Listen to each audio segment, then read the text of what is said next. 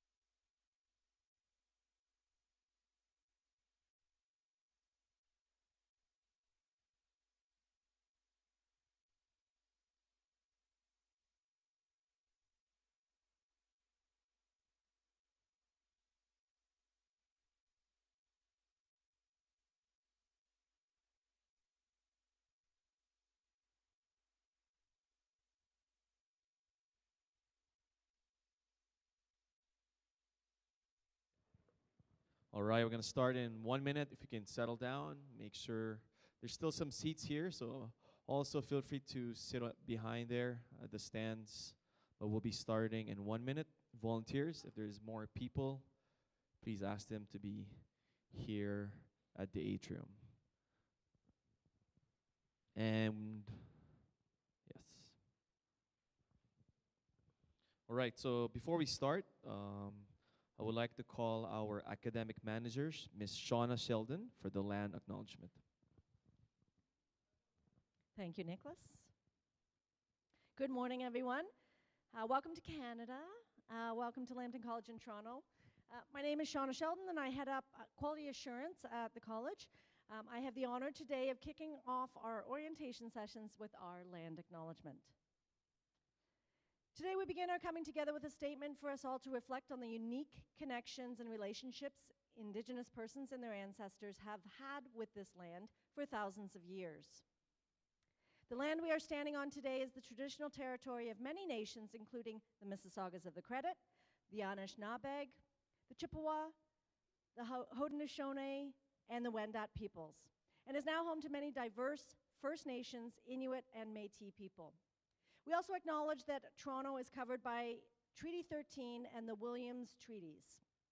At this time, we would also like to recognize and support the United Nations Declaration on the Rights of Indigenous Peoples and the Truth and Reconciliation Calls to Action, and we invite everyone to take a moment to reflect on how we can all continue to support the process of reconciliation.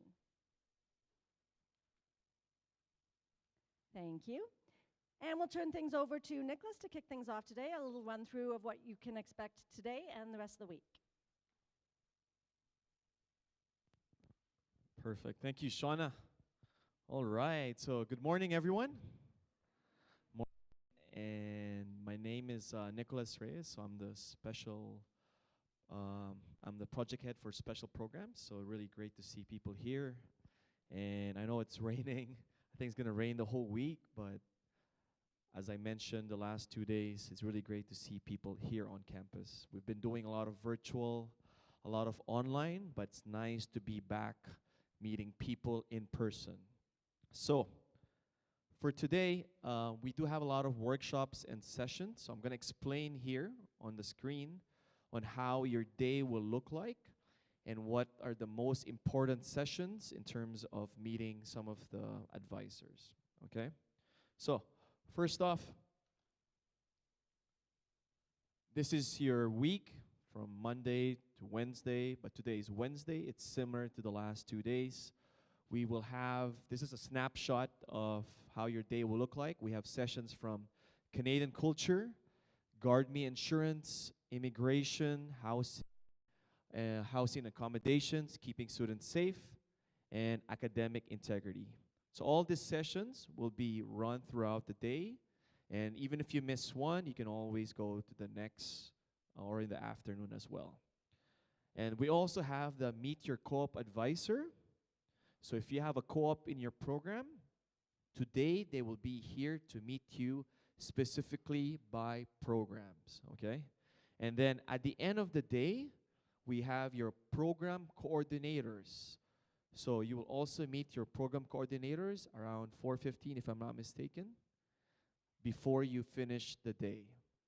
And in the middle of the afternoon part, we have some games, so and some prizes. So during the sessions, you'll be learning a lot. So try to make sure to remember some important information. We'll be testing you guys if you want to win some Tim Hortons gift cards, some Lambton gear, some gift prices. So please make sure to join that at the end around 3:45. And tomorrow, we also have the APA workshop, which is very important for your academics. So please go there if you don't know what APA is. And student portal. So some of you guys have been using My Lambton, Sester database. And it will really help you in terms of how to navigate on the platform. So it's very nice to do this one time before the school starts, so you won't be lost throughout your semester. And we have a food truck tomorrow and Friday. It's free, so there's some snacks and stuff. So please make sure to check that out. And we have some games at the end. And for Friday, we invited a Canadian police officer, because back home, sometimes if you talk to a police officer, sometimes, you get shy because it looks like they're trying to interrogate you.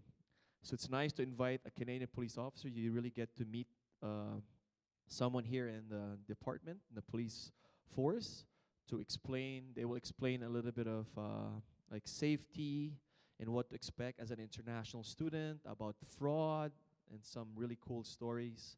So that's for tomorrow at 11, okay? And we have food truck and some campus tour. We will also actually have a campus tour tomorrow on some of our break. And we have also scavenger hunt.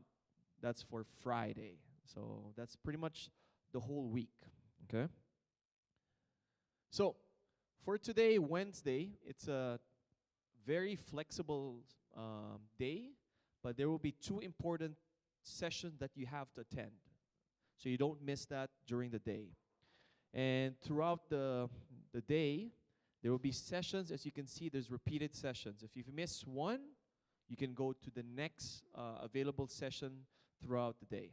So this is how it looks like. This is your schedule for Wednesday.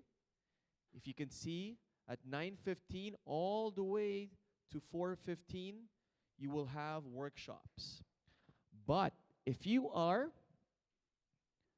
FSDT, QEMT, or BMAT and CPMT, after this opening, you have to go to room 126 and 127, okay?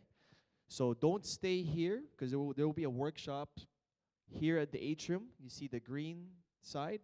Student services, Guard Me, health insurance will be happening here. And the other one is Canadian culture and immigration support. This will be this room. The Will room is on the 2nd floor, all right? If you are not FSDT, QEMT, BMAT, and CPMT, you can stay here or go to the 2nd floor.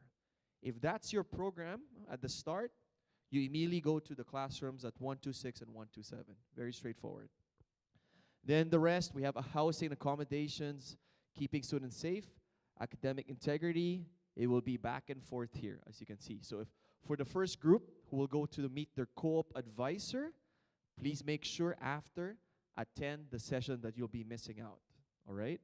And if you are in the afternoon, CPCT, DOCT, and AIMT, your co-op advisor will meet you at 1:30, okay? So you're not meeting anyone in the morning for those groups in the afternoon. Might as well do the sessions throughout the morning, okay? So very important. And then the sessions are repeated in the afternoon. For some of you guys also missed out. But after the game at 3:45 to 4:15, which is the game, at 4:15, your program coordinator will meet you in the breakout rooms. So if you can see BMAT all the way up, that's 126, 127, 128. So that's for the first floor rooms in this building. For 221, 223, 225, 232, and 233, it's on the 2nd floor of this building. So before you go home, please make sure to meet your program coordinator. So 2 things. You'll be meeting your co-op advisor today and your program coordinator. The rest of the sessions, you can choose which session to attend, okay? If you do morning, afternoon, you can switch, but this is the 2 classrooms. If this room is full, then just go to the next workshop, which is happening at the same time, all right? Some of our classrooms will be packed. There will be spillover classrooms, which will be shown also in the screen.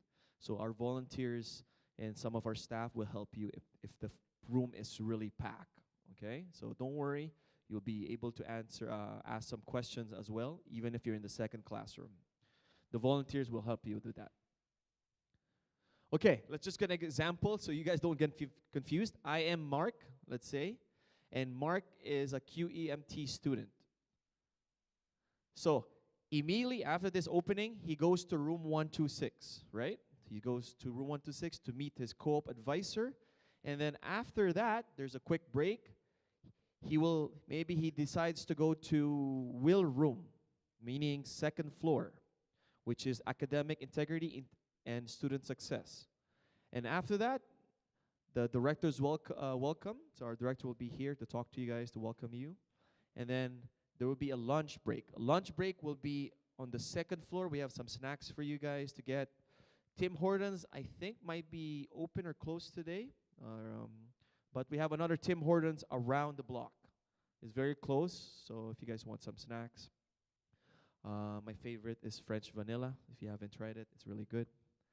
After that, he goes to housing accommodation because he didn't do it at the morning when he was doing the academic integrity. So he's doing housing accommodation just right after lunch. And then he's focusing on doing Canadian culture as well. So if you see, it's very flexible on what you to choose. So, but make sure you're ready here for the full day. Just attend as much as you can. I know it will be a lot of information, but it's really good to do it before the school starts, before your classes start, okay? And at the end, please make sure to meet your program coordinator. So for QEMT, he's going to go to room 223, okay? This is just an example of a person who was a QEMT. If you're one of the other programs, you just kind of like choose your own adventure type, okay? And today, close to the lunchtime, we have some student clubs around the second floor in the glass study room. So if you want to volunteer or want to be involved in some of the student council, some off-campus opportunities, it's always great to have this one at the start of the semester. I always tell this to students, don't wait until you graduate, okay? Some of you guys, I've been meeting a lot of international students. There's a lot of great experience from back home. There's even sometimes a doctor I met, you know, sometimes there's even a lawyer, you know. He has a lot of connections and experience back home, but when you go to Canada, it resets. So really try to build your Canadian experience and your network. It will really help you maybe find that job that you want or even kind of meet more people in your industry. So as early as first semester, I really recommend to really go out there, volunteer your time, because it's going to help you. I remember when I was international student, it was a bit hard at the start because, you know, you try to compare your country back home to your new country, and it will take some time, but as you keep being busy and doing things and start accepting the difference, then you will know, like, oh, okay, it will remind you, like, why you're here in Canada. And you only have 2 years. 2 years is fast, you know, so you start your program. Really maximize that, you know. I know you will try to find a job, but always have that goal to finish your school, have good grades, and really volunteer if you can, because, of course, down the line you want to get your permanent resident, and then maybe you might go home back to your country, or maybe you might stay. So try to really maximize that time, okay? I remember when I was a student, I had 3 jobs because I was an international student myself. It was a bit tough, but you know what? Like, it really helped me in terms of, you know, meeting a lot of people. And you're in Toronto, so it's one of the most diverse culture, most diverse city in the world.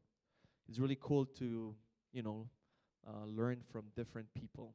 Okay, so don't just stay at home. Don't just be at home and, like, you know, studying. Studying is good, but always try to get out there, you know, and just really, really connect yourself with a different network.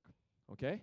I don't want to keep you guys longer, but after this session, I want you guys, if you're FSDT and QEMT, you will go to room 126 just behind here.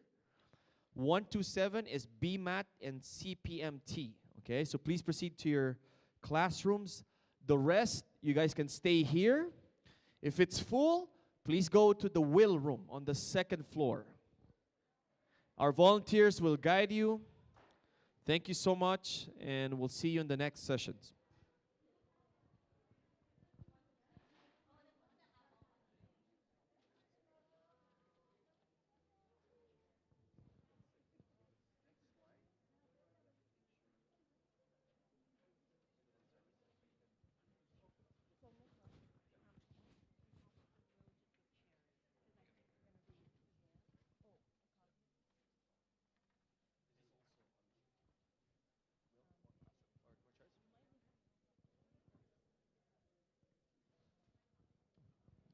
Yep.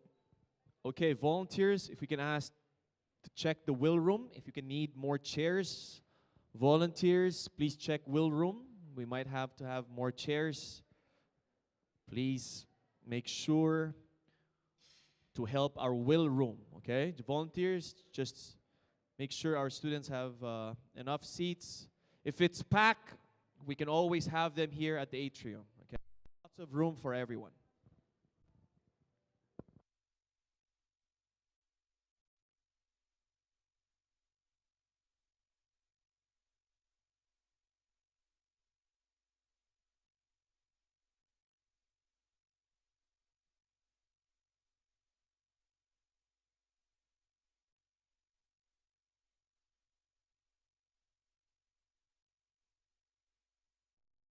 Mic test, all right. We're gonna start our first session here at the atrium. Please settle down, volunteers and students, you can sit down. We're gonna have our first session here at the atrium. So to jumpstart our session in the morning, I would like to call on our Student Services Advisor, Tanny and Caroline. Let's welcome Tanny and Caroline.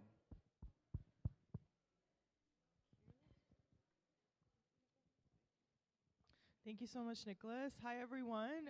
So happy to be with you today. Welcome to Lambton College. We're going to start our student services presentation.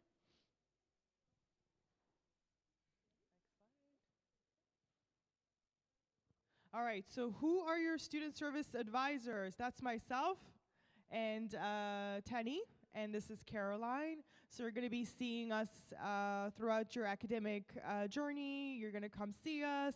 If you send an email to student services, most likely we're the ones answering you back.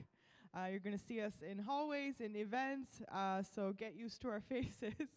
Hopefully you don't get sick of it. So just a rough schedule. Of course, Nicholas went over what this week will look like. Tomorrow we're going to have, today's an introduction to student services. And tomorrow we're going to have our session for learning what the different portals do.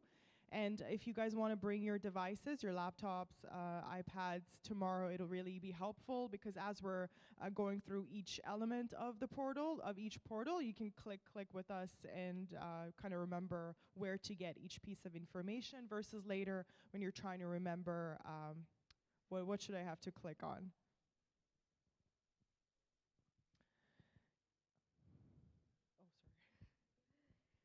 Okay, so welcome to Student Services, the presentation for new students. So thank you for attending with us today. On today's agenda, we'll inform you how to contact your Student Services team and areas, advisement, and services that we will be able to offer you. Students can access information regarding the Student Services Department on Moodle. So you can see an example of the Moodle page on the Student Services portal on the Moodle page. As you can see, we have a view of the section. To access any information relating to the Student Services Department, you could see the red icon on the top, which indicates the Student Services Department. So areas we specialize in is program advising, personal advising, fee inquiries, makeup courses, and registration. So how do you get in touch with us? Of course, if the issue you're going through requires more of a conversation, it's more elaborate, you want to tell us a lot of details, it's always a good idea to come see us in person. Our office is in this building. It's right beside the reception desk at the front entrance. There's an iPad by the door there. So you're going to come, you're going to sign in. You're going to have a seat. We usually call you in about 10-15 minutes. You can come and start your advising session with us. If there are longer wait times, usually there's a student in before you, so it depends on how long that student takes. That affects how long you're going to wait for your turn. So that's one option. If it's not your cup of tea to have a face-to-face conversation, of course, you can always send us an email. If you do choose that option, you're going to email studentservices@sestercollege.com. And please don't send more than one email. A lot of times students think if they do that, it's more likely they're going to get a reply back or a reply faster. It actually has the opposite effect. So it slows it down, it confuses us, it confuses the system. Sometimes one email gets, the emails you send will be converted into a ticket. And if there's 2 tickets, 3 tickets about the same issue, they may just all get deleted. So it's always good to just send one email. You can ask as many questions as you want, and we will address all of it when we reply back to you. The third option is video chat. So like Caroline said, if you go on Moodle and you click on the Student Services tab, you're going to see a schedule of our video chat hours. It's not as often as in person, but of course it's always available if you're not on campus a lot, if you have online classes, if it doesn't work for you to take time out of your day to come see us, you can choose that option. With the schedule, there will be a link to click on. It'll take you to an Adobe Connect room. If it's within the hours that we're seeing you on video chat, and you'll get invited in and have your advising session with us. So those are your options as far as getting in touch with us. So what is student services? Essentially, Caroline will of course talk a little bit more in detail about each areas that we advise on, but essentially it's like an information hub. We spend a lot of time getting in touch with various departments of the school about what it is specifically that they help with, what information they offer, what services they offer. So if you have any questions and you're not sure does it fall in a scope of what we help with, that's okay. You can still come to us. If we can't directly help you, we will send you to the proper department that can provide that help. So you don't have to wonder ever, oh, is it something student services can help with? Ideally, yes, we'd like to help you directly, but if you're not sure, still come to us. We can send you to the right place. Again, just in general, Caroline will go into specifics. We help with your academics, and we help with some personal matters as far as your mental health, college policies if you're going through harassment and bullying. So these kinds of personal advisement issues we also help with. Again, we'll talk a little bit more in detail about those. Thank you, Tenny. So the category of services we offer, as explained above, academic support, personal advising, registration and finance, student account updates, and program progression. So we're going to go through each category now. As student services, we provide academic support, such as information relating to college policies. We provide insight into the procedures and objectives of the policy. We provide tutoring service referrals, which allows students to connect with the department to provide study resources, writing and language assistance, and reaching the student's academic goals. With grade appeals, any student registered at Sester College may apply for a grade appeal awarded in a course or any judgment decision made regarding the student's learning competencies or graduation from a program of study. For further information, we would advise you to please refer to the student policies regarding grade appeals. As for this slide, registration and finance, so please email student services or the registration team right here above at registration@sestercollege.com for any registration or finance inquiries. As Tenny-Ann mentioned, please only send one email. Please ensure that you're emailing the registration department from your My Lambton account. In terms of academic scheduling breaks and leaves, transfer credits, students who wish to apply for transfer credits from a previous educational institution should follow the transfer credit application process, which we can help you at Student Services how to do. Dates and deadlines, so please refer to the important dates portion mentioned on the Lambton and Toronto website. And in regards to fee receipts, these can be all found on your My Lambton portal. So program progression checklist. I recommend to all students to go on your Sester database and download your program map. It's really going to help give you an idea of what courses you have to take each semester. how you're going to progress through your program, what courses you need to graduate, what GPA you need to graduate. So it's really important to, take a look at that now so you have an idea. Also, it's going to tell you, in the case that you fail courses, what courses are prerequisites to next courses that you're going to take in the following semester, what courses are core requisites. So it really sets, it's like a map of what you have to do when you have to do it. In the case that, you have to stray from it because, you failed courses, you can always come see us at Student Services. We'll walk through finding alternative options for you. But for the most part, you're supposed to stick to your program map, so it helps to know, what it looks like for your specific program. So student account updates, you're of course going to want to always keep your information updated on two portals. One is Sester Database, the other one is My Lambton. We're going to talk about it on Thursday as well. So things that you should keep updated right now is your Canadian address and phone number on the Sester Database. A lot of times, even students in their third semester still have their address and phone number from back home. And this is not helpful because should an emergency situation happen at school, we have no way of contacting you. And again, if you're going to update it on Sester Database, you update the same on My Lambton. Your study permit, work permit, study permit, a lot of you, when you uploaded your registration files, you didn't have your study permit yet. Now that you do, it has to be uploaded on the Sester Database. And this, we're going to look for this before we send you the email about your health insurance in the following weeks. So you have to do that. If you do have a work permit right now, you should also be uploading that on the Sester Database. If you're having any technical issues when you're trying to upload, reach out to us and we'll look into it or try to upload on your behalf. And yeah, I believe that's it. Conduct and complaints. Okay, so student policies, if you go on Lambton College website at Toronto, you're going to click on student policies. There's a very important policy that I encourage all of you to look at. It's called Student Rights and Responsibilities. It's really going to outline how you're supposed to act towards other people in college, whether it's your classmates, faculty, instructors, and also how other people are supposed to be treating you. What is professional, what is acceptable. So it gives you an idea. Should a situation happen at college, and when it does happen, you'll be too stressed out to look into these policies. You just won't have the mind power then to filter through all that information. So to do it now will really help you later on. In the case that you've read the policies and you're sure you're going through a situation with another student or an instructor where you feel like it's an unfair situation, you're being harassed, bullied, you come see us.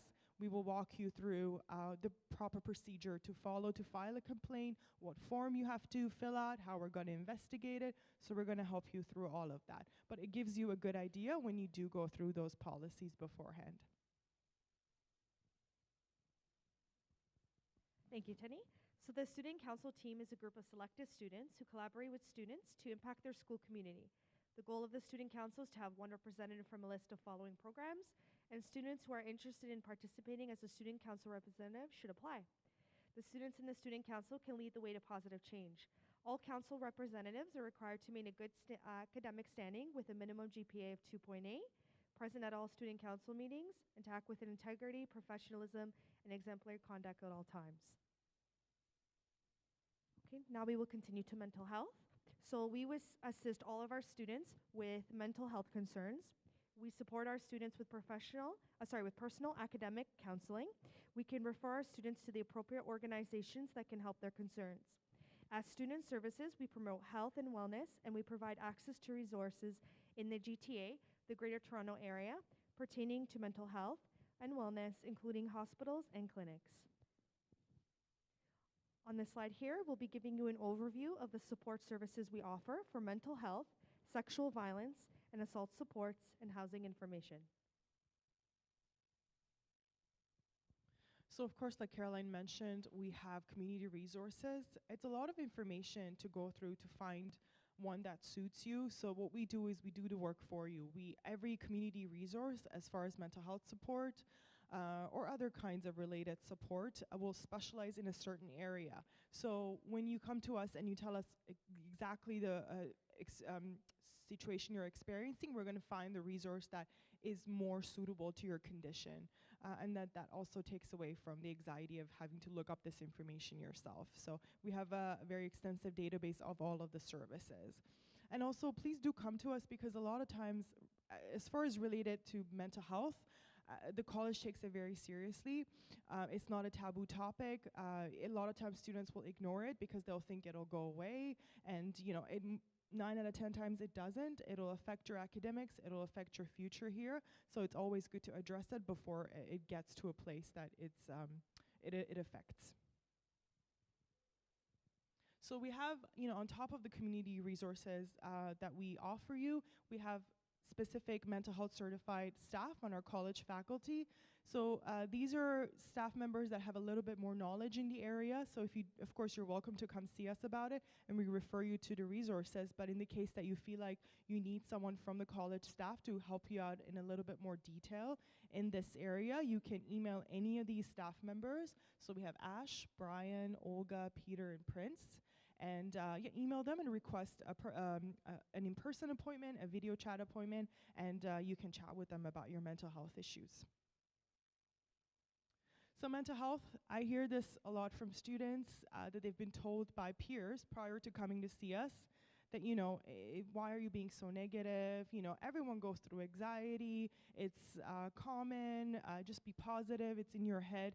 These things are not helpful to think of about yourself, and also tell other people, because it stops them from coming to see us and deal with the issue at hand. So please do come see us about it. Don't tell your peers to not to do that. In this school, again, we take it very seriously.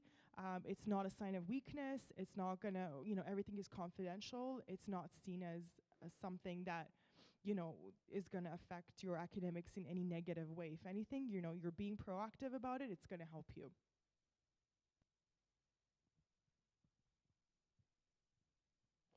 So we're here to support our students by promoting healthy and safe relationships for both men and women. It's okay to ask for help. We're here to provide our students with advocacy and awareness. If you or someone you know have experience or are further interested in learning about sexual assault and/or sexual violence, please contact the email, which is victoria@sistercollege.com. Okay, so sexual offenses defined. There are 4 types of sexual harassment. It could be verbal, such as sexual jokes, rumors, name-calling, threats, harassing phone calls, pressuring someone into sexual acts. Nonverbal, display of sexual pictures, photos, obscene gestures, body language, and whistling. It could be written, sexual graffiti, notes, emails, Facebook, and other social media platforms. Physical, forced sexual conduct, grabbing, pinching, and fondling. Impact of online sexual harassment includes, but are not limited to, sexual harassment of this kind can make a person feel any of the following: threatened or scared, exploited, coerced, that their dignity is violated, humiliated or degraded, shamed or judged, upset, sexualized, discriminated against because of their gender or sexual orientation, feeling guilty, or that they are to blame. So all first-year students or first-term students are enrolled in modules called Staying Safe on Moodle. So where you see all your courses, you're also going to see an enrollment in this module sometimes this month.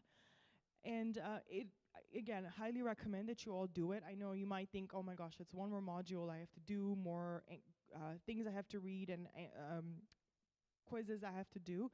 But should you be placed in an unsafe situation, again, it'll be too anxiety producing to try to solve the problem then. So this module really prepares you for staying safe in Canada. So you have some topics, mental health, of course, housing, the idea of consent in sexual acts, labor exploitation. How do you know, if you start working, if your employer is treating you fairly or not? What resources do you need should the employer not be treating you fairly? So it addresses, the modules address all of that. Also cybersecurity, that you're gonna get emails, is it, from the college or not? What personal information are you supposed to disclose? What are you not? And just general safety, you're in a new country, you wanna know what is safe, what is okay, what is acceptable. So again, highly recommend that you do these modules. Barriers in disclosure. A lot of times, students will come see us about issues like mental health or issues like harassment, bullying, sexual assault. there will be quite a lot of time that has passed from the time the incident took place, and we'll ask them, why didn't you come to us sooner? Why did you put yourself in this mental distress for so long? And often, they tell us, oh, because I was scared the person is going to retaliate. They're going to try to, get back to me, or they've told me, there's no way that I can complain because the government might get involved, or, I might jeopardize my academic future here. That's not the case, ever. So the college has very strict protocols and procedures in place to stop people from retaliating should the victim want to come talk to us about it. And again, everything is confidential, whether, the person who's committed the act sometimes don't know what they did was wrong. Sometimes they do and they feel no remorse. So it's always good to talk to us about it, because we can help you in terms of mental health, even if you don't want to confront the person or you don't want us to investigate or confront the person. If you do, that's great. We will investigate the situation fairly, but also think about yourself and that you're getting help to deal with the issue, because again, there's a lot of mental health issues that can arise from going through harassment and bullying or sexual assault. So it's never a bad thing to come see us about that. Just a bunch of fancy numbers, but essentially what it's telling you is, in terms of sexual assault, 997 people that commit acts of sexual assault walk free. So as much as you want to come get help for yourself, but think about the community at large. If there's this many people that don't know that what they did was wrong, that there's any consequences for what they did, the potential of people that are going to be put in danger in the future. So as much as, yes, you want to help yourself, but you want to also think about the future, the community at large, friends, classmates, and everyone that could be potential victims if the person is not dealt with.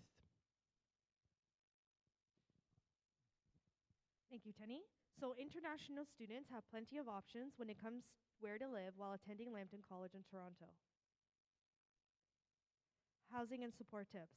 The Sester College team at Lambton in Toronto is here to support our students in finding housing accommodations. We can assist students by providing information on short-term housing options or long-term housing options. Here's a map of the GTA, the Greater Toronto Area, which is provided on Moodle to provide links for students on a list of Toronto neighborhoods, and our Lambton College in Toronto page. We also provide to our students valuable information as the Landlord and Tenant Act and Landlord and Tenant information. So if you have any housing related question, whether you already have housing or you're looking into it or you want to change your housing, please feel free to email housing@sestercollege.com. We have a whole department that has resources and can help you with it. Also, of course, you're always welcome to email studentservices@sestercollege.com. We'll try to get the answers for you. Highly recommended also you add us on social media channels, so Facebook, Instagram. We have a WhatsApp housing group. A lot of times you will accidentally come across information because other students have already asked a question that you didn't even know to ask. There's going to be a lot of posts and updates. It's just I guess another layer of how you can find information at the college. And yeah, that is our short and sweet presentation for student services. So this is, of course, the question portion. If you guys have any questions, you're welcome to ask. If not, you can email us later if you think of it next week when classes start, or come see us in person.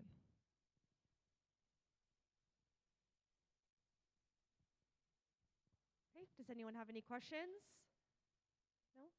Okay, well, we thank you for your time today, for taking the time to see us. We wish you guys all the best in your academic journey. If you need us, you know where to find us. Have a great day.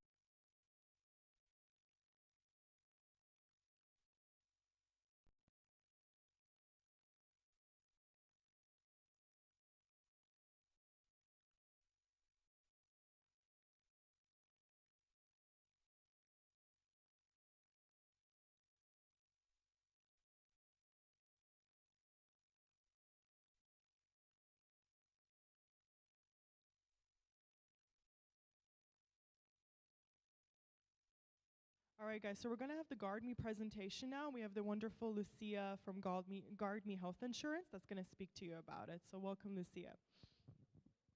Good morning, everybody. Everybody awake? Barely? Okay, let's do this. So my name is Lucia. I am the account manager for GuardMe. GuardMe is an insurance company that provides the health insurance that you all have as an international student full-time here at Lambton College in Toronto. First of all, I just want to welcome you to Canada. I think it's a great opportunity that you all have as an international student to be part of the education system here in Canada. So at GuardMe, we want to make sure that you are safe, that you know where all the information regarding your policy and your coverage is located. So my presentation today is going to be about that, about where you can find information, where you're going to receive your policy, give you some hints and some tips on how to make sure that you follow the process so you have your policy handy and so forth. So to begin with, just to make you aware how expensive the healthcare system is in Canada, in Ontario. This will probably cost you if you get sick and you need to access the doctors or the hospitals and you didn't have insurance. You don't have to worry about it. Your insurance will cover you. But be mindful that not everybody has the opportunity to have a policy like yours. And I'm going to explain what this policy is about. The policy itself is called the GuardMe at Lambton. It's a custom-made policy just for you. No other post-secondary institution has it. This is specifically for Lambton international students. So it's a $5 million policy. Everybody here that started on May 1st is already covered. You don't have to call and activate anything, because that's one of the most frequently asked questions. How can I activate my policy? How can I pay for it? Everything's been already done. We work directly with Lambton for that matter. However, the policy, you will not receive it until the dropout date is, which is day 10. So you will be receiving an email from GuardMe to your Lambton email account around the 3rd week of May. And I will explain to you if you need to access the doctor in the meantime without the policy number. This is just a snapshot of some of the benefits that are available to you. Not all of them are here. I'm not here to read you the benefits. I'm here to tell you what the overall of the policy is about, and I'll let you know where you can find a detail, the document, where you can find all the benefits available to you. So 100% cover if any new illness accidents happen. You get sick, you need to go to the hospital, to the doctor, call mobile doctor, and why not? 100% cover. If you need prescription, if the doctor prescribes a medication to anti-inflammatories, antibiotics, why not? You have 60 days for this supply to get rid of the illness or sickness. Psychotherapy benefit as well is included. If you need to call an ambulance to go to the hospital, that's also part of the benefit. Very important, if you travel outside of Canada for, let's say you go to the States, or you had a week off and you went on vacation, you have coverage. However, how the policy works is we have a network of healthcare, let's say walk-in clinics, hospitals, and why not. Once you step out of Canada, we don't have a network outside of Canada, so you have to pay out of your pocket. Please keep the receipt of any expenses that you pay up front, so then we can refund you the money. The only, and that's why it has an asterisk right after the coverage as a benefit, if you go back home to your home country where you reside, there's no coverage. So only if you travel, let's say, to the States or any other country other than your own home country. The dental coverage is different than the medical coverage. So I already mentioned it's $5 million for the medical coverage. Dental is $5,000 for an accident. Let's say you trip, you fell, your tooth came out, you have an accident to the mouth, whatever it is, you have $5,000 towards that benefit. To relief of pain, you have $600, cavity, wisdom tooth, any other matter related to a release of pain is $600. Very important coverage is the contraceptive coverage. Is $40 every 30 days. Now, in order to access and get the prescription, because you do need a prescription for the contraceptive, you need to go to a doctor, and that visit is not part of, is not an illness. So you need to pay out of your pocket and then submit the claim. Just be aware of that. Don't go to the preferred network because they will charge you for that visit. Okay, you are not sick. You just need a prescription for the coverage, the contraceptive coverage. If you have a chronic ongoing condition, asthma, diabetes, high blood pressure, whatever it is that started before the first day of the policy, you have the last benefit is up to $10,000 per year per policy, okay? So if you have questions regarding your own health that started, or some symptoms or some chronic condition that started before the start of the policy, I will encourage you to contact our customer care and discuss those private matters with them so they can confirm coverage, so you know what to expect, where to go, and so forth. This is just the brochure, and I'm going to be standing on in the second floor answering any questions you might have. I have some of these pamphlets for you. This is just a snapshot of that document. And as you can see, we have benefits, both emergency and non-emergency benefits. Read them through. You have one benefit that a lot of people ask me is to check the prescription of your eyes at optometrist, $150 benefit for that. You have to pay out of your pocket and then submit a claim.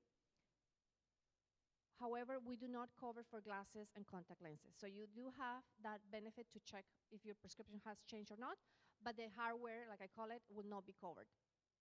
Immunization benefit is also included, so you have $150 if you are, pay attention, if you are studying a program that requires you to have some immunization, okay?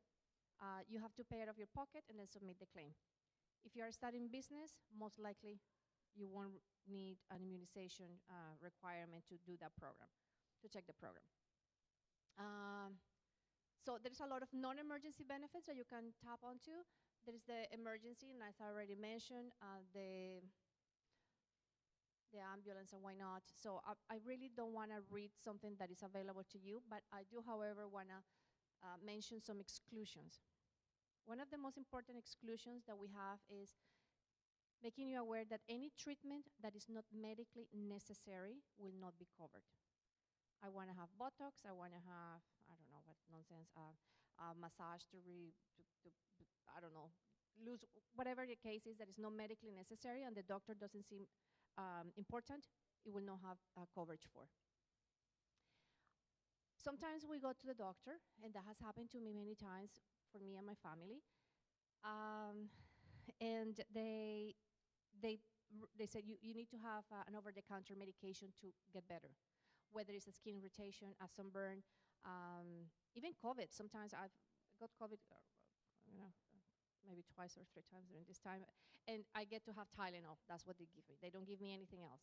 Guess what? Tylenol, Advil, Alka-Seltzer, Pepto-Bismol, all those things you can grab out of a shelf and pay for it. Those are not prescription medications. They are over-the-counter, and they are not included. And not to make you feel better, but even me with double coverage, both OHIP and my employer benefits, I don't get paid for that. I have to pay out of my pocket. So it's just, it is what it is. Now, I already mentioned the contact lenses and the glasses and the expenses in your home country, so I'm not going over that. Very important are claims related or resultant for the abuse of drug or alcohol.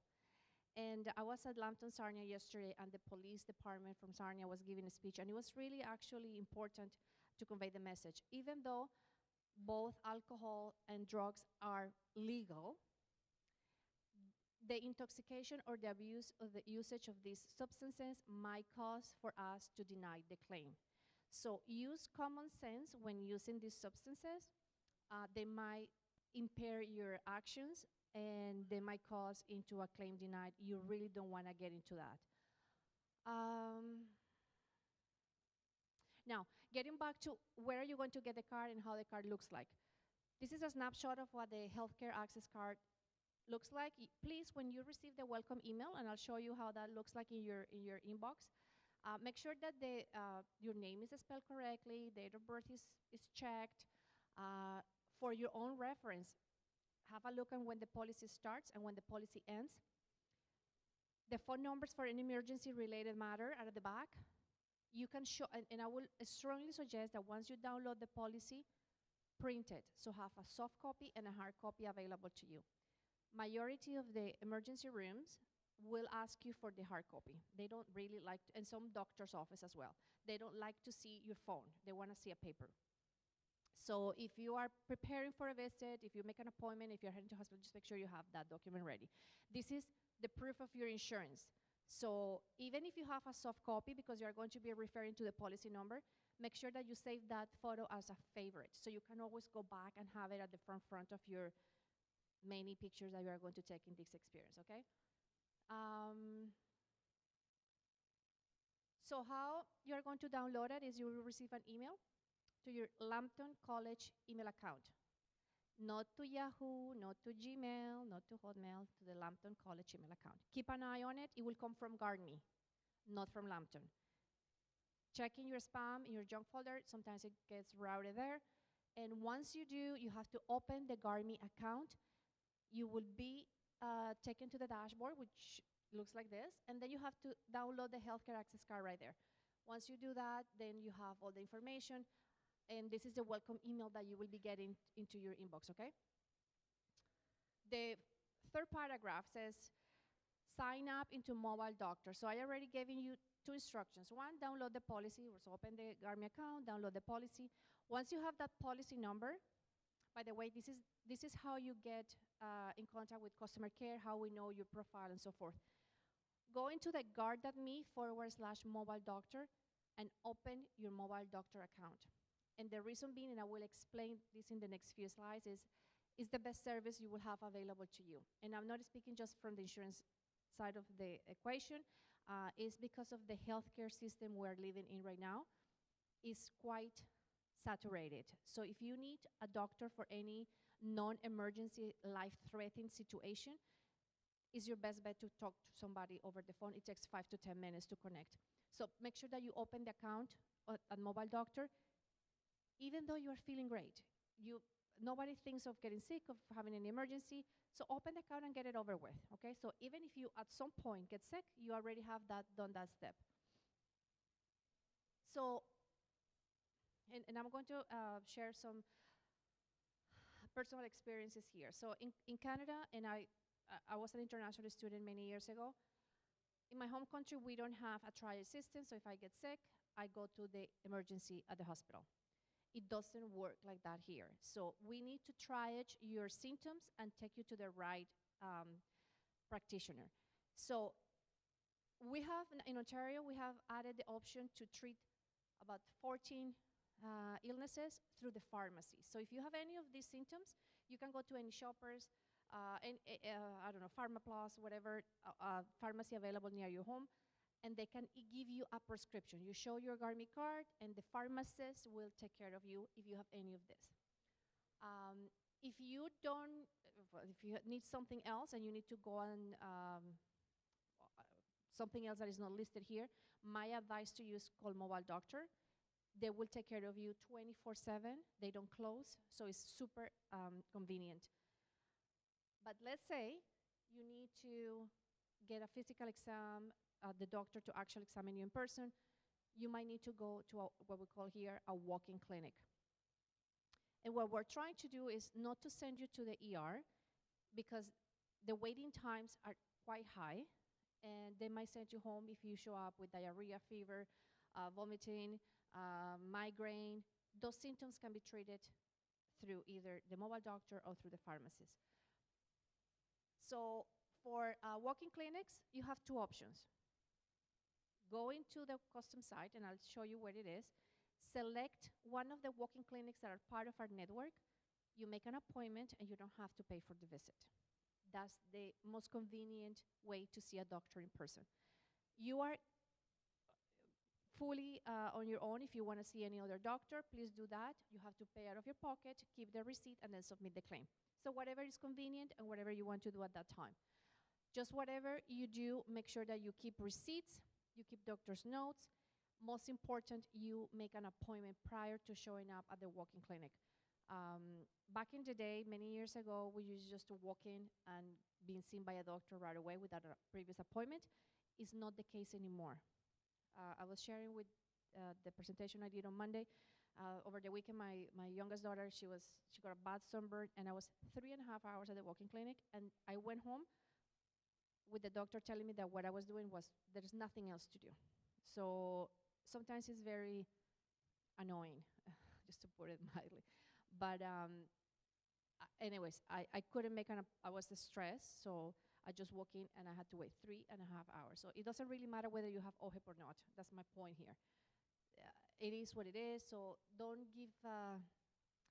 go into those scenarios without having the certainty that you are going to be seen by a doctor. Having said that, if you are in an accident, if you break a bone, if you are bleeding, if you can't breathe, if you have massive chest pain, back pain, abdominal pain, you know that you are in serious trouble, and we know when we have pain that is way beyond our threshold, you are going to call 911 and you're going to a nearby hospital. I'm not trying to send you to mobile doctor or to the pharmacist with any of these situations, but I want you to know when you should go to an ER and when we should do the other alternatives. I always recommend that somebody you trust has your policy number in the event that somebody needs to call GARMI on your behalf, whether it is to make the arrangement with the administration of such hospital, or just to let us know that you are heading to X or Y facility. I'm going to continue talking about Mobile Doctor. It is a great service. The company that provides it is called Maple, and we partner with them. Sometimes the students go directly to Maple to open their account. If you do that, you are going to get charged money to open the account and see a doctor. If you ever get asked for payment money to see a doctor through Mobile Doctor, you are in the wrong place. This is part of your policy. You have 1 visit per day, basically, for any new emergency or situation you have, any illnesses or sickness. So please, again, once you have your policy number handy, go www.guard.me/mobile doctor and open the account. Not only you have access 24/7, you have access here in the GTA. If you go to Montreal, if you go to Brampton, if you go to Mississauga, everywhere in Canada you have Mobile Doctor access. Very simple, you just show your symptoms. I have diarrhea, I have migraine, whatever it is. You get paired with a doctor within 5 minutes, and it is about 5 minutes. You get to start the conversation. Sometimes they might ask you to get a camera on if they need to see the area or whatever. Then if the prescription is needed, you have 2 options. So the prescription can be mailed to your home within 1 business day, or they can locate and place the order in a nearby pharmacy. So let's say you need anti-inflammatories, so they take all your information, because once you log in, they know your policy number and your date of birth. That's what you need to log in. So you will say, okay, I'm Young and Eglinton. What is the nearby pharmacy? And they will say, okay, give it an hour, give it 2 hours, and go and pick it up. And you just show up with your GARMI card, and then you pick up your prescription. And it took you, what, 2 hours to actually get everything done, and you didn't have to pay nothing. So if you ask me, that's the most efficient way to get prescriptions and being seen by a doctor these days. Now, we do require that if the doctor sends you for further testing, ultrasound, x-rays, CT scan, whatever that you need to pay out of your pocket, because those additional testings might need to be paid upfront by you, call us before you make any payment, just to confirm that this expense will be refunded to you before you are admitted to a hospital. And I say this over and over. Before you go to any hospital, make sure that our customer care team knows, so we can start arranging the payment with administration, so you don't get asked for payment upfront. Hospitals have the right to ask you for payment. Having said that, we have a duty of care in Canada. We are not going to turn anybody sick away of a hospital if you need, if you're in an emergency situation. But if it's not emergent and you are showing at a hospital, they might ask you for payment. So keep that in mind. Always give us a call so we can guarantee payment for that particular hospital. If you have any questions about your coverage and your specific symptoms, your pre-existing condition, your chronic ongoing situation, customer care is the department you should be connecting to. We have a great team of ambassadors. We're actually recruiting some of you guys that want to join our team as the Garmi campus ambassadors. However, customer care is actually the team you should be dealing with. Now, I've mentioned the custom site. We have created a place so all the information related to your policies is stored. Please make this URL your favorite, www.guard.me/college. On the left side, you can find options to download the policy, to find Canadian clinics, to the mobile doctor, and so forth. Now, it's important to note, if you are here attending Lambton College with your spouse and or your children, they are not automatically covered by your policy.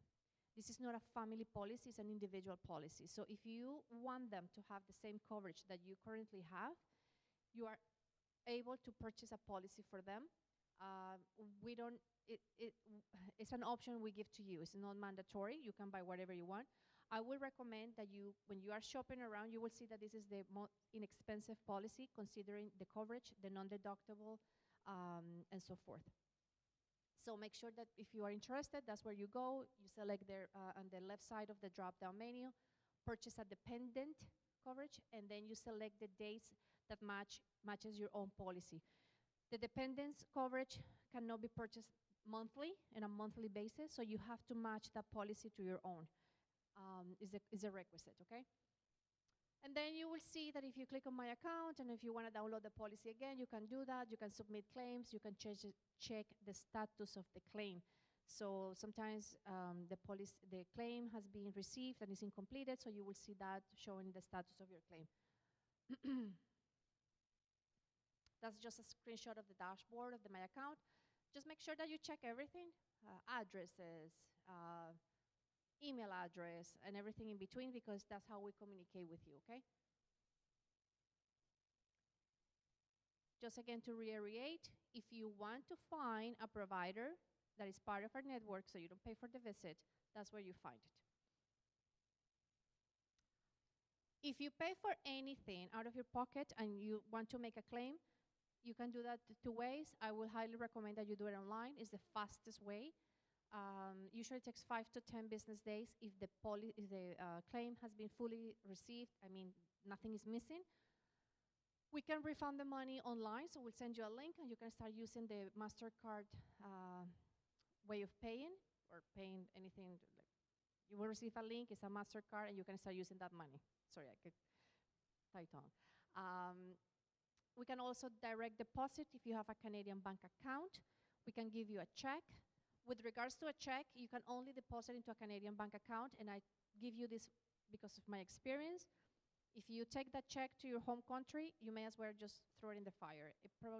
You cannot check that check. I've tried.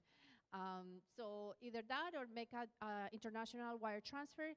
Fees will be deducted. So in my opinion, the best way is the MasterCard option or a direct deposit to a Canadian bank account.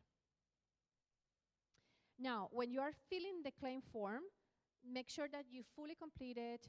Let us know who are we paying. Are we paying Lucia that went to the doctor? Are we paying the hospital that gave me an invoice? Are we paying your homestay, your roommate, your significant other? Who are we paying? Make sure you sign your date and you give a lot of information regarding the reason why you went to see a doctor. The more information, the better, okay? If you haven't taken any pictures of any of the slides I've shown, just take a picture of this one. It shows our customer care email address, our toll-free number for any emergencies, the custom site where all the information is located. I'm going to repeat it again. Once you get the email address from Gardney, the 3rd week of May, follow the steps, click on download my policy. It will take you to open the Gardney account, download the policy, print it. I know nobody wants to print anything these days, and I get it, but the healthcare system, they have their own mind. Print that document. It's 1 page. And then open mobile doctor account. Now, I've mentioned that we have the GCA team.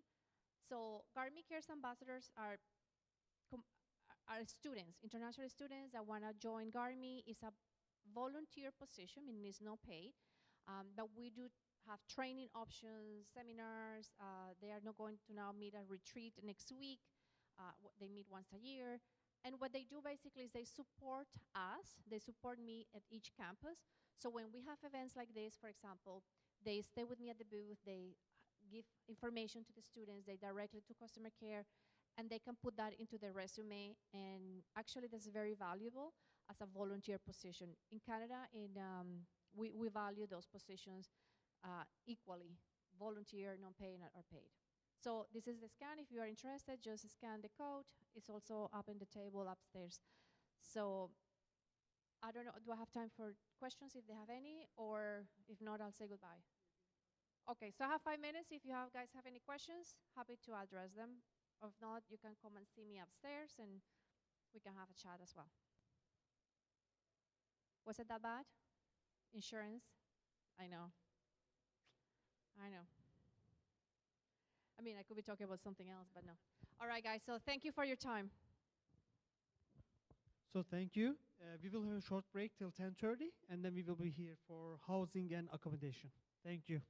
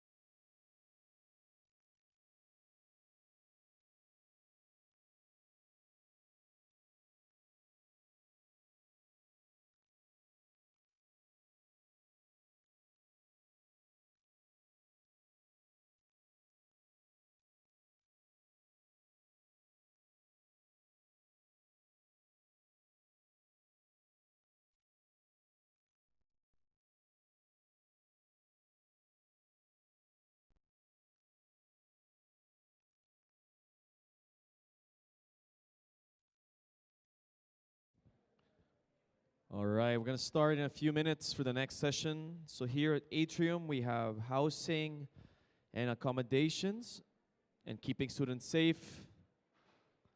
And then at the Will Room, if it gets packed, we will have academic integrity and student success. If it's already packed, please join the session here at the Atrium. All right? We'll be starting in a few minutes. Volunteers, please ask around our new students to gather them already to the next sessions. We have a lot of students around. Please go around and direct them to the next sessions. Thank you.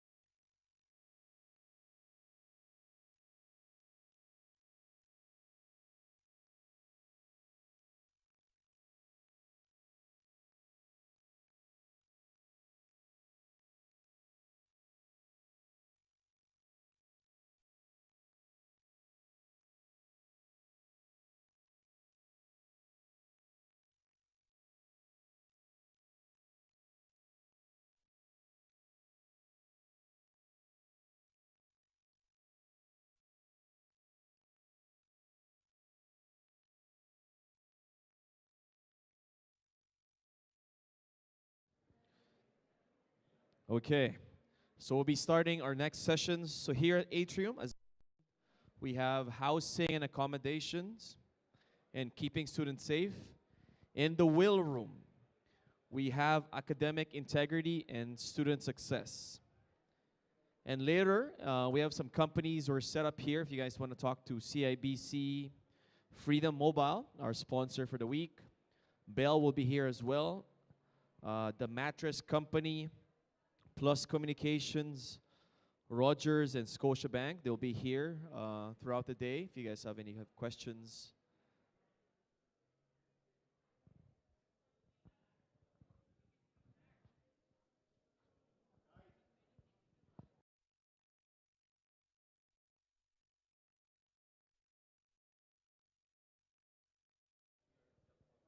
All right, we're going to start now.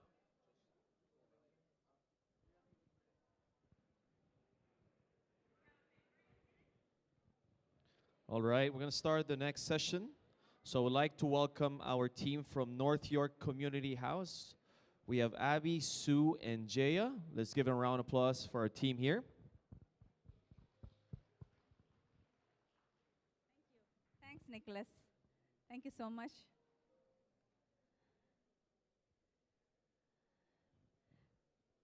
Yes. Good morning, everyone. I believe it's the nice. Thank you. Thank you for that. Thank you for that. I believe final day of an orientation. It's really, really nice to see everyone. It used to be always digital, virtual sessions. I always get excited to see in-person faces and we are talking to faces. Before I start the session, if you could start, I would like to start with the land acknowledgement. Yeah. Yes. So we at North York Community House acknowledges that the land on which we are gathered is the traditional territory of many First Nations, including the Haudenosaunee of the Six Nations Confederacy, the Huron-Erie, Wendat, Anishinaabeg, and the Mississauga of the Credit, whose long-standing history have helped shape the world we live in now. In the spirit of reconciliation, we honor indigenous histories, worldviews, and cultures, and acknowledge the enduring presence of First Nations, the Métis Nations, and the Inuit peoples. So we are from North York Community House. My name is Jaya. We are settlement workers. And along with me is Abhinaya and Sue. She's also a settlement worker and a lot of experience as an international student as well. Today, before I start, I'm going to give a little bit of description of where we are from. So we are not Lambton staff. We are from an outside organization, non-profit organization. The best thing of knowing us is even after you graduate, sometimes you will lose the resources of college, but you can always come to us after you graduate, when the school is little busy with all the consultants, if you need a second opinion, third opinion, immigration pathways, all other community resources, right? We are there for you to help. That's one of the good partnership that we are going to talk about it here. Next slide. I really don't like seeing up. So North York Community House is a non-profit organization that serves over 20,000 residents in Northwest Toronto every year. We provide mobile settlement services such as this. We go to schools, libraries, community centers, and we also have partnered with Seneca College, Humber College, York University, Lambton College. Most of our services are settlement, one-to-one, and group services. We offer information orientation referrals on topics such as citizenship and immigration, health and wellness, language classes, finances, volunteering, recreation, personal and professional development. When I say personal and professional development, we have employment counselor who can help you with your job search. We have kept couple of flyers here. If you want access, my card is there so that you can reach out if you wanted to connect with an employment counselor. We have a well-established financial literacy team who is there to help you with filing your tax during the tax season. Recently, we had a tax clinic with Lambton College, and many students got served. And so really get use of all the opportunities during your school year. The next slide talks about, this is our flyer. Whenever you have time, please go to our website and get to know us more. This particular project is to provide settlement support to international students and their families. When I say families, spouses, some of you would have come with your spouses. So of course, they shouldn't be left out. They can call us and then find maybe if they need any help to go to an English conversation classes. They might need information on child care issues. So please feel free to refer them to our organizations as well. This is the QR code, which is also there on the table for you to take a look and get to us little more, know us more little bit later. So today's agenda is, we are given the topic of campus housing, right? Off-campus housing resources. Before I start, I just wanted to clarify that our name is North York Community House, but we are not a housing agency. Many people mistake us as a housing agency. We are not a housing agency, we are not a shelter, but we are a settlement service agency, social service agency who provides services for newcomers. But we don't have listings of the housings with us, but we know how to give you resources to get there. We will talk about landlord and tenant rights and share the resources that we have. Next slide. Okay. So Lambton College do not have any on campus, so there are still advantages of living off campus too, because it's really cheaper than something that's included within the university. You have more freedom, privacy and space. You have opportunities to network with non-residents. If you're within the university, usually you are only mingling with your schoolmates, but now you have you really get to know the community where you are living. So that's a great opportunity. Of course, it's quieter and few distractions rather than university-attached campuses. The next slide, Sue. Here, we are going to remind you some of the terms, right, in Canada. There are types of rental. You will hear, or some of you would have already got housing. We call it rooms in houses, room and board, bachelor and studio flat, apartment. In one apartment, you can share with a roommate. That is available too. One thing is missing here is basement. You would have really heard a lot about basement, People live in Canada, there is basement, tenants who live in basement too. So that basement opportunity is also there for you to rent it out. So the deciding factor, so before you choose where, either is basement or an apartment or closer to school, there are factors that determine better to take care before you move in. Decide where to live and which type of rental. Whether that, as I mentioned, which is more suitable for you. Use various search methods to find your new home. Visit local police. There are so many search methods. We are going to share the reliable ones soon. We put the police referring to a police station is sometimes there is rumors that, oh, this neighborhood is not safe, right? So, there are too many crimes happening in this neighborhood. So if you are really in doubtful, you can always go to the police station and say, check with them, what do you think about this neighborhood, then they'll give you a suggestion too. Decide how much you can afford, of course. Find out what rent includes. In the advertisement, it might say $750, and you might think, oh, very cheap. But when you really go and talk to the landlords, you will realize utility is not included, cable is not included, and some other fees is not attached to that, the original rent amount. So please make sure you check all those things before you sign in your lease. Always inspect an apartment before committing. Speak with the landlord. This is very, very important. In the virtual tour, apartments will look very, very, very new and flashy, fully painted, because all the filters nowadays, right, will hide all the other things. But when you go in person, you might see the dishwasher is not working, laundry is not working, pests around the house, roof is leaking. So you really need to go in person. Don't believe what it shows in the virtual tour. Please go in person before you sign the lease.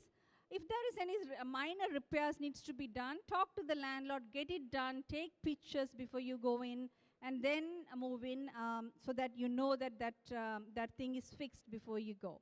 So that's a very important point to take consideration. Know your rights and responsibilities as a tenant. Yes, because here both the parties have rights and responsibilities. Tenants as well as landlord have rights and responsibilities. We have shared some resources like settlement.org Ontario. It's a good website for you to go and take a look when you have a leisure time. The next slide. So commuting, challenges, commuting and transportation. So Lambton is around border of Scarborough and North York. But if you really live in Brampton, if you choose to live in Brampton, you should really consider the commuting time, Markham or, somewhere Vaughan, you should really think about the commuting time if you have a 9:30 class, right? Especially during winter, is it practical for me to really live far away?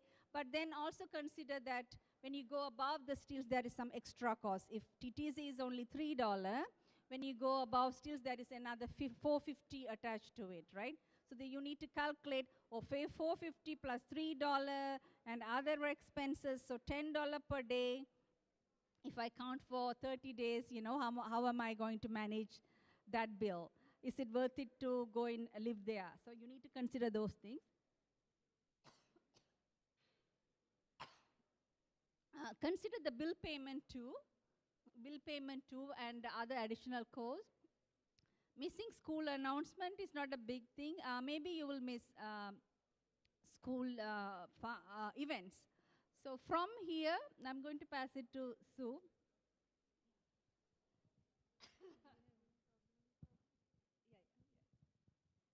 Hello, everybody. Say hi.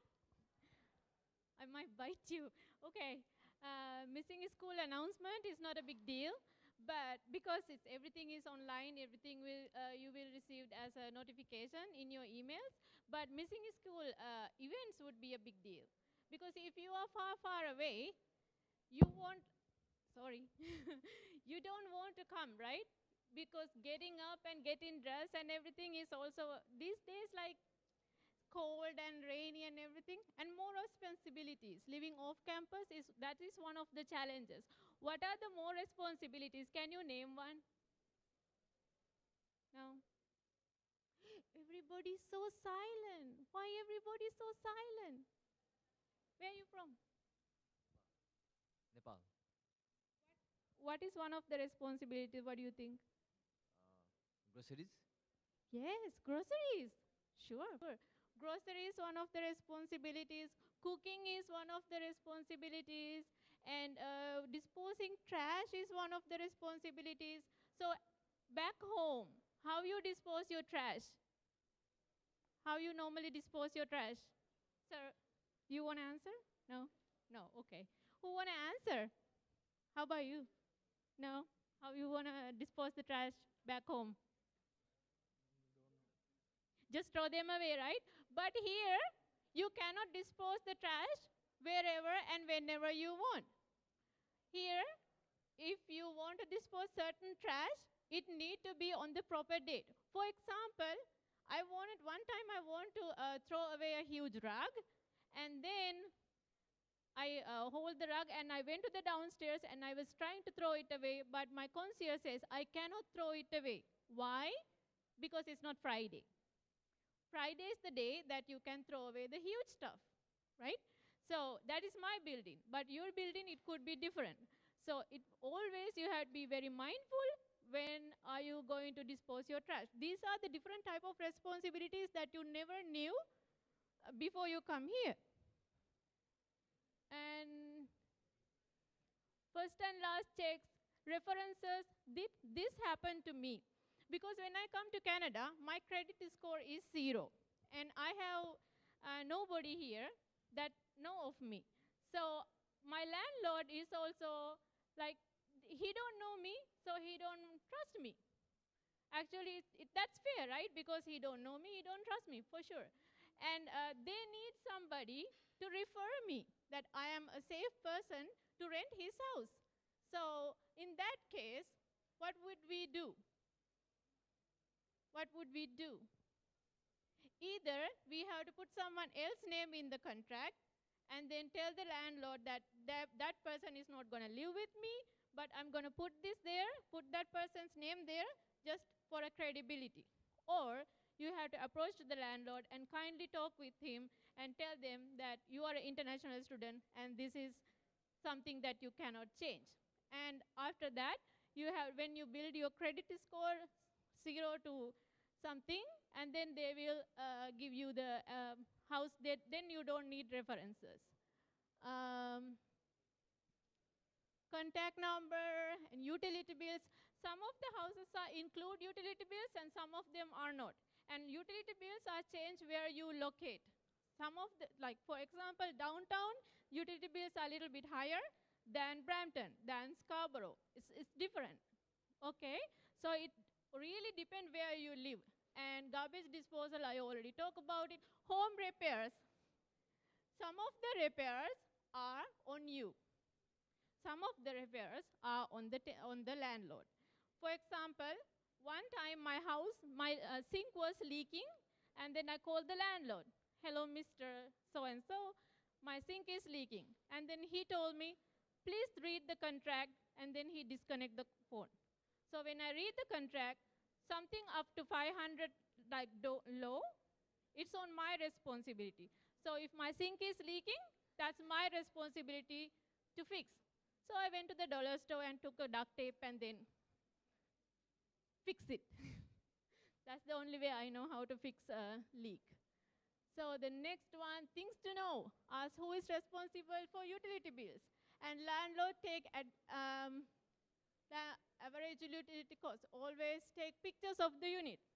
Who has Instagram? Nobody have Instagram? Brave soul. Well, when I have Instagram, when I post a picture in Instagram, I always use filters. That's what we do, right? That's the same thing that they do. They always post a picture of the house using filters. So the wall is really dirty and brown, but in the filter it look white and glimmering, right? Whoa, sorry.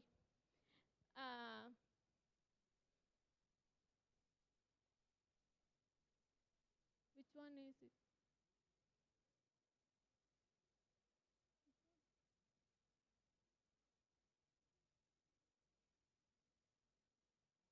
I'm going to give this to a safe person. So always take pictures, because sometimes there are broken things in the house that they might say that, oh, it was never broken, you broke it. Because Toronto, everything is money, right? And you have to earn money for your tuition and for living expenses, for everything. So all the time take pictures, put a date, and attach those pictures, and then send an email and CC it to yourself. So at the end of the contract, yes. Good question. Very nice. What's your name? Mahin Fatima. Okay, Mahim Fatima has a question. What if you live without a contract? We're going to come to that topic, but because she asked that, I'm going to answer that. Please, please, please have a contract. I know it's very hard of some of you to have have a contract, because it's more responsibility. But at the same time, you are not safe if you do not have a contract, right? Because you never exist in that house, for sure, right? Because what are you going to say? There's no contract, so they can access to your room. They can have access to your things. For example, one of my friends, she's from Philippines. When she go to her house, 11:30 or something after her job, her landlord was in her room. And then she was like, what are you doing in my room? And he said, oh, no, I just came to visit. But these type of things happen if you do not have a contract, because it's not safe. They have access to your room. They have access to your everything, personal belongings, right? So be careful with that. But, of course, if you have a trusty landlord and somebody recommend that landlord to you, that's a different type of case. But all the time, it's your safety if you have a contract. Where is the registration? Is that going? Who has it? I can see one of here, and where is the other registration? Oh, it's for us. That's not for Lambton, because we are not Lambton staff. We need those registrations for us, for our what is that for? So the registration is going around. Please register us, because we are not Lambton staff. We have to show our funder that we did accommodate the newcomer students. So it will be kept so confidentially. We are not going to share. It's for our own funding purposes only. So it will be highly appreciated if you could please sign. Yeah, and also for future, because we enter this in our database, and then, say for example, many of you, if you take the paper, you might even throw it in the garbage mistakenly. But then in future, if we have your list entered in our database, we can digitally share the presentations and things in future, and we can also invite future workshops for you to you all. We are having a May workshop, another many more mental health issues related workshops, GBV, gender violence related workshops. So that's the only purposes for us to, we are asking for you to do the registration. And thanks. Yeah, we are non-funded organization, and but we are funded by the ministry. So everything is confidential, and also our services are free. So if you want to file tax, if you want to change your status, whenever you applying for PR, come to us. We are doing it for free. Do not pay money, right? So lease termination, 60 days notice. Even though your lease is saying that you are going to terminate on this day, but still you have to give that 60 days of notice, right? That is a must thing.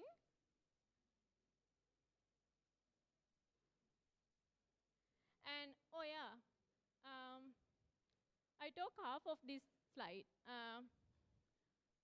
Ask about the quiet spaces. Some of the buildings have some quiet study rooms, computer rooms, gym, pool, rooftop places. Use them, use them, use them. Because you are paying for those facilities, just use them, and also be respectful for other people's space as well. And ask about the conditions for canceling a lease. Sometimes if you find another place and you find a partner, then you want to live with that person, and then you have to cancel the lease, right? So you always need to know what is the conditions, what is the consequences of canceling the lease. And also, this is very important, like who have siblings? You have brothers or sisters? Who have brothers? Are you fighting with them? Always, right? See? Like me too. I have a sister, I fight with her all the time, but now I can't fight with her, I fight her over the phone. So you cannot stand your own siblings and sometimes your parents. What make you think that you can stand with your friends in the house? So before you ran to a problem, please, please, please make some arrangement, make some like verbal contract with them. What are we gonna do in the house? What are the house rules? Before you ran into a problem. Because when you ran into a problem, you already ruined your house, right? You're fighting, this person is fighting, that person is fighting. So always try to make an arrangement. Who's cooking what day? Who's cleaning what day?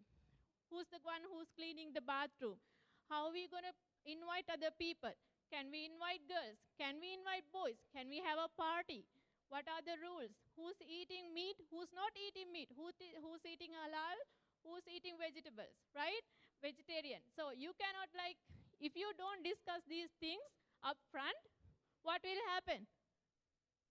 You fight. Fight. Yeah, you don't need that. Because why cause more problems, right? Because you already have very stressful life. There's exams going on, assignments going on, and then fighting going on. We don't need that. So,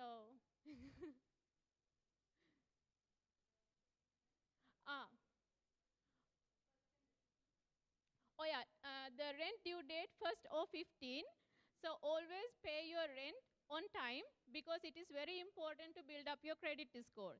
That is something you really need to consider because in Canada you have to build your credit score. Now it's 0 because you just arrived here, but a good credit score is like around 700. But if you pay your bill on time and then you pay your credit cards on time, you're going to build that credit score. That credit score is going to help you with everything in the future. So do not mess with it. And also, oh, there's another thing. Fatima, right? Fatima asked what will happen if you do not have a contract lease. Another bad thing will happen. You cannot claim that money when you do filing the tax. If you want to make Canada home filing tax is important, because that's when the government recognize you are a good you are a good person, a good citizen, and because you're filing tax, you're responsible. Like, you're not going to claim the whole money, but you're going to claim some percentage. But if you do not have a contract, that means you cannot claim that money. You cannot claim that money, so who's going to benefit out of that? Certainly not you, your landlord, right? So if you can have a contract, that would be very good for yourself. And also, some of the houses are taking you on the middle of the month.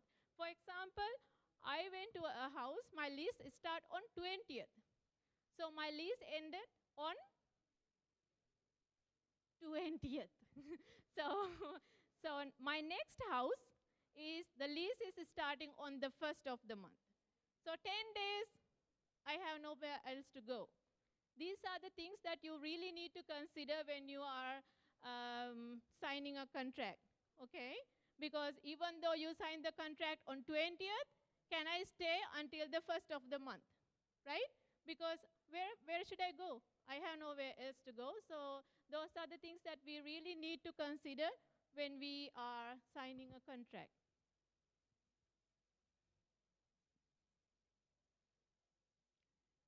Collecting, returning deposits. Returning deposits, sometimes people will lose their deposit if you do not clean your house properly. Remember, I told you, take the pictures of the house. You have to give the same house to the landlord, not a different house, right? So if you do not take the pictures, you might be wonder, like, is that wall is always this dirty, or did I make that dirty, you know? So always take the pictures, always clean properly. So if you, I mentioned that yesterday, if you drop a carrot or lemon, just do not kick it under the fridge. Just pick it up and put it there. Because one time when I cleaned the house, when I leave, I clean it, it was spotless. I even cleaned the carpet, but my deposit was like $50 or something deducted. So I was little bit upset. So I called the landlady and I asked, what's the reason? And then she said she has to move some stuff to clean under the fridge and things like that. So just clean thoroughly. And you might think like, oh, they never notice, but they do notice everything. So, oh, a ghost. And yeah, rent increase, that is one of the things. Sometimes they increase the rent every year, some type of percentage. So always be mindful and do not sign the rent agreement spontaneously. Tell them to send you a PDF, and then when you sign, make sure that is the same PDF that you read, okay? Because that is also something that happened to me, where I had this house, that landlady, like, I don't know, for some reason she hated me. Maybe I talk too much, I don't know. So she don't talk to me, she don't look at me, she never said good morning or anything. So that day when I tried to go to renew the lease, that day she was like, start talking to me. And then I was so excited, I was like, yay, why are you talking to me? It's okay. And then she was keep talking to me, and then, so it was distracting me, right? I was like, then my head, there's a bell ringing, I was thinking, no, this is suspicious. I look at the lease, and there's some terms that she changed it. So do not fall into that trap. They might try to distract you, and then like those things actually happen, because it happened to me, it could happen to you too, right? So all the time, read the contract before. I know the contracts are so long, and if you feel like you don't have the enough literacy, because it's so many technical words and stuff, go to your school, might be have some reading assistants, right? That's what I do. I go to Seneca, by the way. I go there and I take a tutor, and then I go the contract with them, go over the contract with them. And so they help me to read it and tell me what is like, what I need to know, help me understand the contract, so I know what is my contract, what is my responsibilities, and what is landlord responsibilities and everything. And legal rights to live on premises, and if you have a written contract, your landlord cannot force you to go. Your landlord cannot force you to do anything, right? So it's always really good that if you have a written contract, and yeah, carefully, yeah.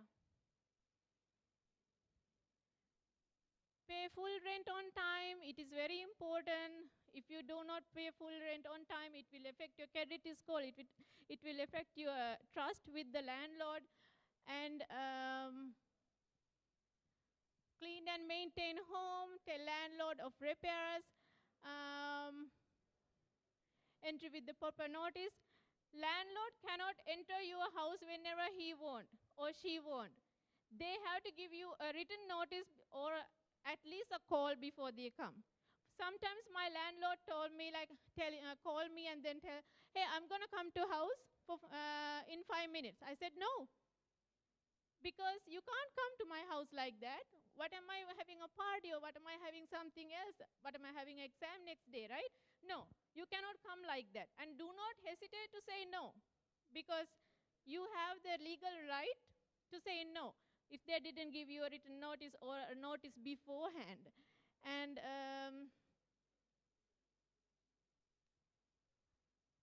yeah.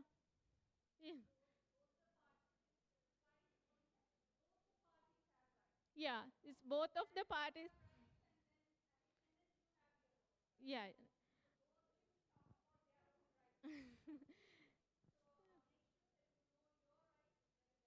Yeah, we're more focusing on your right, but don't forget the landlord have right and responsibilities too.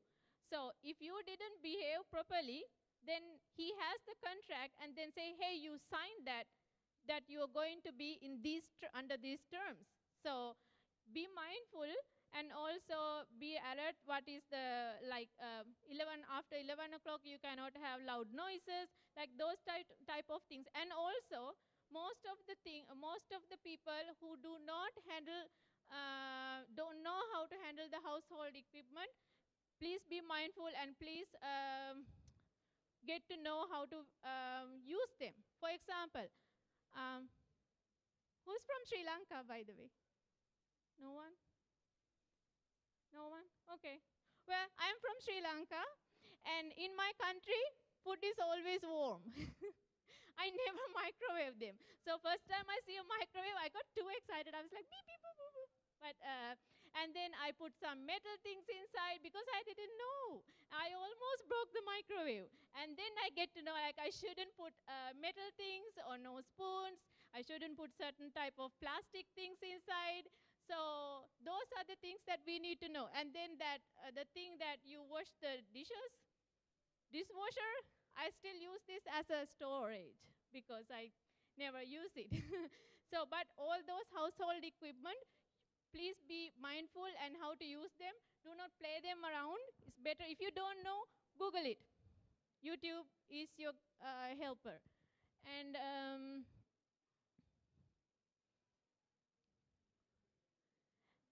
so this is also a very important thing to know, bathroom. Yeah, it looks like a joke, but it's not, honestly. Because sometimes some people take so much long in the bathroom, so like they're bathroom hogs. For example, some girls take so much time because they want to do their hair, they want to do their makeup, or they are having a bath and like doing that and this for a 45 minutes, then other person is going to be late, right? One of my friend is half an hour late because of this bathroom problem. So always be mindful in the morning, make a schedule, talk it up front, 10 minutes to each or 5 minutes to each. Who's going to go first? Who's going to go last? You know, those type of things. Because in the bathroom, shared bathroom, because if you have 4 people and 1 bathroom, it's a disaster in the morning. And kitchen, I already talk about it because some people, they do not eat some type of meat, and some people, they eat certain type of meat. So be careful, be mindful about how you cook, how you share the kitchen. And can be evicted without notice. That could be happen if you do not have a lease, right? One of my friend, actually she's from India. For some reason, her landlady came and told her to evict from the house at 11 o'clock night. She was crying, she was calling me, but I don't know how to help her. I cannot bring her to my room because my room is already small, so we had to find her another place. And this is a Community Legal Education Ontario. Please take a picture, and when you have free time, just go to that website and then moving in and out, be mindful what you bring to the house. Do not bring all the junk to the house, right? But I'm going to talk about the other slide, okay? Do not bring all the junk to the house because at the end of the day, you have to clean the house, right? And also, do not, when you bring a furniture, be mindful because if you bring heavy couches and stuff like that, then you move to another house, you have to transport that. Do you know how the moving fee is? It's $200 per hour without the labor cost, okay? And increasing. So be mindful when you're bringing the furniture to the house and do not bring junk at all. And also when you're cleaning the house, be mindful of using the proper cleaning equipment because one time I cleaned a wood, it turned green because I didn't use the proper chemical. So be mindful what you're using and clean the fridge and everything. And also, when you go to a house, be mindful about the safety measurements. Look where are the fire hazard, like the fire alarm thing. And if you do not have, if you feel like you need to change the batteries, do so. You don't need to caught in a fire at the middle of the night. Yeah. We already talked about it. Redirect your mail, that is very important. Nobody need to receive your mail, right? Because some of the mails are very important. And return apartment keys, and also try to change the keys because right now you are living on a place that someone else lived before. They might have keys to your places, so change the keys. And yeah, phone, internet, those change them, disconnect them, because sometimes you do auto password, what's that? We sign the agreement, we can change the lock. You can ask them to change the lock, or you can have a lock inside the house. That is also a good thing to do. If you have a room, you can have a lock inside the room. I did that once because I feel like my safety is not that very good, so I put a lock inside of my room. This is very important. Take a picture of those links. After So this slide is very important. You know, Kijiji is the common one, then you search for housing, right? Very common one. Sometimes this is also very high risk thing, but very common, daily, day-to-day, landlords put some, advertisement on Kijiji. So Kijiji is a common one, so we did include the Toronto Rentals, www.realtor.ca, and the rentalfornewcomers.com. It's a all monitored website, very well-organized website. I really recommend you to go. The reason with the realtor.ca is, if you go, we usually walk through this, but due to the time restraint, we are not taking you to the website. If you go to the website and then click, put your budget, where do you want to live, it will show the availability right away, It will map it up for you. So that will show you which are the apartments, what's the rate that's going around in the neighborhood. So these websites are very important. I really highly recommend you to take a picture of these websites. The Realtor one, so very important. Another thing about Realtor is, usually every real estate person, right? If you have a friend who knows a very good real estate, do not hesitate to get contact with them and ask them to find an apartment for you, because you're not going to pay any commission on behalf of you. Usually the landlord will pay the commission. You don't have to pay any money to the real estate agents, because they are the ones who have the listings in their hands. So if a family member who is established in Canada for a long time, who know a very good real estate, go with them.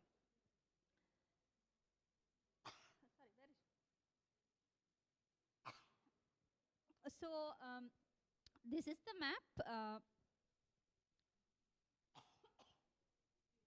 No, I'm sorry. I'm sorry. When I'm talking, I'm getting this. Sorry. Really, really excuse me.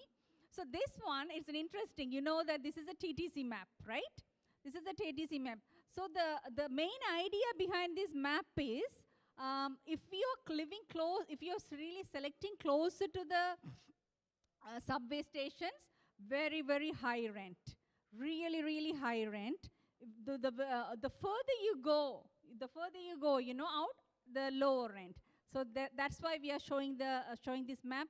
Anything that to do with the TTC map, high rent. But at the sense, we were really telling you that if you really wanted to come to a 9:30 close, even if the rent is high, how do I decide? It's up to you to decide on all these decisions. The next one.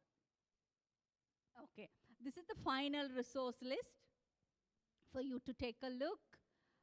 Student housing or the mortgage, shelter. Shelter is another one. 211 is the final resource. Say, for example, if you don't have a temporary housing even, please do not hesitate to call the shelter and find a temporary housing. And I believe that's all. Please do take, and this is our contact. Even we have another presentation coming on before your director talk. So just bear with us. Yeah. I'll pass it over here. So we have changed the next. I think there's one more presentation. Yes.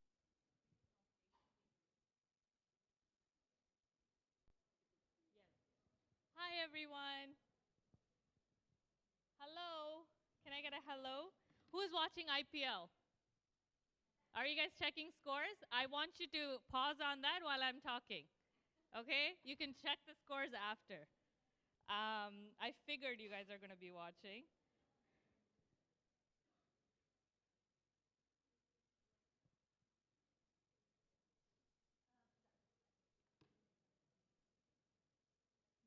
My phone stops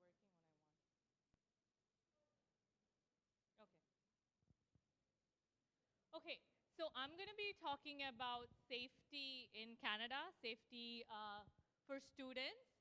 Just want to let you know, Canada is a safe country, but any country that you go to, it's always nice to be aware of certain things, right?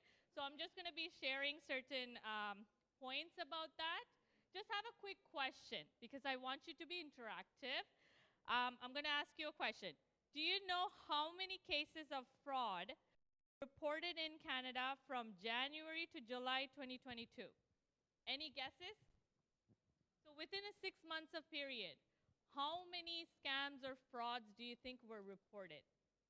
Any guesses? Any number? Come on, guys. No. Did you say 100? Oh, you think Canada is a very safe country? Any other number?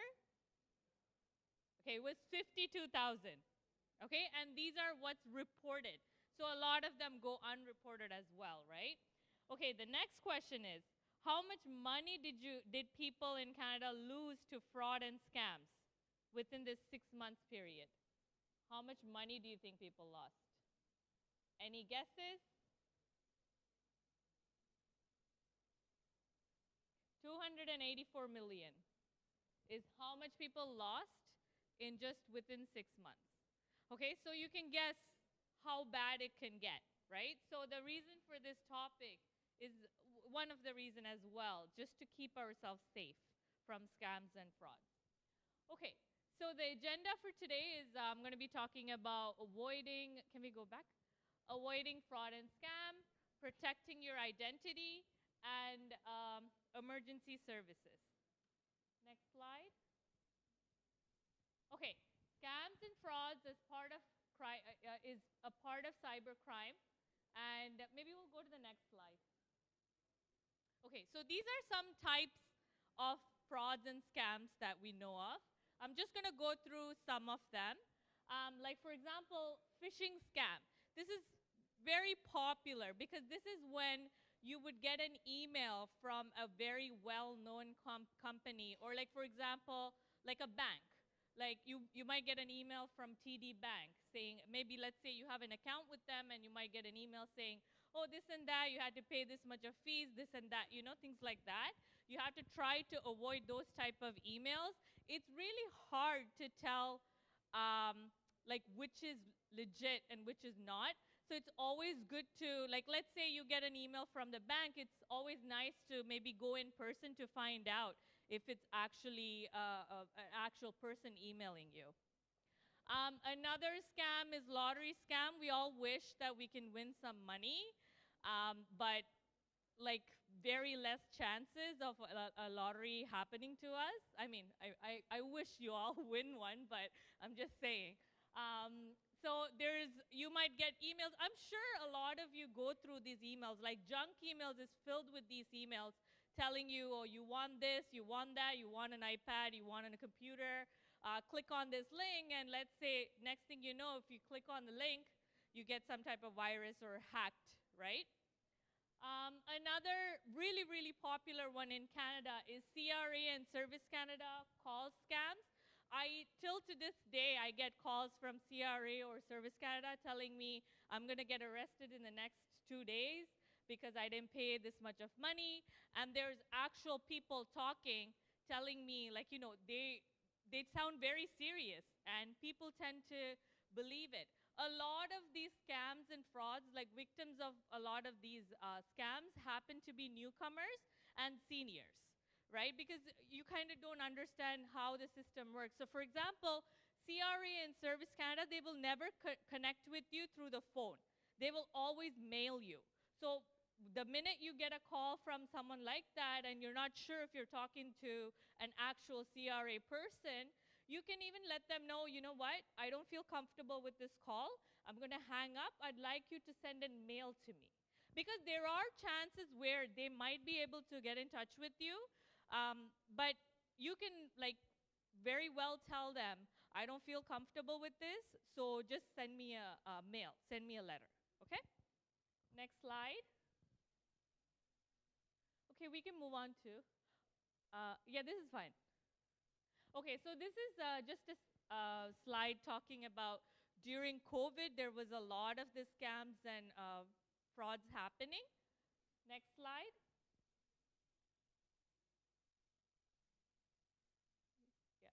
Next. Okay. So these are just ways, some ways that you can identify. So if you do not know the caller or did not initiate the call, just hang up. As if I just told you, right? If you feel like you don't know who you're talking to, or if you're not sure about something, just hang up. And there's nothing free, unfortunately. Anyone who says, oh, we're giving you this for free, that for free, unfortunately, there's always a catch to it. Like, for example, during COVID, you would get calls from random people saying, we're giving away free masks, you know, free sanitizers, you know?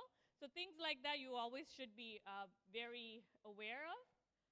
Do not open any suspicious emails. We spoke about that. Any emails with attachments, junk emails, or emails that you get in inbox, if they have some type of a link, try not to click on it. Try not to save any attachments. You feel like, you know, you feel like there's something wrong with it.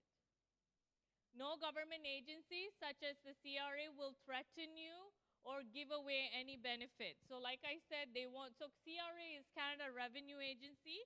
They will never give you a call and say, okay, you're gonna get arrested, this and that.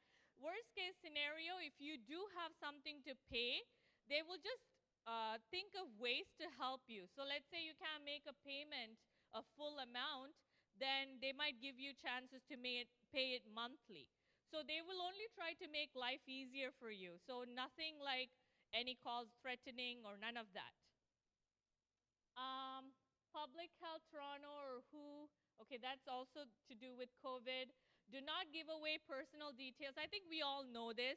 We try not to give away personal information over the phone, over a text or anything like that.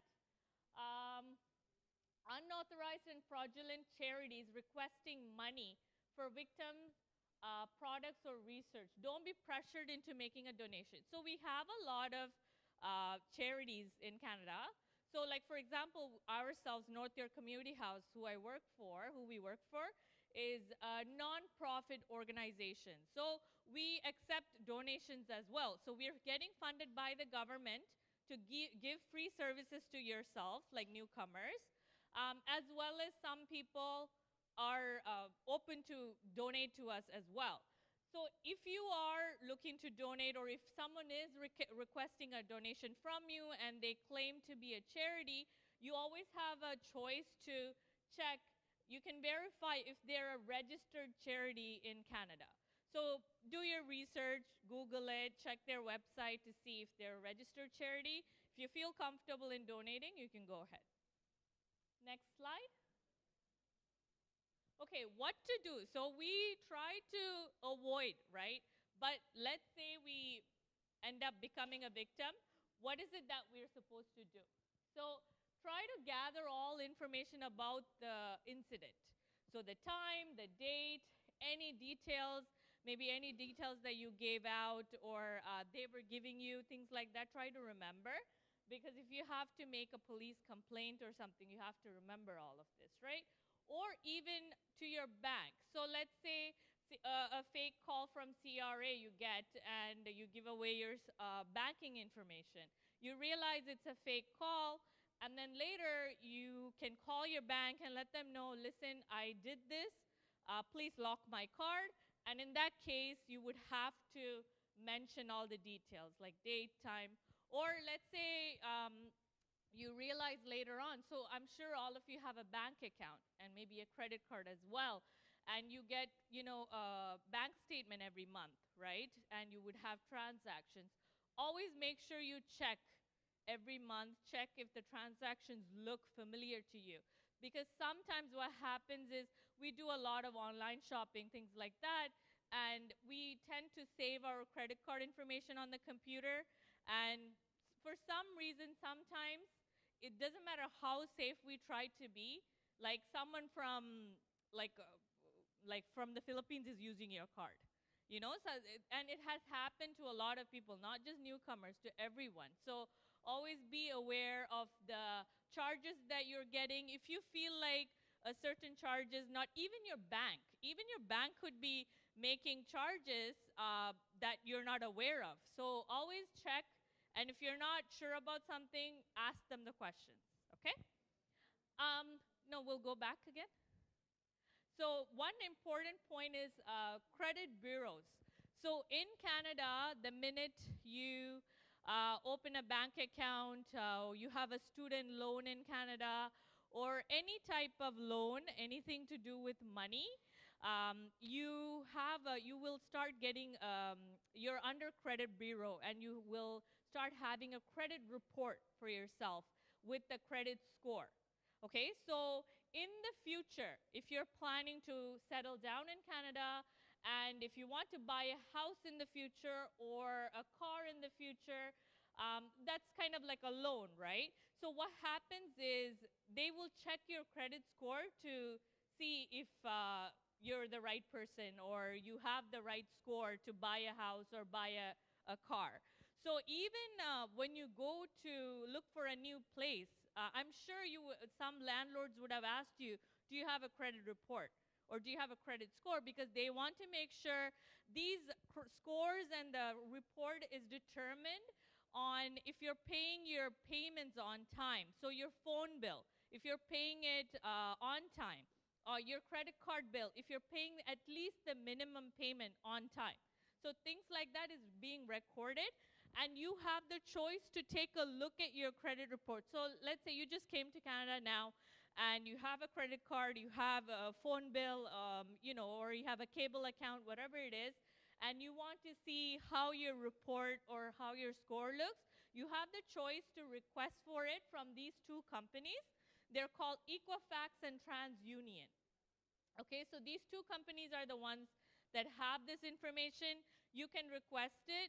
I believe it's free right now. It used to be, there used to be a cost, but I think after COVID, they're offering it for free.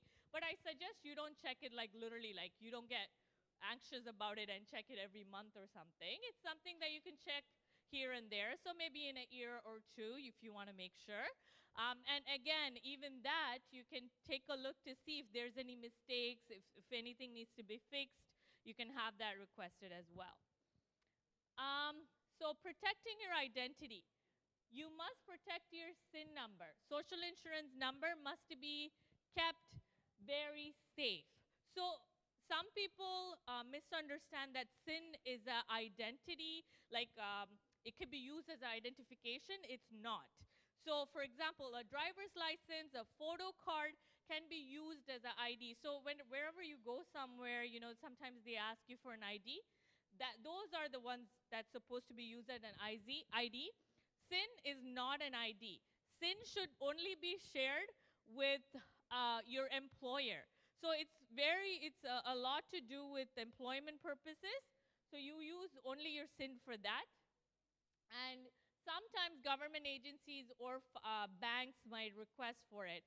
But that's only sometimes. If you notice, if you're filling out a form for the bank or something, you will notice they ask for the SIN, but in the brackets they say optional. So you have the choice to give it. If you don't want to, you don't have to, okay? And keep other important documents like passports and immigration paperwork in a safe place. When we did the session yesterday, we had a question from a person who said, so I don't need to take my passport everywhere? You don't, okay? I know in certain countries, like my own country, back home, we're supposed to take passports around because we get stopped by the police to check if everything is okay. And, you know, sometimes we had to carry it around if we're like a foreigner, right? But here, you don't need it. Unless you're traveling like off the border, that's the only time you would need it. And another point that was made is it's really hard. Let's say you lose it, it's really hard for you to get those papers back again, right? So always leave it at home in a locked, safe space. If you feel like you would still need it, just take a picture and keep it on your phone, okay? Just to be safe. I think I talked about the statements. Yeah, so if you do end up losing your wallet and you lose your credit card, bank card, anything, just right away let the bank know and have it locked, and then you're good, okay? Another one, this is very, like, I mean, I don't think I need to tell you this to do this. Everyone knows, use strong passwords. We are online. Everything is online now, so try to use your password to be like very hard. You can go back, sorry. Use hard passwords. Try to change your password maybe once every 3 months just to make sure. Use antivirus software on your computer. Do not share your PIN number, passwords with anyone. Always log off of websites. If you're using public computers, you're in a school, you have a library, you have a computer lab that you're using. In that case, just make sure you don't save any passwords. Just log out right away. Do not click attachments. Another important point is we're all on social media, and make sure you check. And they change their privacy settings all the time. So make sure you take a look at the privacy settings and change them. For example, one feature is like sharing your location, right? Sometimes you're not aware that you're actually, when you're typing, you're actually sharing where you are, and that has to do with privacy, right? So try to check out the privacy settings in your social media platforms. Next slide. So this is safety on the street. Walk with a purpose. Try to avoid isolated places. So many of you might have like evening classes at night. If you're taking the TTC, you might have to walk for a bit, things like that. Try to stay in an area where there is people around. If you feel like you're being followed by a person or a car, just make sure that the first store that you see that's open, just go in and make sure you're safe. Dress so you can move with the ease. We live in a country, we have million different weathers happening. In the morning it's nice, in the afternoon it's summer. So try to dress lightly and pack lightly because you're moving a lot. As mentioned in our previous presentation, you might be traveling from very far away, like Brampton, Vaughan, things like that, right? So make sure you're packing lightly. Tell others where you're going. This is extremely important for international students. Most of you do not have family here. So in that case, try to let someone know, like your roommate or a friend, let them know, at least one person, that, okay, I have a class at 6, I should finish around 9. I'll send you a text when I'm back home, just so someone knows everything is good with you, okay? And talking on the phone, please be careful when talking on the phone and you're walking on the road. Anything can happen, right? Just be alert of what's happening around you. So we have emergency services available. So there are life-threatening emergencies. You should already know 911 is the number you should be dialing. And there are non-life-threatening emergencies as well. Next slide. So 911 emergency is life-threatening emergency. If you know that, someone is hurt or something had happened, let's say you're not sure if a certain situation that you're facing is a life-threatening situation or not, just call 911. Call them, let them know what's happening, and they will direct you. They will decide if it's life-threatening, or they will decide who to send, an ambulance, firefighter, I forgot the other one. Ambulance, firefighter, and police, sorry. So they will decide who to send first. And another thing is, if you don't feel comfortable speaking in English, they also offer language help. And another in the previous slide, there is also an anonymous phone number. If you feel like you don't want to mention who you are, or you just want to report something without letting them know who you are, you have a choice to do that as well. Next slide. So these are some helplines that we have available. So for example, you can take a picture of this. For example, if you're a woman who is experiencing abuse, there's a helpline for that. Or a really important one is the mental health services. I believe at the school you have a lot of these services as well. So please talk to your student services or things like that to find out. So I'm sure there's a mental health service available at the school as well. Even immigration-related consultants are available. So make use of these services. They're all here for you, right? Next slide. And that's it. I hope I'm on time. Thank you, everyone. You can go back to watching the match. Thank you. Oh, sorry, you have they're speaking. Don't go back.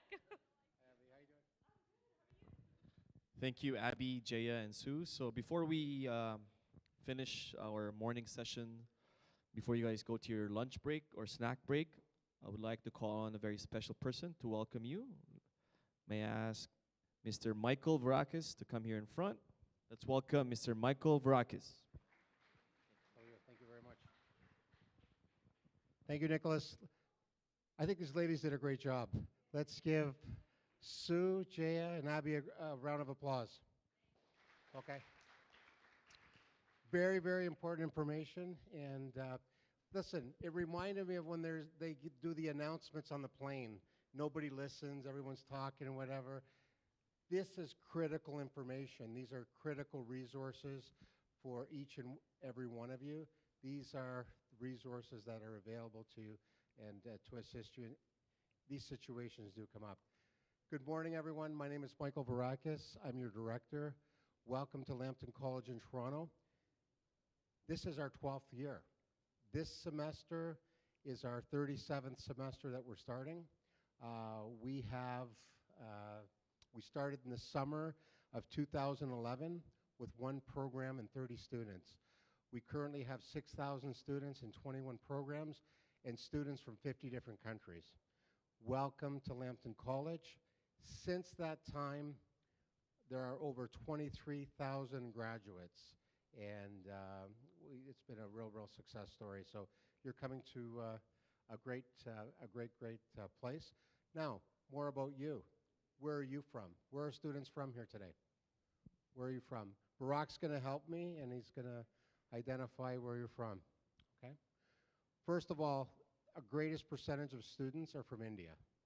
Okay, so welcome. But we just don't want to say India. We want to know what part of India you're from. So let's start with India first. What part of India? Punjab. Okay, welcome. Kerala. I heard Kerala. Welcome. Where else? I'm from Kerala. Kerala. Welcome. Punjab. Punjab. Welcome. Okay. Yes, sir. Gujarat. Gujarat. Excellent. We have a lot of students from these areas that come to see us all the time. Hyderabad. Nigeria. Are we finished with India? No, Hyderabad. Hyderabad. Okay, let's do India first. Hyderabad. Where else? Andhra Pradesh. South India, Andhra Pradesh. Yes, I heard that for the first time yesterday. Welcome. Where else? Hyderabad. Hyderabad. Excellent. Anywhere else in India? Where? Okay, 1 second. I haven't heard this. Say it again. Karnataka. Hold on. Bangalore. Hold on. I got to say it. You got to spell it for me. K-A-R. K-A-R-N-A. N-A. T-A-K-A. T-A-K. Bangalore. Say it. Bangalore. Mandalo. Bangalore. Okay, say the whole thing now. Karnataka. Karnataka. Yeah, Bangalore is a. Bangalore. That's a famous place in Karnataka. You know what? I have to go. Okay? So I have to go and see it myself. You see, I can't even pronounce it. Welcome, welcome, welcome, welcome. This is fantastic. Where else are students from in India? Tamil Nadu. Tamil Nadu. Tamil Nadu. Yeah. Okay, spell it. Tamilnadu. Tamil Nadu. Yeah. Okay, how many provinces or states are there in India? 28. 28. Okay, awesome. Thank you. Where else are students from in India? Yes, sir. You're from Guyana? Haryana, Haryana. Guyana. Yeah, you probably haven't heard about that. No, I've It's heard not that that famous. before, but we haven't had students from there for some time. So thank you. It's near Punjab. Near Punjab. Okay. Yeah. You know what? You got to take me there too. Excellent. Thank you. Where else? Okay. Punjab. Welcome. Excellent. So out of 28 states, how many we've got from how many states students? 5, 6, 7? Yeah, 7? Welcome. Okay. Where else are students from? I heard Nigeria. Where else? Nigeria, Lagos. Welcome. Welcome. We have many Nigerian students. Welcome. Thank you. Thanks for joining us. Where else are students from? Bangladesh. I've been to Bangladesh. Very nice. I've been to Dhaka. Turkey. Turkey. Welcome. Thank you. Thanks for joining us. Where else? And you know, Barak is from Turkey too, eh? The gentleman Nepal. with the microphone. So, From okay. Nepal, country of Mount Everest and Lord Gautam Buddha. I'm sorry, sir. Tell me again. Nepal. Nepal. Excellent. We have Mount lots of Everest. students from Nepal. Great. You know, my nephew went to Nepal. He just came back a few months ago. Loves it. He said it's a wonderful country. Colombia.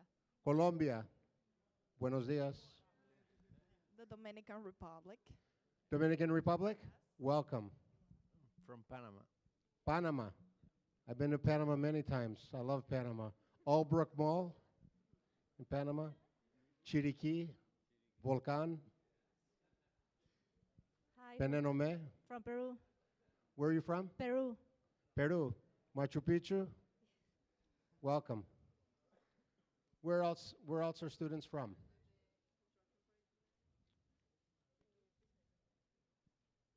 Okay, yes, sir. From Philippines. Where are you from? Philippines. Philippines, welcome. We have lots of students right now from Philippines. Excellent. Sri Lanka. Sri Lanka, congratulations. Thanks for joining us. Thank you. Where else? Anywhere else? Listen, we have students from 50 countries, so get to know your fellow students, get to really share the experience of coming to Lambton College in Toronto. Now, International students, why are they here? Why are you here? You're here for 3 reasons. Number 1, to get your 2-year program, so you get your 3-year postgraduate work permit. Number 2,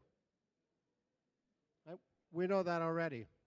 We know that already, that it's more than just giving the diploma. Number 2 reason, you want to get a job related to your program of studies. Number 3 reason, you want to get your PR. That's it. Okay, so just give you the certificate, you can go home, right? No, we can't do your homework. We're together in this for the next 2 years. So you're doing your first semester in summer, your second semester in fall 2023. You're going to be on break winter 2024. You do your third semester in summer 2024, and your last semester is in fall of 2024. What's going to happen?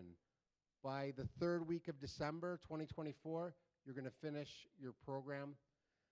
By the 3rd week of January 2025, you're going to get your graduation documents. You can apply for your postgraduate work permit online. That's your program map. Ladies and gentlemen, you got to follow it. That's what IRCC looks at. We have students here that started in fall of 2018. They should have been done in April of 2020, and they're still here. They're going to have problems. They're not going to get their postgraduate work permit. They're not going to get their PR. They're going to get IRCC giving them a problem. You need to follow your program map. If you can't follow your program map because bad things happen to good people, come and see us as soon as possible in student services, okay? Don't try to handle this yourself. If there's an issue, there's a situation, come and see us. You have to follow your program map. As Victoria mentioned this morning at the immigration session, you have to be full-time. You can only be part-time in your last semester. So you've got to be a full-time student. You're eligible to work 20 hours a week, okay? Not full-time. Students that can work full-time are the individuals that have a study permit before October 7th, 2022. So you've got to look at that. It's a little bit of a tricky thing. So students come here and say, oh yeah, no problem, I can work full-time because my friend's working full-time. Absolutely. If your friend applied before October 7th, 2022, they can, but you can only work 20 hours if you got a study permit after October 7th, 2022. Make sure you understand that. Now, how do you get a great job? If you want a job pumping gas, don't listen to me. If you want a great job, here's what you need to do. First of all, you got to network. Networking gets you the job. Who's on LinkedIn? Who has LinkedIn? Awesome. If you have LinkedIn, that's a great thing. If you don't, I would suggest you sign up. Once you get LinkedIn, invite me as your director of Lambton College in Toronto. I will accept you. Once I accept you, you're going to see over 10,000 graduates, students, educators, instructors that are on my site. That's where I want you to start networking. Start asking these people who have graduated from here how they did it. Learn the real story of Canada and that industry. Find out from people who are your seniors who have graduated from here. It's an excellent way to start networking, to start getting your name out there. The second thing you can do is join our clubs. Get a CCR. Canadians love volunteering. Start to network. Start to increase your value. Start to increase your confidence, okay? Because you're all smart. You're all resilient. This is something Canadians wouldn't do, travel thousands of kilometers away to go to an unknown country. But you've done it. You're smart. You're resilient. We just need to build your confidence. We need you here. Not only do we want you to graduate, we want you to get your postgraduate work permit, we want you to get your PR, and we want you to become Canadian citizens. We need you here because this country is a large country, and it's growing all the time, okay? Now, how big is this country? To go from Halifax to Vancouver takes you 6 hours by plane. It's a massive country. And 95% of the population lives within 100 kilometers of the border. So there's lots of land and lots of opportunity, and we need you here. We need smart people like yourselves.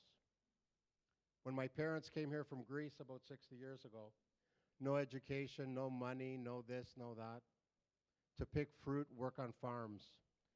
Nice people, but we don't want those kind of people anymore. We want smart people like yourselves. So get involved. Reach out to us.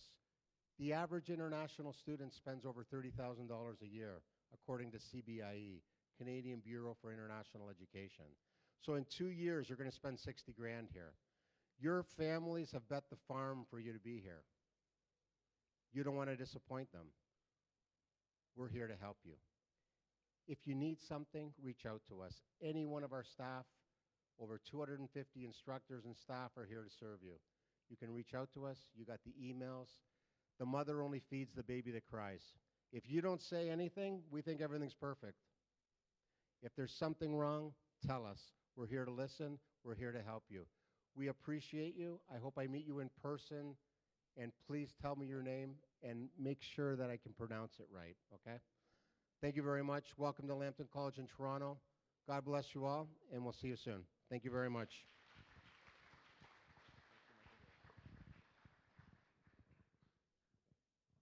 Thank you, Michael.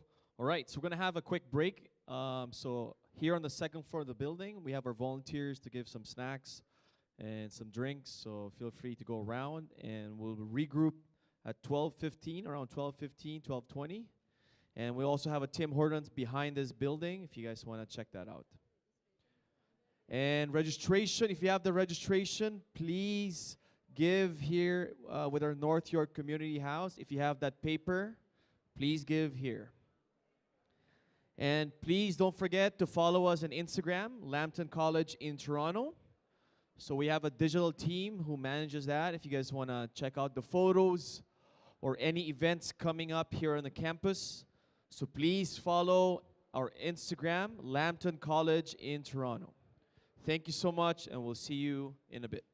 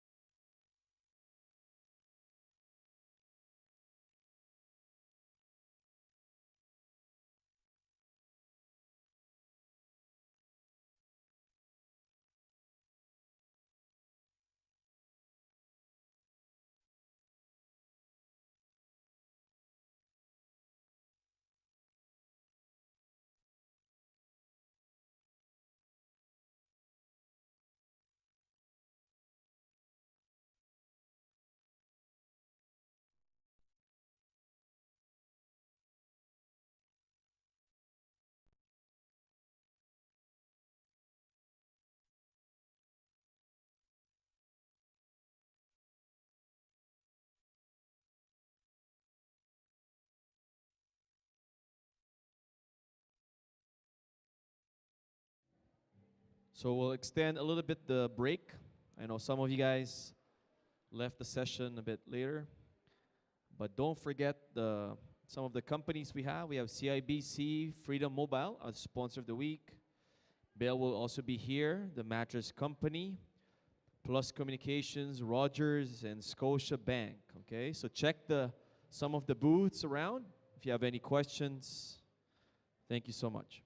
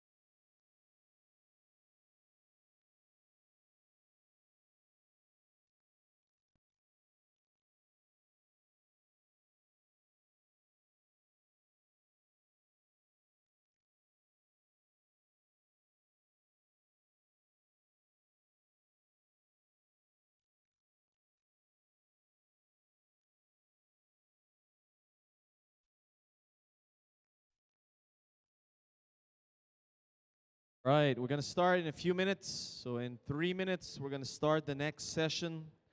Please proceed to your sessions. Here at the atrium, we have housing and accommodation again, and also keeping students safe. So it's a back-to-back session. If you've done it, you can also go to the will room. Will room is academic integrity and student success. All right, if you haven't done this, please go to this workshop. If you've done both, you can always just take a break and wait for the other sessions. Thank you.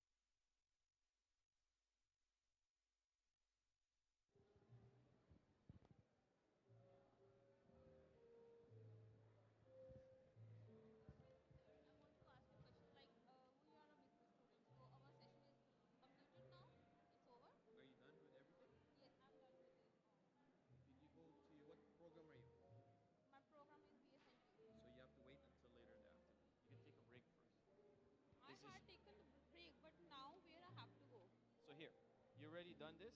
Yes. And this one? Yes. You've done this? Yes. Perfect. So you only have one left. Okay. So you can take a break first, and then there's a game later at 3:45. So you can take a break, go around Tim Hortons, because you're already done. This is very important. At least you meet your program before you go home. At least you're finished for the day. Where I have to go for this? Like here? Here. With BSNT? Yes. 128. This is all the classrooms. Where I have to go? 128. Just around. 128. Okay, thank you so much, sir. All right, we'll be starting now. The next session. Please go to your classrooms. If you've done all the sessions, you can always just take a break. There's the Tim Hortons around. These are all repeated sessions. But please don't forget, at 3:45, we have the games. And also to meet your program coordinator, very important, at the end, okay? Here at the end here, we have lots of advisors will be meeting you guys. But here at the atrium, we have housing and accommodation and keeping students safe with North York Community House. In the second room, on the second floor, it's the will room. We have academic integrity and student success.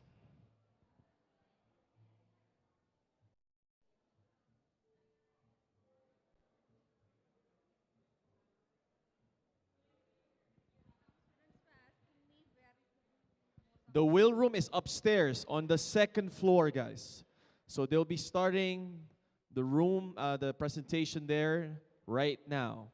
If you're in the atrium, we have the North York Community House. If you've done both, you can take a break, all right? So now we're going to start our presentation. Let's welcome Jaya from North York Community House. Thank you, Nicholas. Always very sweet and accommodative. Thank you for this great opportunity.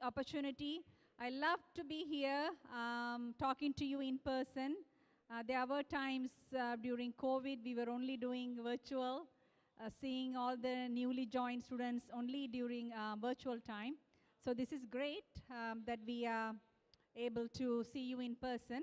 So it's the repeat session. So whoever already have listened to us, please feel free to go up to the next session. Before I start, I'm really going to start with the land acknowledgement because we really highly value this. We at North York Community House acknowledge that the land on which we are gathered is the traditional territory of many nations, including the Haudenosaunee of 6 nations, Confederacy, the Huron-Erie, Wendat, Anishinaabeg, and the Mississauga of the Credit, whose long-standing history have helped shape the world we live in now. In the spirit of reconciliation, we honor indigenous histories, worldviews, and cultures, and acknowledge the enduring presence of First Nations, the Métis Nation, and the Inuit peoples. So let me start now to talk. Before I start talking about who we are, let me introduce myself. My name is Jaya Surendran, and along with me is Abhinaya. We are all settlement workers, and there you go. Who is passing the registration is Sue, Subhashini, also settlement workers. All right, guys, if we can keep quiet. I see some students like talking aloud, so the session is in progress. Just keep quiet, and you can go around. Okay, volunteers, if you can ask the students to keep quiet, the session is in progress. Thank you. Thank you, Nicholas. We are not part of Lambton College, but we are partnering with Lambton College, doing a wonderful program together. So we are a good partnership with Lambton College. We are a non-profit organization outside of Lambton. It will be very, very beneficial for you to have our number, keep in touch with us, even after you graduate. Most of your school resources you will not have access, but non-profit organizations like us, we will be helping you to find out your express entry system, anything related to your immigration pathways or post-graduation work permit if anything goes wrong. But initially, while you are in here, every resource is available in your college as well. So Northview Community House is a non-profit organization that serves over 20,000 residents in Northwest Toronto every year. Thank you so much. If you want to move closer, please feel free, the ones who are in the steps.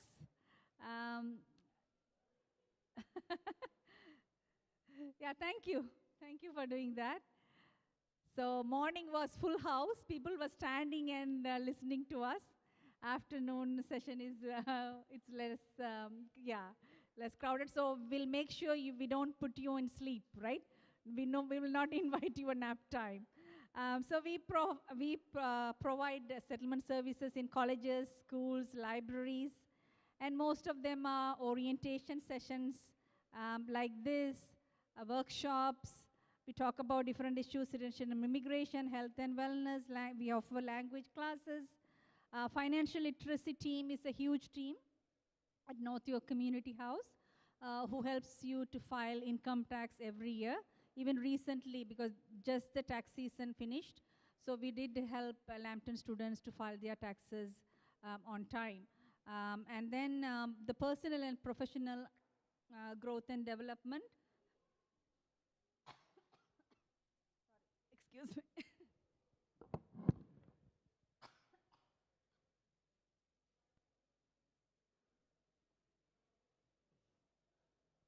Sorry about that. So under the professional development health is you can update your resume, how to do your cover letter, all those services are available. Lambton will also have through the career service help or things like that, but Northview Community also have those services for you. In a leisure time, we really encourage you to go and take a look of the niche website. This is our flyer. I believe we are running out of the flyers, so already all the flyers are gone. But take a look, take a note of our website, which is www.nych.ca, so that you can take a look later. So let me also talk about International Student Connect program. The main idea is to provide settlement integration when you come to a new country. Our services are available for your spouses too, if you come with your spouse. So I just wanted to iterate on that too. This program is funded by Ontario Ministry of Citizenship Immigration. So the services are free.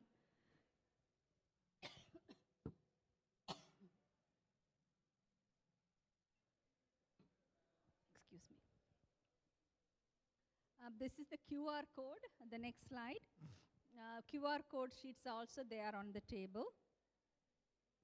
Okay, yeah, let me go to the agenda. So I am here to touch base, and my colleagues are here to rescue me when I'm having my cough. So we have sharing the presentation with all of us. I'm going to talk about living off campus, some of the landlord and tenant responsibilities and available resources to you. What is living off campus? You know, the slide, yeah. So Lambton College do not have an on-campus. Seneca College has, Humber has, some of the York University might have one, but Lambton does not have. So you are in a situation to find a house in your own apartment and or an accommodation, right? So, but it still have some of the advantages. It can be cheaper than the university housing because under the university housing everything is covered, so it's a bit expensive. With your own decision to live in an off-campus, you can go according to your budget. So you can have your more independent and freedom, privacy and space as well. You have opportunity to meet and network with non-residents. If it's school, college campuses, you will only mingle with your schoolmates. Whereas if you live in an, maybe say if the landlord is really living upstairs and he's a lawyer and you have some legal help with him, right? So you never know. So when you really live with outside, you might network with more other non-residents. You can have your quieter and fewer distractions because it's in your own control. The next slide. You will hear types of, in Canada, back home, we are here from different countries. Back home, we will refer places in a different name. Here we call it rooms in houses, landlords rent rooms in the houses. Room and board, bachelor studio, flat, apartment. You can have an apartment, but you can share that apartment with a roommate.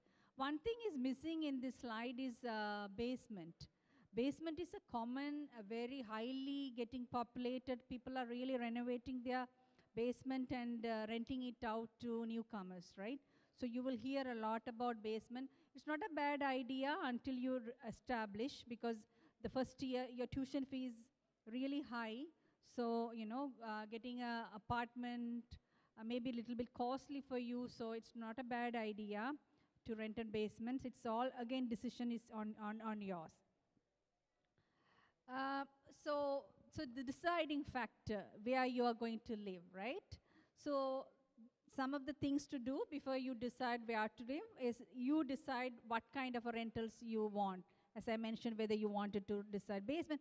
So for some people, basement is not a good place. They say that, there is not enough light. I feel so moody when I'm in the basement, so I better wanted to live in a fully light coming apartments, right? So it's your decision, where do you want it to live. Use various search methods to find your new homes. Visit local police. When I mean local police, sometimes when you Google certain neighborhood, it might say highly crime area, or high crime area, but you are not sure whether this is true or not. You can go to the local police and verify with them. There's nothing wrong in it. Find out what rent includes. In the advertisement, it might tell 700 as a rent, but when you go in and before you sign in, he said that, this 700 is only for the rent, but you have to pay me utilities, you have to pay me cable, you have to, all those extra bills that they talk about. So make sure what's included in the rent. That's very important before you sign the lease. Always inspect your apartment before you move in, because nowadays everything is virtual. Your virtual tour will look really nicely with the filtered camera and all. No spotless apartment. When you go in person, your laundry, your dishwasher might even not work. There may be pests,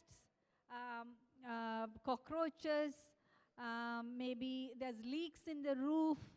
things like that.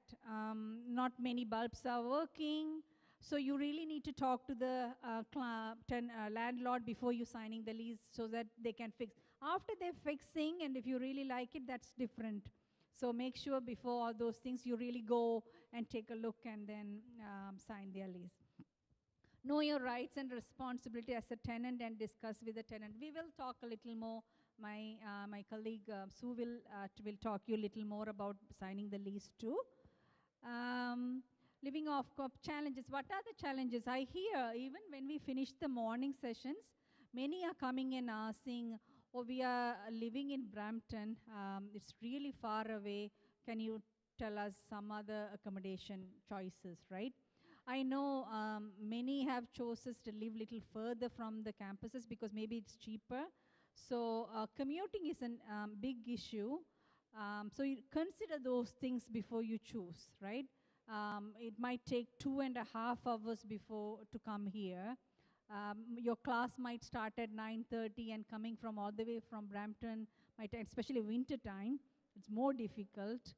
But there is a unit which is, say for example, half an hour, but it's still very hard. Toronto is a huge, housing is a huge crisis in Toronto. I'm not denying that. It's a huge challenge, finding an affordable housing and then, whichever is very suitable for you. So do make the decisions wisely, whichever makes sense. Bill payment, when you budget it, really do your bill payment. Don't forget that you will have your own regular bill payments that needs to be done too. There are some additional cost other than the rental, which you really need to take care. Missing school announcement. Nowadays, you're all connected with the social media. You all have your student WhatsApp chats or things like that. So everyone will know what's going on. Sometimes when you live far away, there may be some wonderful events happening in colleges. You're a little bit lazy to come and attend to those sessions when you live a little bit far away. So make sure you put those days in your agenda, calendar, mark it out, do a reminder so that you don't miss school announcements. That's very important. You will also have more responsibilities when you live off campus, like garbage disposal. Like you have to take responsibilities. Who is doing the garbage disposal? Snow shoveling during the winter. If you're living in an individual house, and you're sharing a room there, they might ask you, okay, this week is your turn, the week after is your other roommate's turn. So you will have some extra responsibilities. You need to bite to those responsibilities. So do not forget those things too. From this slide, I'm going to pass it to Sue, who will be talking a little bit detailer, and she will make you more alert and active because she herself is an international student. So she's going to share some of the experience that she went through. I invite Sue. Thank you, Sue. Hello, everybody. My name is Subhasini, and those who cannot pronounce Subhasini is Sue for you, okay? And I'm a student.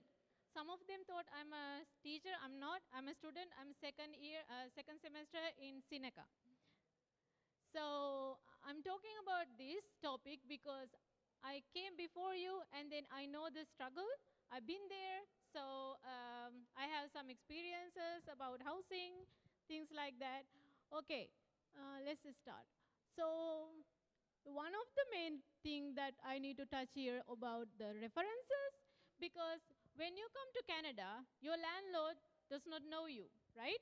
So they're afraid you as well as you're afraid of them. So they don't know you, your credit score is 0, so they need someone to refer you. So for me, I didn't have any referral. My credit score is 0. What's going on? Sit down. Good? Good. So you need some references. So I have to put someone far away from here, which is he lived in Alberta, and I have to put his name in my list just because I need a reference, right? So if that happened to you, you can find someone or nicely approach to your landlord and talk about the situation, and tell them that your credit score is 0, you don't have any reference right now, and then what we can do about that.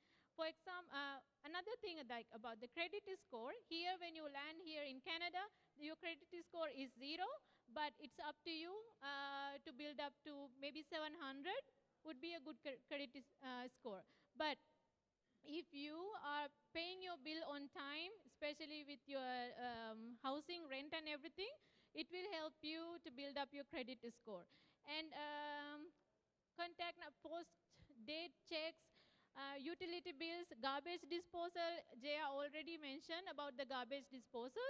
And there are like back home in my country, well, I'm from Sri Lanka. Back home, we can dispose garbage anywhere, anytime, or any place we want. But here it's not possible because Toronto is century city, which is like high population. So you cannot dispose the garbage as whenever you want, right? So you have to have like certain days. For example, Friday is the day that you dispose the heavy garbages, like the if you want to throw away a couch or a stool or your bed mattress or something like that, that should be Friday. It's in my building. You have to find out what day for your building that you have to dispose your heavy garbages. And for bottle is for another day. Plastic is another day. Honestly, there's one thing that I wanted to talk about. When it comes to housing, you dispose a lot of garbage. But also be mindful, you can earn money because when you dispose the garbage. For example, they're paying you for bottles. There are some places you can collect all the glass bottles and give them, and they're giving you a good amount of money for that. And also with the plastics, the milk cans, cartons, like keep them with you. And then if you have a time, go to them and then take your money, because here everything is money, right? So if you can earn some, just do it. And utility bills, home repairs is one of the main things. I mentioned in the morning too. One of my when I go to another house, it was my sink was leaking, and then when I talked to my landlord, he said I have to fix it. So anything under $500, whose responsibility? It's your responsibility. Okay? That's in my contract. And read your contract and see what is your responsibility of the repairers, right? So it's in the contract. Everything should be in the contract, especially read the tiny little words, letters in the contract. Those are the important ones. They are tiny for a reason. And also the highlighted one, the black, like bold ones and stuff like that. Read everything. So for me, when I have my contract, it's like 6-page long, and I didn't have the literacy to read it because all the words and the terms, I'm not that familiar of them. So I went to Seneca, the student help desk, and then I sit down with one of the people, and then I read my contract with them, and then I get the idea of what is my landlord is asking from me, right?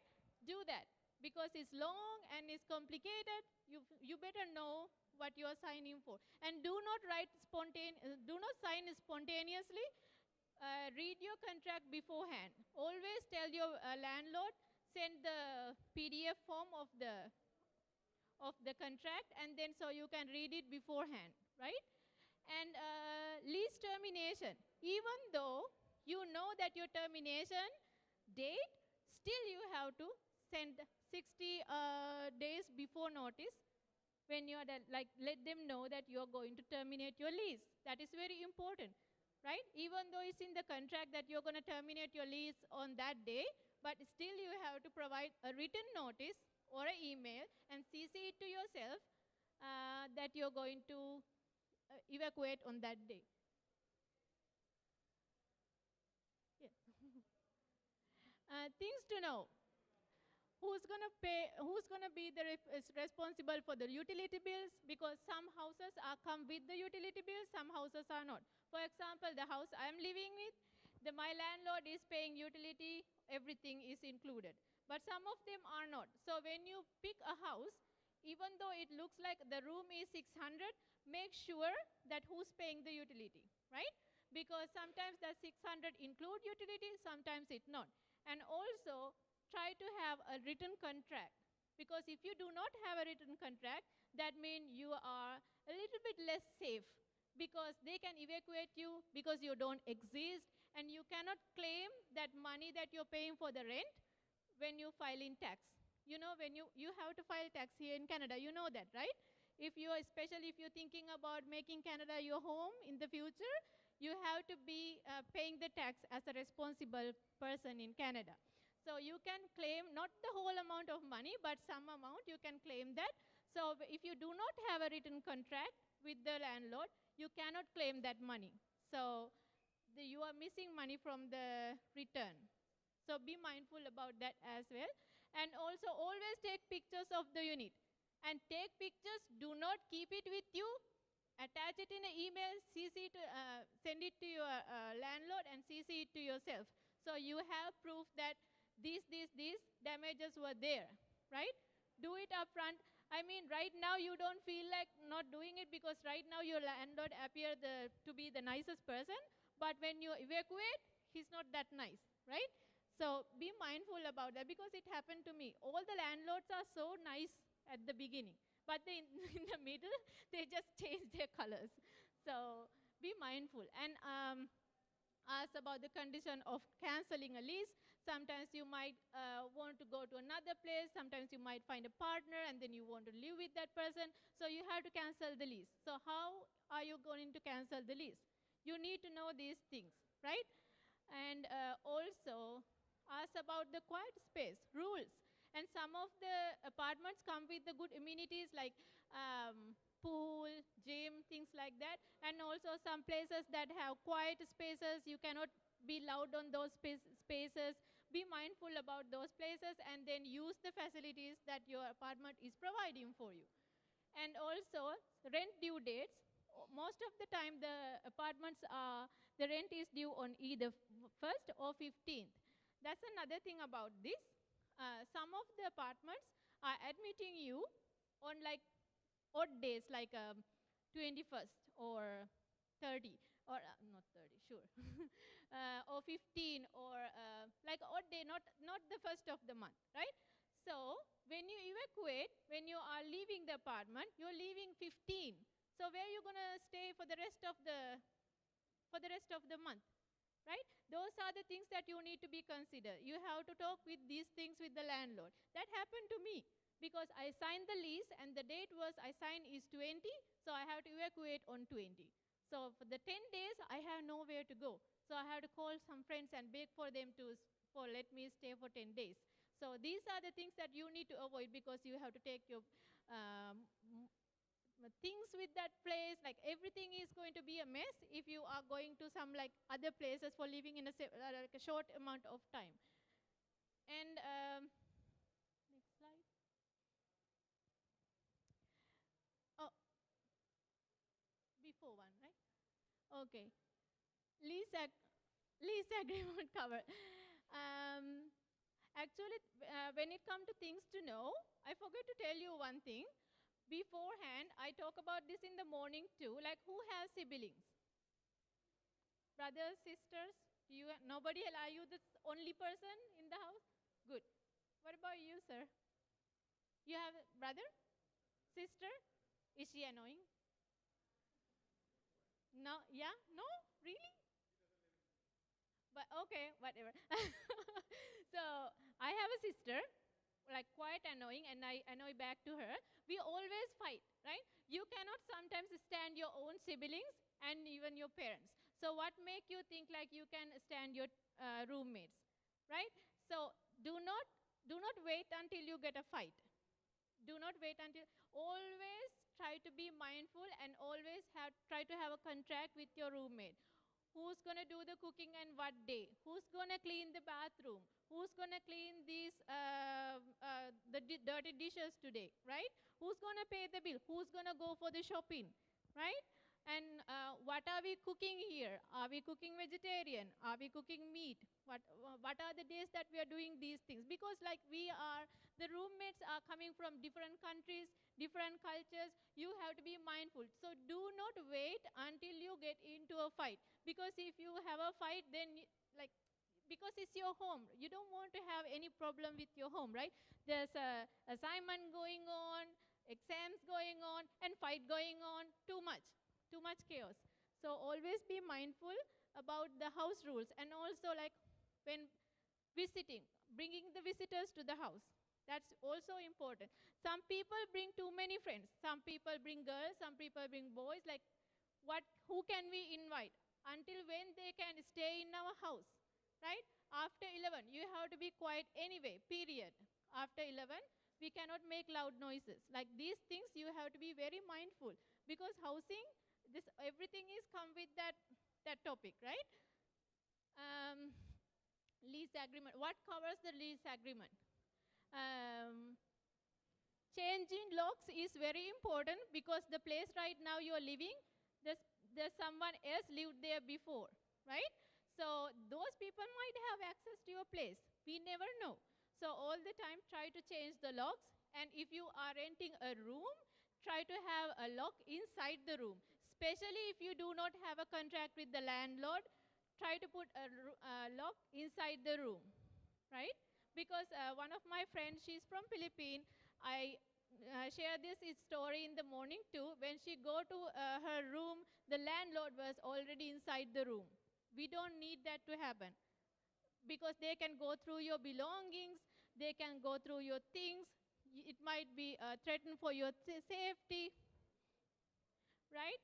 And rent increase. And so all the time, be mindful about the rent, the increase of the rent. It's in your contract. If you sign a contract, they will say it. Most of the time, it says in the contract next year how many percentage they're going to increase, if they are going to increase. One of the houses that I lived, when I go to sign the contract next time, the landlady was talking to me constantly, so I couldn't look at the contract properly, and it says it was increasing the rent. Because like, do not fall into that trap. Always read the contract and be mindful, are they increasing the rent, are they changing the terms of the contract, and everything like that. And also legal right, your landlord cannot threaten you to leave, period. If they threaten you, just call the police, or like take some precautions for that. But for all that, safety is come with the contract. So if you do not have a contract with your landlord, that's going to be a problem. And yeah, this is like, yeah, document both landlord.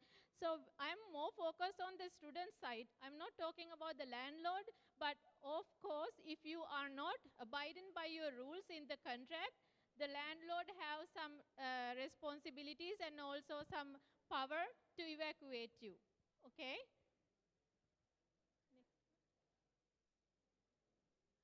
Pay full rent on time, we talk about that, and then also clean, maintain the house, okay? Most of the time, I went to one house with one of my friends, like, the person is casually talking to me and take his shirt off and put it on the floor, and then take another shirt and then put it on. Like, do not live like that. Just try to maintain a good house, you know. Just like, don't go to the house and then like put your clothes and then kick it somewhere and then like take another one, and just try to maintain a good household, because it will cause other problems like bugs and other, like, you collecting the dirt and everything.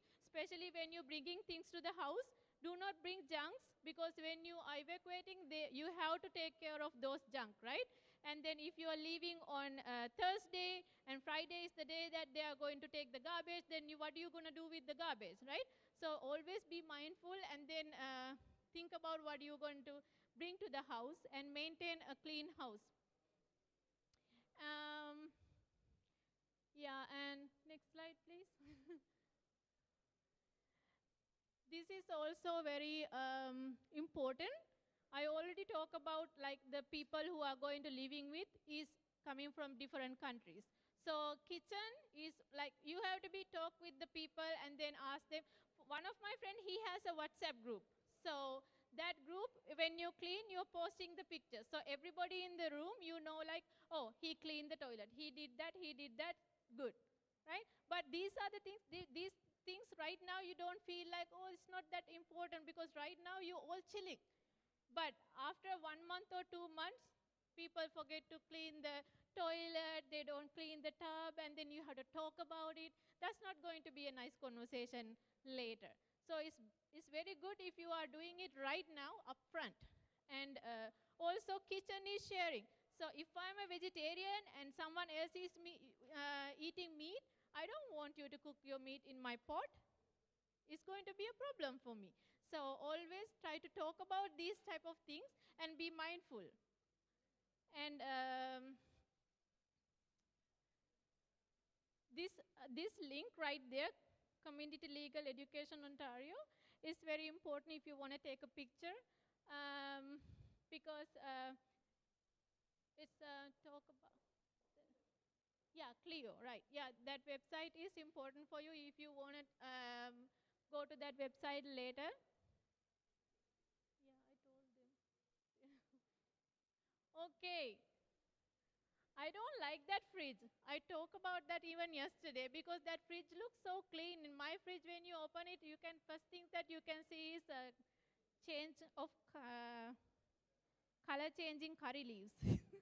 Yeah, so this always when you're moving out, clean your fridge, clean your tub, everything, clean your toilet, bathroom, and everything spotless because they're going to deduct your money from your deposit if you don't do that. And that money is not going to be like $10 or $20, even though you left some small stuff. One time I left some picture frames and some like little stuff, but they deducted $60 from my deposit, which is a huge amount of money, right? I should have cleaned that and saved my $60. And also when you clean, please be mindful that to use the proper chemicals.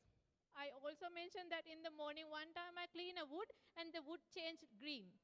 So always be mindful of the chemicals that you're using and also the proper hand gloves and stuff like that when you're cleaning, because this is a different country. They are using different type of chemicals. Back home, I just use like coconut shower and then just like clean everything. But here is different. And also, when you go to a house, be always check the fire alarms and things like that are working, because you don't want to caught in the fire of the middle of the night. And also be mindful what you bring for the house, inside the house, because you don't need junk. Again, one last thing, I forget to talk about the moving truck over there. Moving costs money. Normally it's around like $200 or something per hour without labor charge. So if you're moving in and moving out, be mindful about the huge couches and things like that, because if you move them in and then you have to move them out as well, right? And we already talked about these things, but redirect your mails is one of the important things, because nobody wants to get access to your mails, right? Because if you are evacuating, redirect your mails. And also make sure the phone and internet and cable and everything is disconnected, because most of us is doing the auto password and things like that. So we don't need to, like the new tenant want to have access to our stuff. And return the apartment keys, because they're going to charge you $100 if you don't return your apartment keys. Yeah, take belonging, clean the unit. This is very important if you wanted to take a picture. The first link is the torontorental.com. This is the official website. That's very reliable one. The third one is Kijiji. Well, it's like a social, seem like a social media or something. Like, you know, like people did that, but it's not that much of reliable. But the first one is the reliable source of finding a home. And also the, No, sorry, I didn't mean to disturb you, Subhashini. This is a very important, I really recommend you to take a picture. I had many questions, even yesterday, day before yesterday, even today from the morning sessions, they are asking whether Lambton College provide any housing, you know. Do they have any accommodation? No, right? Lambton doesn't have an accommodation, right? Like, no. So Lambton doesn't have an accommodation, so you are responsible to find your own accommodation. And then say, for example, realtor.ca, if you, we didn't walk through that because of the time restriction. If you go to the realtor.ca website, put your budget, put your money that you can afford, pick a location close to your college, it will pop up which are the available apartments. So we are not realtors, or we are not from housing agency, so we do not have any housing lists with us to share with you which are free. So the housing aunt is on your side, right? So you really need to really look. That's why I think decide where you're going to live, compare, balance it out. Living far away, paying a 300 is better, or living closer and paying 1,000 is better, Those things, you need to decide on those things. And if your friends, relatives, anyone have a real estate person, you should also talk to them. They will not charge for you. They will only charge under landlord. Okay? Yeah. Actually, that's a very good information, because my first house was I got through a realtor. It was Royal York or something. I don't remember. Yeah. So when we put our information, they're going to find a house for you according to your budget, and they are not charging you. They are charging from the landlord. So that's a very good information. Oh, what is this? I think everybody know what is this. No? This is the TTC. This is the subway line. This is the game that we play when we were little, like the hot and cold. If you close to subway, is hot. That means the rent is increased. If you are far away from the subway, it's cold. The rent is decreased. But also you have to think about staying closer to the campus and things like that. Because if you are far away from the campus, if you're far away from the college, you're more focused on other things rather than, I often see this. You're more focused on the jobs, and you're more focused on the other opportunities that is available. But make sure that you are doing your studies well as well. Because one of my friend, actually, he's from Lambton College. He couldn't submit one assignment. It happened to him, unfortunately, and then he has to repeat that course, which affect his graduation year, and which affect his work permit, which affect everything. So make sure, do not take other people's advices, right? Because the IRCC, at the end of the day, they are looking at your grades, they are looking at your whether you complete your requirements of your study permit. This is very helpful resources. This is very important. If you could take a picture of this one, because this has all the information that you need, even right now or in the future. For example, the Canada, like the mortgage one is future. If you want to buy a house, that's the place. And also 211 is the shelter area. If you do not, shelter number, sorry,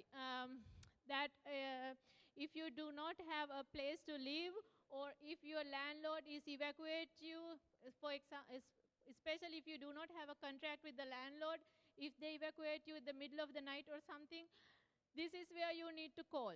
They're going to give you accommodation, and then you can stay there until you find a place. And yeah, that's it for the day. And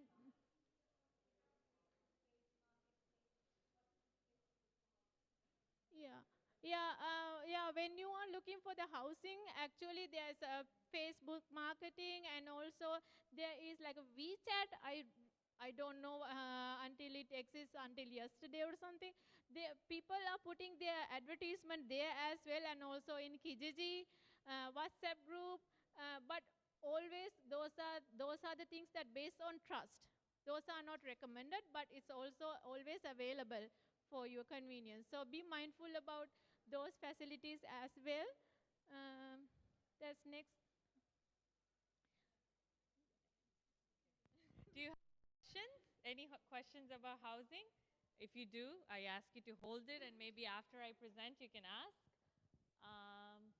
So I'm going to be talking about safety for students.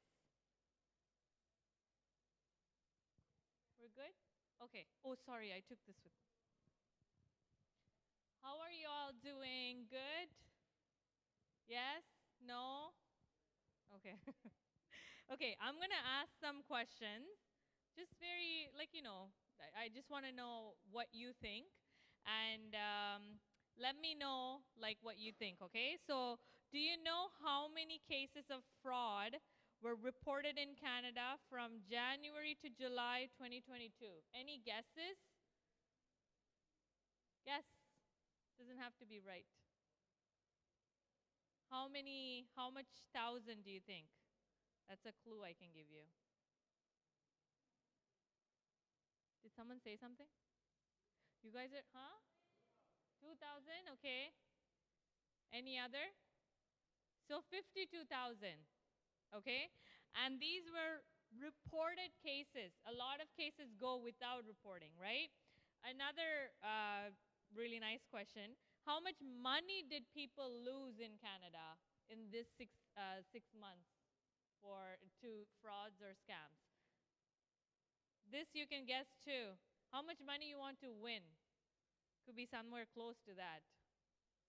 $284 million within 6 months of period, okay? So you will understand why I'm going to be talking about this topic. It's very important because it tends to be the victims of scams and frauds seems to be newcomers and seniors in Canada. So this is an extremely important topic to speak with newcomers about. So the agenda is going to cover how to avoid fraud and scams, how to protect your identity, and some emergency services we have available. Next slide. Okay, so maybe next slide. So these are some types of frauds and scams. So for example, one popular one is called phishing scam. This is when you get email from a very well-known company, for example, a bank, saying that, okay, this is so-and-so, I'm a manager, coordinator at TD Bank, I need your personal information. They find out which bank you have an account with, and then they send you an email, and you think it's a legit person because the email it's coming from, even that email looks like it's a trustworthy email, and you might, send in personal information. So when I say personal information, things like your SIN number, your name, your date of birth is extremely important to keep very private. So things like that. And another one is lottery scam. Everyone wishes we win a lottery, but unfortunately, it's very rare. So you would have seen emails like this. Not just money. They say that you have won an iPad, iPhone, things like that. And when you click on the link, it takes you somewhere else. Your computer gets hacked. You get some type of virus, right? Another very, very popular one is CRA and Service Canada call scams. So CRA is Canada Revenue Agency.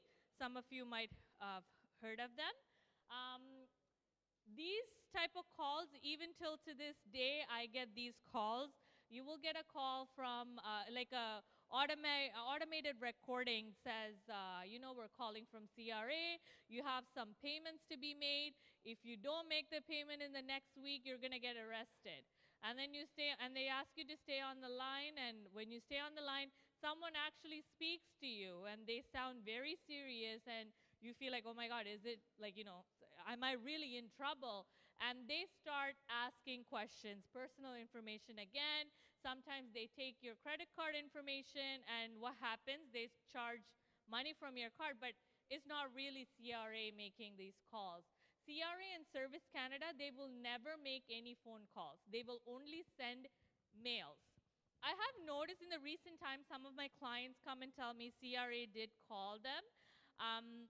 And sometimes, I think in rare cases when they don't know any other way to get in touch with you, they do call you. But if you feel like, you're not sure, you can tell them on the phone. You can tell them, listen, I don't feel comfortable speaking because I'm not sure if I'm speaking to the right people, so send me a letter. You can say that. You have the choice. And you won't get in any trouble. Next slide. You can move on to the next one. Again, next one. These slides are just talking about during COVID, a lot of this frauds and scams were happening because a lot of people were working from online, right? So like very rarely in person. So there were more chances of these frauds to happen. So how to identify fraud and scams? If you do not know the caller, don't pick up or do not initiate a conversation, just hang up. There is nothing free, unfortunately, there's nothing free. And if there is someone offering something for free, there's usually a catch to it. So like, for example, we're giving free snacks. That's okay, it's free. But you know what I mean, right? Like during COVID, they were offering, some people were getting calls saying we're giving away free masks, we're giving away free sanitizers, you know, things like that. But then there's always a catch attached to it. So you always have to watch out when someone says something is, you know, going out for free.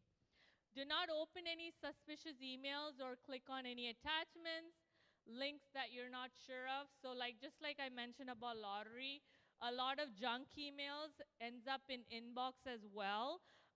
And a lot of them are like attached with viruses. You know, make sure you don't click on any links. Sometimes you even get text messages, right? Saying like, you know, click on this link and we'll take you to another web page or whatever. Just make sure you don't. I mentioned that no government agency such as CRA will call and threaten you. They will never threaten you. CRA, Service Canada, Service Ontario, any government agency you pick, they will only try to help you. So let's say Canada Revenue Agency has a lot to do with, you know, taxes and benefits, GST benefits, things like that. So sometimes, let's say you are overpaid. You had an overpayment and you have to pay back. They will only, you know, they'll get in touch with you to get the money back, but they won't threaten you in any way. They will only try to help you. If you can't pay the full amount, they'll give you choices like you can pay monthly or you can get like a 6-month grace period, things like that. So don't feel threatened by any government agencies. Yeah, so don't give your personal information like PIN number, passwords over phone to strangers. Another point is unauthorized or fraudulent charities requesting money for victims. Don't be pressured into making a donation. So ourselves, North York Community House, we are a non-profit organization. So we get funded from the government, different parts of the government, federal, provincial, to give free services to newcomers like yourself. We also, some people, if they want to donate money to us, they are also allowed to do that. So organization like ourselves, if you want to verify, if you want to make a donation, and if you want to verify if we are a legit company, you can always check our website or Google it to see any agency I'm talking about, to see if they're a charity that's registered. Okay? Next slide. Okay, so in case, you know, we try to avoid it as much as possible, but in case we become a victim. So let's say you're on the phone with this CRA person and you end up giving your credit card information. It's okay. If that does happen to you, then make sure you remember that situation. So you remember the date, the time, what information you gave, what information they gave you. In order to file a complaint, it could be to the police or maybe to your credit card company. So if you use a specific credit card, like a CIBC credit card, you call the back, there's a number in the back of the card, you call them, let them know this happened, and try to do it as soon as possible, and let them know you gave this detail, please lock the card, and they'll lock it, and then they'll send you a new card, okay? And what else? And credit bureau, if you see, there's 2 companies under called credit bureaus. So in Canada, there's something called credit bureau. You would have maybe, when looking for a house in Canada, you would have heard your landlords ask for credit score, credit report, yes? Yeah? Okay, so when you come to Canada, you're obviously gonna get a bank account, a credit card maybe, a phone for sure, a phone bill for sure. everything goes under the credit bureau. You will have your own credit report, credit score, which is being updated every time you, like, you go under a loan or you go under a contract. So when you have a credit card, make sure you make your minimum payments on time, because all of this is being recorded under this report. So this gives credibility in the future. So in the future, if you want to buy a house, if you plan to settle in Canada, you want to buy a house, if you want to buy a car, they will check your credit score, credit report to determine if you are a person who pays everything on time. Okay, so that's why landlords ask for this, because they want to make sure you will pay rent on time as well, right? So this is something you can get from these two companies. They're called Equifax and TransUnion. I mean, most of you probably just came to Canada now, and I don't recommend you getting very anxious and checking this report every month, because that's not recommended either.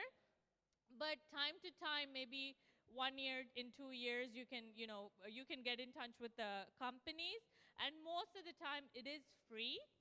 After COVID, I think they don't make a charge, so you can call, go in person, or I think there's an online procedure as well to get the report. Okay. Next slide. Protecting your identity is extremely important. One identification that you need to protect is the SIN number, social insurance number. Sometimes people tend to think that this is like an ID that you can use in the public. So when someone asks for an ID, it's usually driver's license, photo card, could be an ID. This one should not be shared with anyone. This is very personal. It should be kept private. Because SIN number is only needed for employment. So if you're looking for a job and the employer requests for your SIN number when you get hired, not even before hiring. During the hiring procedure, they might ask for it, and you can provide it to them. Okay? And keep other documents like passports and immigration paperwork in a safe place. Where I come from, back home, if I go, like as a visitor right now, I have to carry my passport with me everywhere I go, because the police can stop us any minute and ask us to, show some type of ID.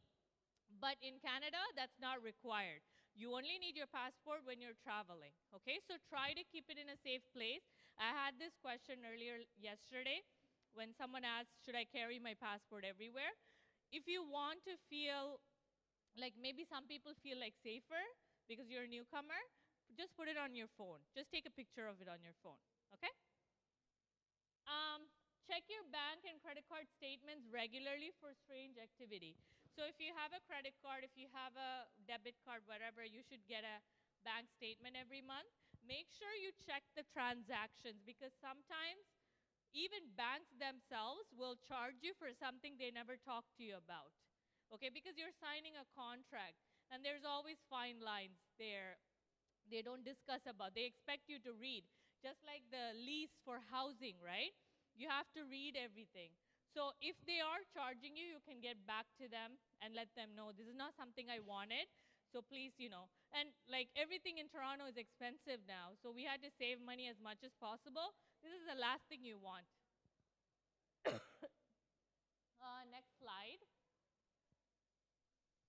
This is something I think everyone knows about, but using strong passwords for any account that you have, make sure you have strong passwords, and also try to change the password every 3 months or something, just to be in a safe side. Don't share passwords or PIN numbers. Always log off of websites when you use public computers. So at school, I'm sure you have computer labs that you can use, or libraries. Just make sure you sign out and do not save any passwords under them. And also privacy setting. A lot of us were on social media, and the privacy settings, we had to make sure, we check them and make sure we know what's happening. Next slide. Safety on the street. Again, this is very common sense. You might have evening classes. Try to, when walking home or walking to TTC stop, try to stay with people. Try to stay in an area that's not very isolated. Dress very lightly. Pack very lightly so you can move faster. And if you feel like you're being followed by a person or a car, just try to go to a store that's open, just to avoid these type of situations. Tell others where you're going. This is really important for international students. If you are most of you are living without family here, so just if you live with a roommate, let them know I have a 6 p.m. class, I should be done by 9, I should be home by 10, or a friend. Just let them know so at least one person knows, where you are, just to be on the safe side. And talking on the phone or even listening to songs, we kind of tend to get lost with the music or whatever, or the conversation. Try to be alert of what's happening around you. Okay? Next slide. Life-threatening emergency, non-life-threatening emergency. We have phone numbers for all situations. Next slide. Yeah. So you should all know by now 911 is the emergency line that you can call, but that's only for like life-threatening situation. We also have a non-life-threatening situation, like non-emergency situation. There's a number. If you're not sure if you're facing what type of a situation, then just call 911. Let them know this is happening, and they will guide you on, what to do next. There's also a number for if you do not want to share your name, number, or whatever. There's also a choice to call anonymously and report. This is a list of helplines that's available for you in Toronto. So, for example, you can take a picture if you want. For women who are experiencing abuse or mental health services, a lot of services are available at the school as well. I recommend you find out from your student services office to see what are some, services available, because within the school is much more helpful for you. It's your own community kind of thing. But if not, you also have the choice to contact them as well. And also, you can get in touch with us as well. I think the next slide should be our list, right? Yeah. So take a picture of this as well. You can email us, send our contact. Yeah. Okay, sure. Subhashini has something to share. Hello everybody again. So we are talking about the student safety. So I want to share something else that is really concerned, like not a lot of people talk about this topic, but you should know. Who's comfortable enough to share that, who's having partners? Like, are you single? Most of you? Yes? Yes. So single. Okay. So this is an important topic then. Dating here in Toronto, it's because you are far away from home and you're young.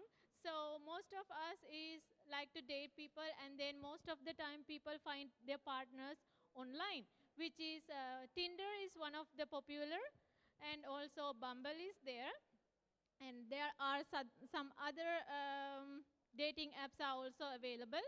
But be careful, be mindful who are you trying to contact in the dating websites. Do not share all your pictures, your location, where you are staying. And also, if you have a meeting with that person, please, please, please be mindful to share your location wherever you go to your non-judgmental friend, right? Because that happened to one of my friends. She found this person online, and she goes to his house far away from here. So 2 hours away. And then she suddenly gets scared. She shared her location, so we could go and pick her up. But those type of things should not happen. So if you are careful about your safety, always try to pick a place near to your house and meet that person in public areas, because sex trafficking is a real thing. You know what is trafficking is? They're gonna okay, they're gonna take you and traffic, and that's not only happen for girls. This happen for boys too. So you never know. So always be cautious, be careful, and always use your protections, and be mindful about dating. Yeah, I'm not going to talk about that too much because people, I can see your faces, but you know, these are the things that we need to talk more openly, because these are the things that you need to know about your safety, right? Always share your location with your friends. Do not go like midnight adventurous things, because one time one of my friend, she invited me to a birthday party. So I went there, but then within 5 minutes, I understand this is not a place that I should be. Everybody does different. The house is so dark, and everybody start drinking different type of things. I was like, I call my friends and like immediately leave the situation. Do not stay there to make you feel like adventurous and explore, because your safety is the first thing. Because you're here, your father or mother is not here to rescue you, right? Okay, so that's it. My name is Subhashini, and it's nice talking to you, and they have a good day.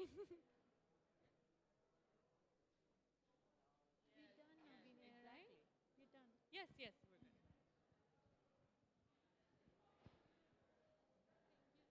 Thank you. That's all right. Hello, everyone. We have a short break. We will be here back at 1:30 for student services. Thank you.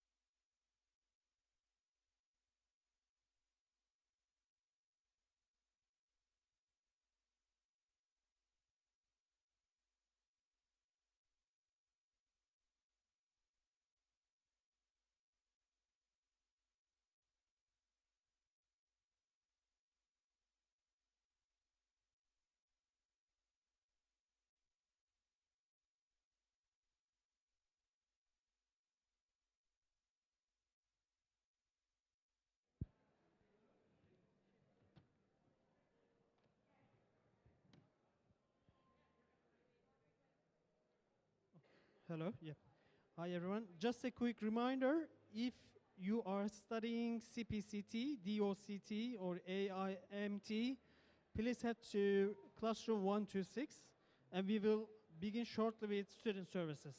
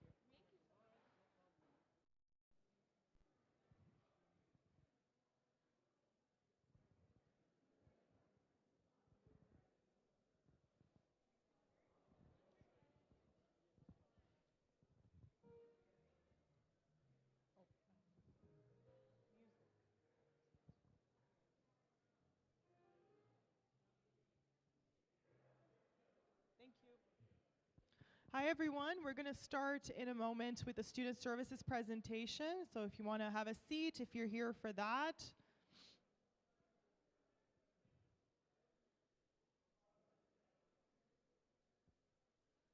If I can have everyone's attention, please. If you're here for student services presentation, please take a seat. Okay, we're going to start. It's just a little bit loud. There are folks at home that are listening to the presentation online, so we want to make sure that they can hear us through the. Thank you. All right, so we're going to start. Welcome to Student Services Orientation. Welcome to Lambton College. We're so happy to have you guys with us, introducing student services, and of course getting to answer your questions at the end of the session as well. So we're going to introduce you to your very small student services team, small but mighty. So we have Caroline, the wonderful, beautiful Caroline here, and myself as well. So if you guys, you'll see our faces plenty on campus. If you come to talk to us and have an advising session, you're going to most likely get either Caroline or myself.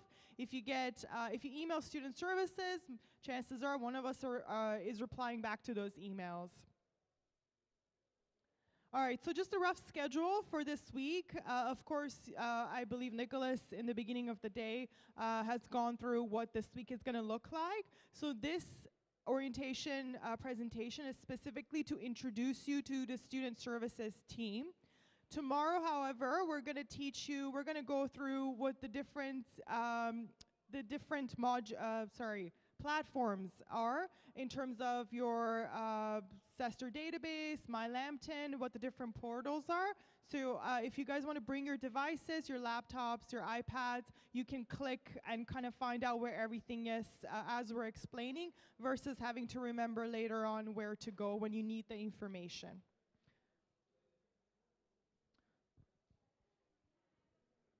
Okay, thank you for attending with us today. So welcome to the Students Services presentation for new students.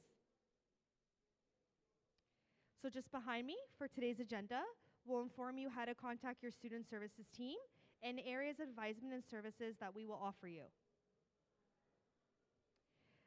Student Services, students can access information regarding the Student Services Department on Moodle. As you can see behind me, we have a view of the Student Services section on Moodle.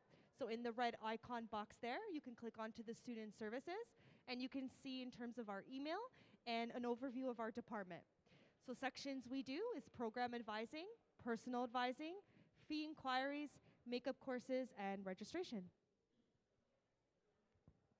All right, so how do you get in touch with Student Services? Of course, we offer many ways of doing that.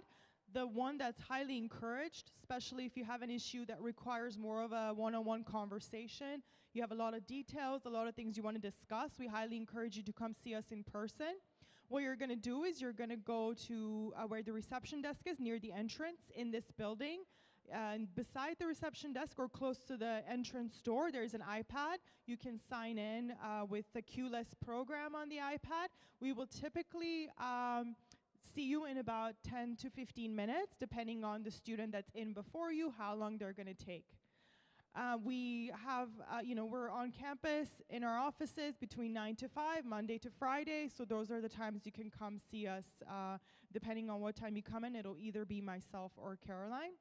But if that's not your cup of tea and you rather, send an email, you can do so. So you're going to email studentservices@sestercollege.com.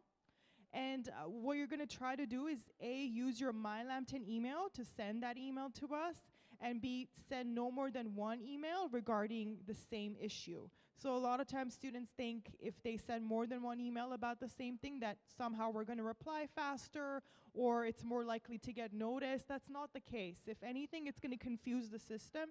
It's going to confuse us. So you can write one email about an issue, put as many questions in it as you want. We're going to address all of them when we reply back to you. The third way that you can get in touch with us is through video chat. So we have, like Caroline said, when you go on Moodle and you click on the Student Services tab, you're going to see a schedule for when our video chat hours are. There's a link there as well. You click on the link during those times. We're going to invite you into an Adobe Connect room, and then you can have your advising session with us. So you have 3 ways of contacting Student Services. So what is Student Services? Everyone has a vague idea of what it is, and every school, every institution offers different things via their Student Services department. So Caroline will go into specifics later on, but generally how you can think of it is it's like an information hub. We spend a lot of time getting in touch with various departments of the college, finding out what they do, what services they offer, what things they help with. So if you have any college-related question, or even personal issues like mental health, college policies, you can come to us. If we cannot help you directly because it's outside of our department, we can help you find out where it is that you need to go, who do you need to email, what office you need to go to get the help that you need. So don't worry whether we can help you with your problem. You come to us regardless. We can send you to the right place. Again, generally speaking, what do we help with? Academics, personal advisement. What is personal advisement? Usually having to do with mental health. Thank you, Tenny. So the categories of services we offer are academic support, registration and finance, program progression, personal advising, and student account updates. We'll be going through each category now. So at Student Services, we provide academic support, such as information relating to college policies. We provide insight into the procedure and objectives of the policy. We provide tutoring service referrals, which allows students to connect with the department to provide study resources, writing and language assistance, and reaching students' academic goals. With grade appeals, any student registered at sister college may appeal a grade awarded in a course or any judgment decision made regarding the student's learning competencies or graduation from a program of study. So further, if you would like any further information regarding this, you can refer to the student policies regarding grade appeals. Registration and finance. So on the slide indicated behind me, you can see you can email student services or the registration team at registration@sistercollege.com for any registration or finance inquiries. As Tenny had mentioned, you only send one email. And then please ensure that when you're emailing the registration department, you email from your My Lambton account. If you email from your personal account, what could happen is it could go into our junk and spam, and we may not be able to read it right away. What else? Academic scheduling, breaks and leaves, transfer credits. Students who wish to apply for transfer credits from a previous educational institution should follow the transfer credit application process. Dates and deadlines. Please refer to the important dates portion mentioned on the Lambton in Toronto website. Fees or receipts. These can always be downloaded from your My Lambton portal. All right, program progression checklist. So how are you going to know what each semester up until graduation at Lambton looks like? What you want to do right away before you start your classes, go on your SESTR database and you're going to download your program map. It's really important, if you want to print it or keep it on your computer, save it on there. You're going to see what courses you have to take every semester. But also, when is your academic break going to be? What are the requirements for graduation? What courses you have to take, what GPA you have to achieve? What if you fail a makeup course? What then, right? How is it going to affect the courses you're going to take next semester? So program map shows you what your prerequisite courses are, what your co-requisite courses are. So it's really important to look at it so you have an idea. In the case that you do fail a course and you need to stray from your program map, you can come see us and we can offer alternative routes to you. But for the most part, you're supposed to stick to your program map, so you have to know what it consists of. So student account updates. You always want to keep your information updated. There's two platforms you're going to do that on, your SESTR database and of course your My Lambton. Through the SESTR database, what you want to do, especially right now, is update your address and your phone number to your Canadian one. A lot of times students don't do this until their third, fourth semester. We've seen that. It's really important to do it. Should something emergency happen to you on campus, we need to be able to have a way of contacting you, so please do that. Also, your study permits and your work permits, it's really important to upload this onto your SESTR database. When you joined us or when you registered, you may have uploaded your study permit application, study permit approval letter. Now that you have your actual study permit, if you haven't uploaded it, please do so. If you try to upload it, it gives you issues, there's technical problems, you can always email registration@sistercollege.com and we can look into doing that for you. Also, again, just to remind you, if you're going to update your address and phone number on the SESTR database, please do that on the My Lambton portal as well. Passports, it's okay. Passports, if you get a new passport and now you have to upload that, please email it to studentservices@sistercollege.com. All right, conduct and complaints. So, again, highly encouraging everyone to go on the Lambton College in Toronto website and click on student policies. There's a specific policy that I want everyone to be looking at, and that's student rights and responsibilities. The reason it's important is because you're going to read it and you're going to know how are you supposed to act towards other people on campus. What is okay to do, what is not okay to do, what is professional, what is permitted, and also how are other people supposed to treat you at college? How are your classmates supposed to treat you, your instructor, other faculty members? So it really sets the standards of behavior in the college. And also in the case that, you are going through issues like harassment and bullying by anyone in college, again, you're not going to know that that's happening to you unless you know what the appropriate behavior is. So please go take a look at that. And then should you think that you're experiencing harassment and bullying on campus, You're going to come talk to us about it. We're going to walk you through the proper procedures to address it. So what forms you need to fill out, how is it going to be investigated, what evidence you need to provide, and what the wait times are, and all of that. So again, know your rights, know your responsibilities, but then you can come to us should any of those be violated. Thank you, Tenny. So the Student Council is a group of selected students who collaborate with students to impact our school community. The goal of the Student Council is to have one representative from the list of following programs. Students who are interested in participating as a Student Council representative should apply. The students in the council can lead the way to positive change. All council representatives are required to maintain a good academic standing with a minimum GPA of 2.8, and to be present at all student council meetings and to act with integrity, professionalism, and exemplary conduct at all times. Mental health. So we assist our students with mental health concerns. We support our students with personal academic counseling. We can offer our students the appropriate organizations that can help their concerns. As student services, we promote health and wellness, and we provide access to resources in the GTA, the Greater Toronto Area, pertaining to mental health and wellness, including hospitals and clinics. We will be giving you an overview of the support services we offer for mental health, sexual violence and assault supports, and housing information. So in terms of referrals for health and mental health, a lot of times students will avoid talking about these issues or getting help about these issues. So the college takes mental health topics very seriously. It's not a taboo topic here. We address it, we talk about it. And a lot of times when students, from our experience, when students have ignored these issues, thinking it's going to go away, it doesn't. It just keeps persisting. It affects your academics. It affects your future. So if you do experience mental health issues, anxiety, depression, please do come see us about it. We have an extensive database of various community sources that can help, and each community source is specialized in a certain mental health topic. So when you come and talk to us, we know exactly which one is more appropriate for you to refer you to. We also have mental health certified staff members on our college faculty. So these are individuals that know a little bit more than we do in the areas of mental health.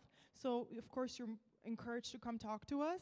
If you feel like you need a little bit more of a personalized detail referral or help, you can email any of these staff members. So we have Ash, Brian, Olga, Peter, Prince. You can email them, request an appointment in person or via video chat, and they can help you a bit more in terms of your mental health related concerns. So again, as I was mentioning before, talking about mental health issues or coming to us about it is not a sign of weakness. It's not a negative thing. A lot of times peers will tell you, or family members, oh, everyone goes through the same thing. Everyone has anxiety. Everyone, be positive. It's all in your head. These are not helpful things to tell yourself or tell the person who's suffering from a mental health issue. So please even tell your classmates, or your friends if they're going through these issues to come to talk to us about it. Because only by being referred to a counselor or a mental health expert are they going to get the help that they need, and that's the only way they can recover from that. Just like when you get a cold, you go see the doctor. When your mind is having a health issue, you have to go see a counselor. So ignoring it or telling other people to ignore it or minimizing it is not going to be helpful.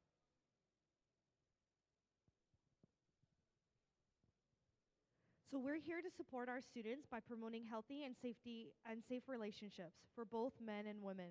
It's okay to ask for help. We're here to provide all our students with advocacy and awareness.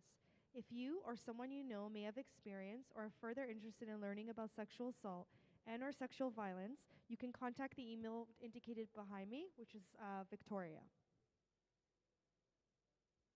So sexual offenses defined. There are 4 types of sexual harassment: verbal, nonverbal, written, and physical. So verbal can be sexual jokes, rumors, name-calling, threats, harassing phone calls, pressuring someone into sexual acts. Nonverbal, a display of sexual pictures, photos, obscene gestures, body language, whistling. It could be written, sexual graffiti, notes, emails, Facebook, and other social media platforms. Could also be physical. forced sexual conduct such as grabbing, pinching, and fondling. The impact of online sexual harassment includes, but is not limited to, sexual harassment of this kind can make a person feel any of the following: threatened or scared, exploited, coerced, that their dignity is violated, humiliated or degraded, shamed or judged, upset, sexualized, discriminated against because of their gender or sexual orientation, feeling guilty, or that they are to blame.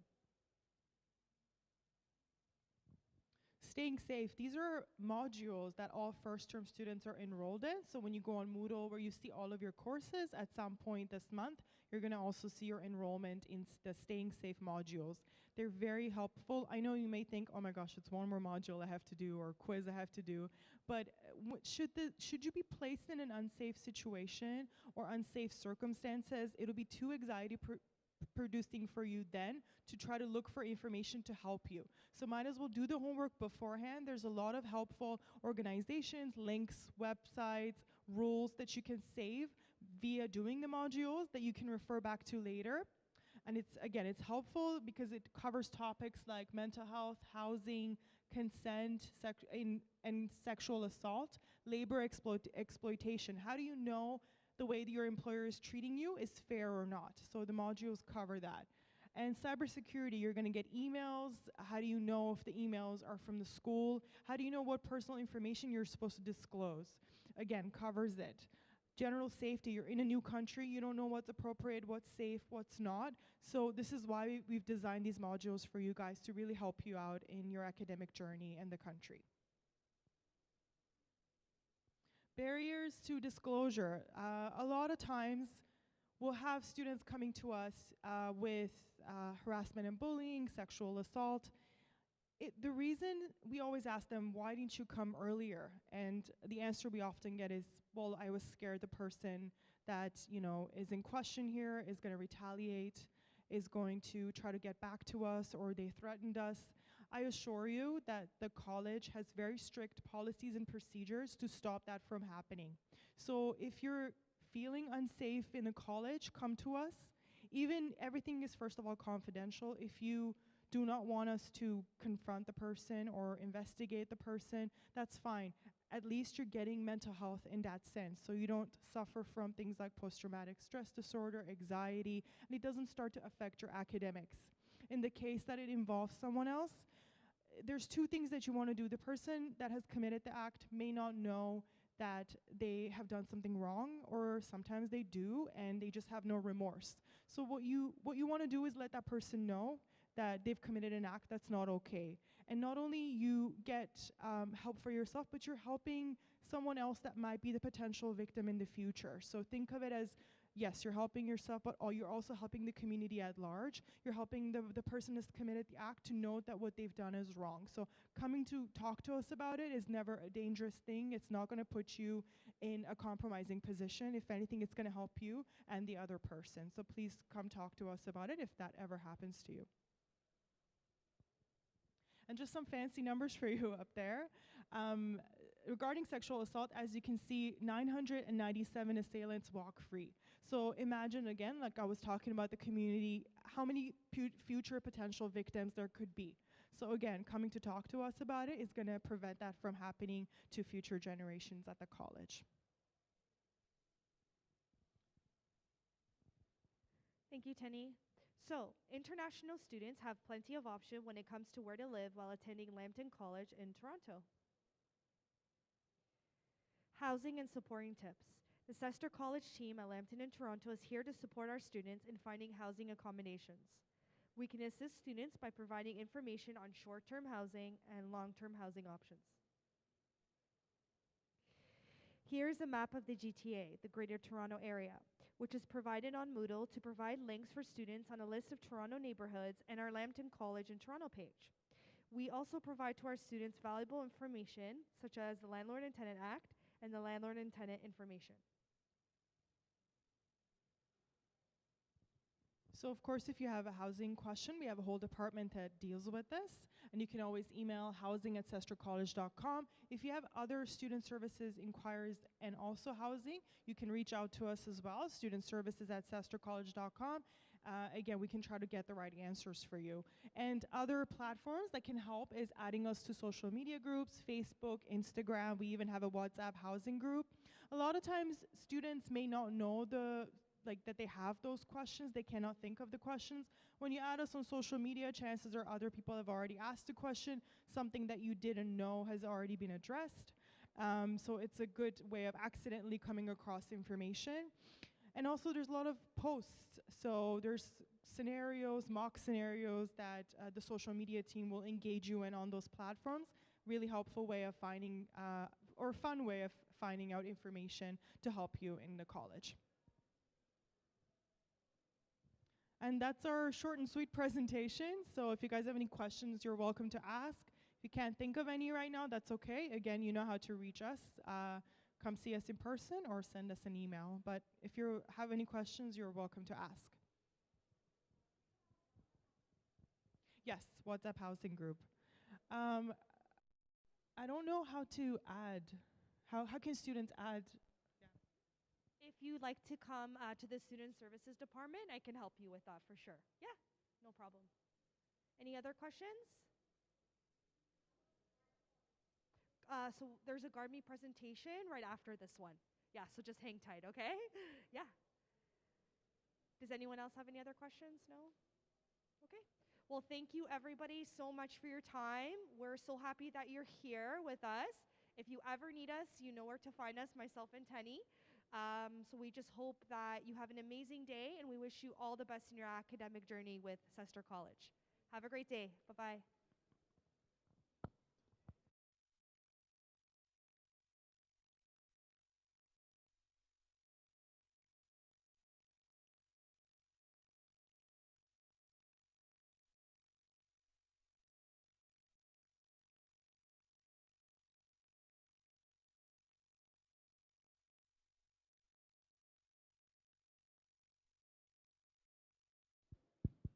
Okay, so we are continuing with GuardMe Insurance. Hello, everybody. How's everybody doing today? Good, excellent. My name is Lucia Quigley, and hold on. I think that's the last slide. We gotta go back. Yeah. Yeah, that's the last one. I have to go to the. Like I was saying, my name is Lucia. I am the account manager for GuardMe. GuardMe is the insurance company that provides you with the coverage policy while you are attending a full-time program here at Lambton College.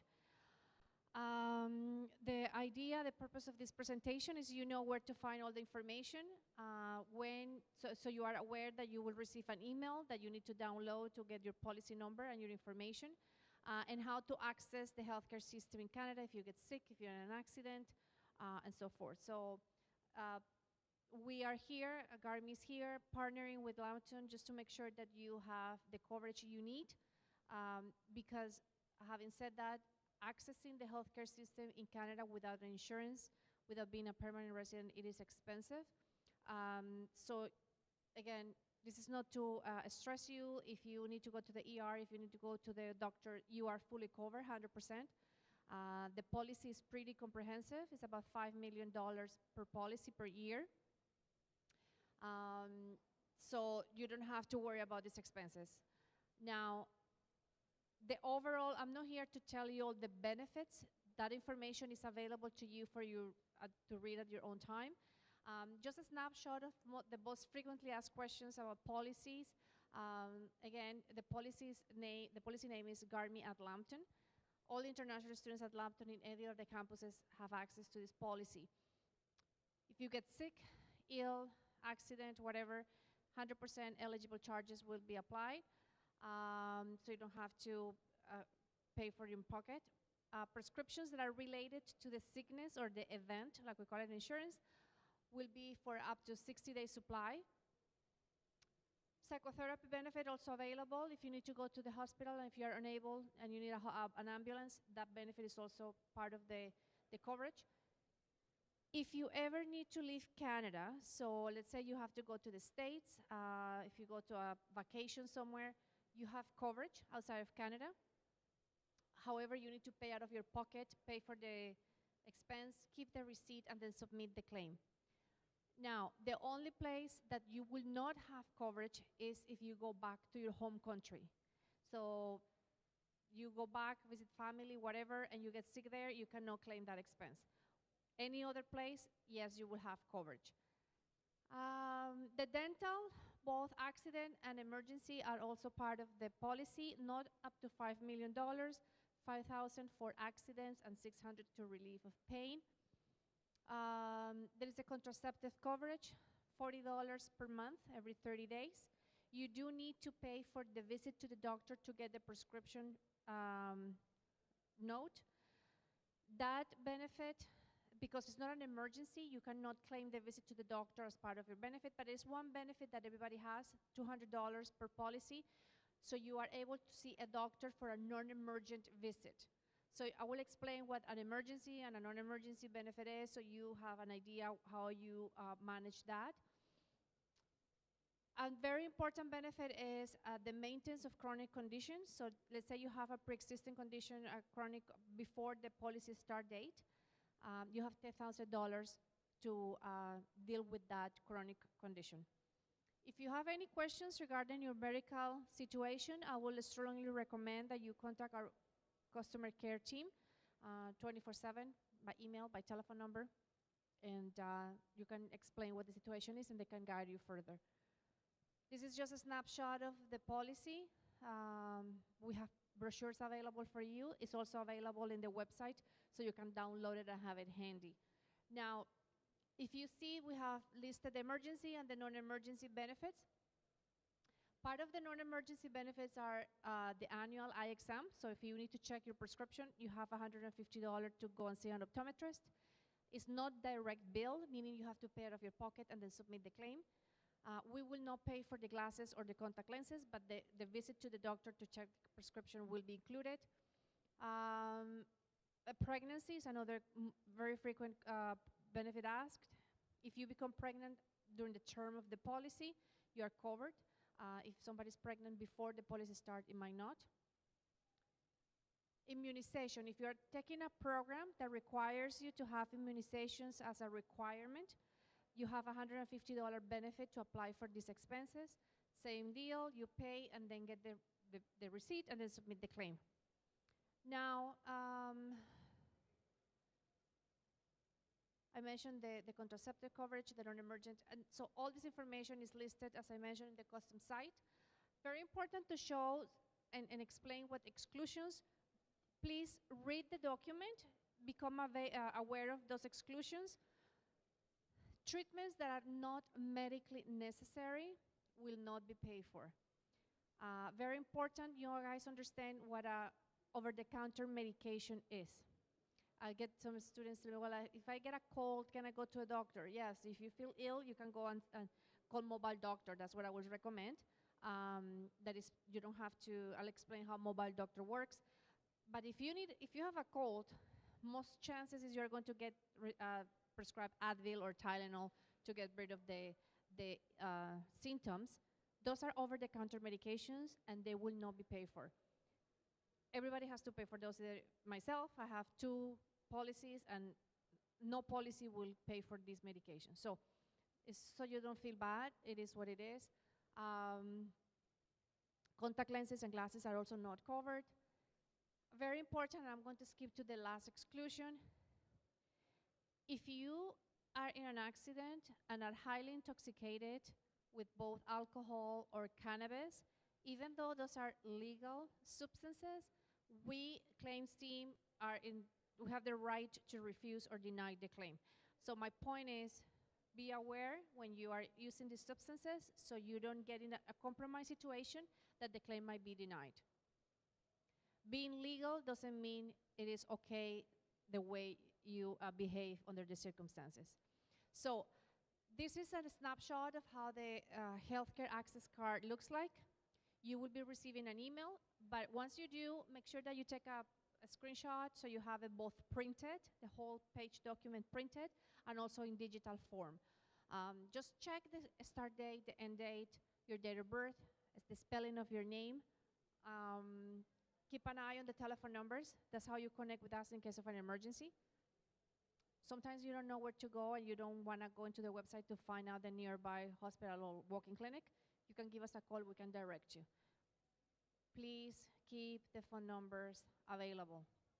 If I had a dime for every time we get through this, I wouldn't be doing this presentation, I'll be retired right now. Anyways, when you go to a pharmacy, when you go to a dentist, a direct billing provider, you have to show the proof of insurance. So this is what it is. Keep a copy of it. Keep it in a digital copy as well. I would even say even share it with somebody you trust. Because if you are sick and somebody needs to make a call on your behalf, they might be asked what the policy number is. Once you receive the email, this is how the dashboard at the GuardMe account looks like. The email will be sent to your Lambton College email account, not Yahoo, not Gmail, not your personal email, to the Lambton College email account. Follow the steps. You have to open the GuardMe account and then proceed to download the policy. You will not, and this is another, if I had $1 for every time I get this. You will not receive anything in the mail. You will not receive a hard copy of the policy. It will be digital, sent to you via email to your Lambton College email account. And this is how the email looks like. Just follow the steps. This email, you are covered now, by the way. The coverage, if you started the term in May 1st, you're already covered. You don't have to call. You don't have to activate. You don't have to, nothing. You're already, if you get sick today or yesterday you were sick and you need to go to a doctor, go to the doctor, pay for the visit, keep the receipt, and then submit the claim. But let's say you're fine, you will receive this email the 3rd week of May. This is another most frequently asked question. Where do I get my card? The 3rd week of May, you will receive an email to your Lambton College. It will look like this. Open the GuardMe account and download the policy. Once you have the policy numbers, a bunch of numbers and 2 letters at the end, please go to guard.me/mobile doctor and open the mobile doctor account. You will be asked for the policy number and your date of birth. I know nobody wants to do more work than needed. Open it and maybe never use it, but if you feel sick, you already have the account open, so you don't have to go through the extra step when you are not feeling well. In Ontario, we have a triage system. So if you are ill with something minor, there are some symptoms that can be treated at the pharmacy level. So you go to Shoppers Drug Mart, PharmaPlus, some Walmart might have some pharmacies available. The pharmacist is able to give you medication, not over the counter, but prescribed medication, okay? So if you have any of these symptoms, you can go and they can take care of you. Now, if you need to go and be examined in physical in person with a doctor, what we're recommending is you go to a walk-in clinic, you make an appointment, you're going to go to the site, you're going to see what are the nearby location where you are standing at the moment, make an appointment and go there. If you go to our preferred network, you don't have to pay for the visit. You can go anywhere you want. If you decide to go somewhere else, that's fine. It's not like we're not letting you do that, but you have to pay out of your pocket and then submit the claim. Sometimes that's more convenient when you are not feeling well and you really need to go now. And you know, Dr. Smith is right there and it's not part of our network, then go. Keep the receipt and then get your money back, okay? What we really need to make sure that you understand is that you are not going to an ER for a mild case, for a minor event. And I'm not trying to sugarcoat it. You might be turned down if you go there for something that is not an emergency. So if you have a broken bone, if you're in a car accident, if you are bleeding, can't breathe, fainted, lost vision, acute pain, of course you are going to the hospital. I'm not asking you to call mobile doctor for those instances, but if you go there with vomiting, diarrhea, even if you think you have COVID, please don't, because those symptoms are not treated at the ER level. And I tell by experience, it just doesn't work. You'll be sitting there for 10 hours, and then you'll probably give up and end up going home anyways. Mobile doctor is your new best friend. If you haven't paid any attention what I've said so far, pay attention to this. Mobile doctor is a service included in your policy. You do not have to pay out of your pocket to talk to a doctor, a virtual doctor. It's open 24/7 anywhere in Canada, okay? So let's say you are here today, but you are in Brampton tomorrow, you are in Mississauga, you go to Montreal, and you feel sick and you need to talk to a doctor. That's what you're going to do. Once you have your policy number, you have the account open, you can get connected anytime. It's one visit per day, so literally you can have, every day you can talk to a doctor. Not encouraging that, but no more than one visit per day. Every conversation is recorded, saved, stored. You can take it back if you decide to go back home and so forth. So please make sure that you do this step, especially because our healthcare system is saturated, and this might be the easiest, fastest way that you can connect with a doctor. They can prescribe lab work over the phone. They can send the medications. It's really a fantastic service. Once you connect, you check the symptoms you have. Maybe an interview face-to-face is necessary. Maybe just a chat is just enough. And then you can get connected with a doctor from between 5 and 10 minutes. That's really not bad. We Ontario residents, we don't have this service.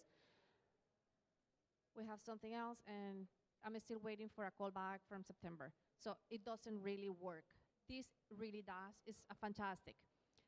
If the doctor prescribes medication, you have two options to receive the medicines. It can be mailed to your home within one business day, or it can be located to the nearby pharmacy. So let's say you are right here, and there is a pharmacy, let's say at Fairview Mall, Shoppers. Give it an hour, they tell you when it will be ready, you show your Garmin card, and you pick up the medication. So it's that simple. Sometimes you are really in bed, you cannot move, so it will be there the next day, within one business day. There are some situations that we are asking you to connect with our customer care, with our claims team, before you are heading to the hospital. And there are some cases, and people ask me, what if I'm unconscious? Well, obviously, you are not going to call us if you're unconscious. That's what I said. Share the policy number with somebody you trust in case they have to call us on your behalf. But if you're thinking of going to the ER, connect with us because you might be getting an invoice. They might require payment before seeing you. You want to check that before you go. If the doctor that you went to see is requesting further additional testing that requires you to pay up front, you want to make sure that that payment is going to go back 100% to your account. Confirm that before paying any money. If you already pay the money, just submit the claim. But if you are about to pay the money, clear the coverage first. If you have any questions related to your own personal health, conditions, pre-existing conditions, chronic ongoing, whatever the case, connect with the customer care. Usually we'll recommend that you put the policy number in the subject line so they know who are they talking to. So they know Lucia Quigley is 123456 policy, and they can bring up all the information in the system. This is the custom site. Please, everyone, make this your favorite, because in here you can find the clinics nearby that are part of our network, so you don't have to pay for the visit. It's on the left side. It says Find a Canadian Clinic. It's also mobile doctor sign where you can go there. And I make a little breather here. If you go to the Maple site, which is the company that provides mobile doctor services, you will be required to pay $50 or around there for the visit. If you get asked to pay any money for mobile doctor, you're in the wrong site. Exit and go back to here. I've seen this before. I will continue seeing it because people don't really pay attention. They think they are cutting corners going directly to Maple. You can reprint policy documents. If you are here in Canada attending SESTAR Lambton with your spouse and or your children, they are not automatically covered. Remember the third slide, how expensive it is to access the healthcare system without a policy? Well, make sure that they have a policy. We're offering you this option, but we're not forcing you to buy from us. You can do all the purchase online. Your dependence policy must match your own. You cannot purchase a dependence by month. It has to start and end the same time as your own policy. You can purchase Visa, MasterCard, PayPal. This is just a snapshot of my account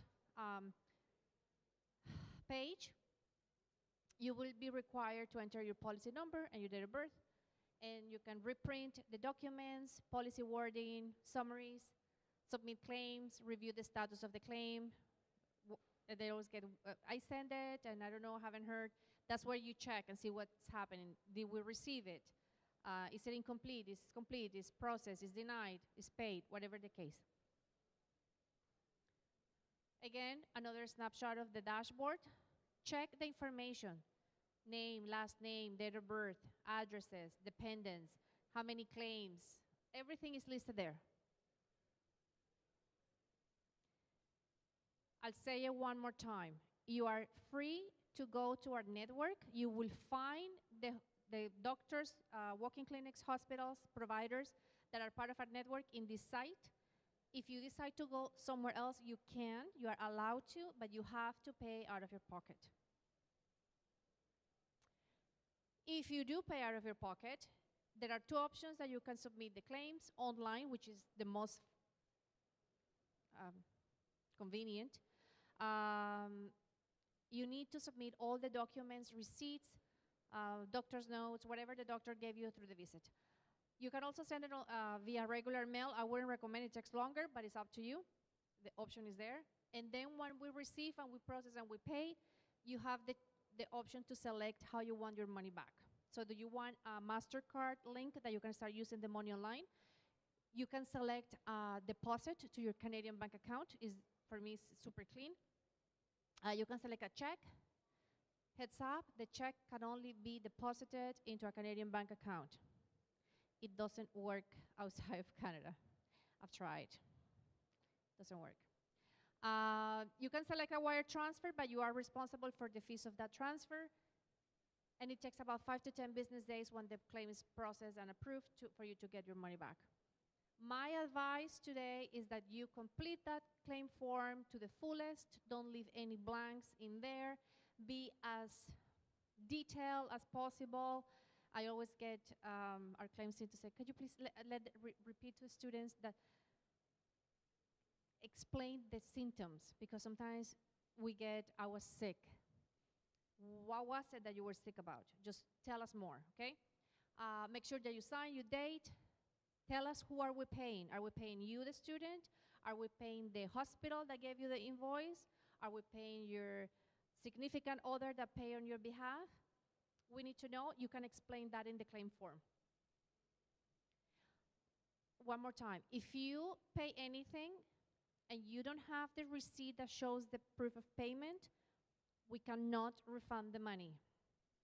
I've been in the international education industry for too many years, and I've seen too many students cry because they forgot they lost the receipt.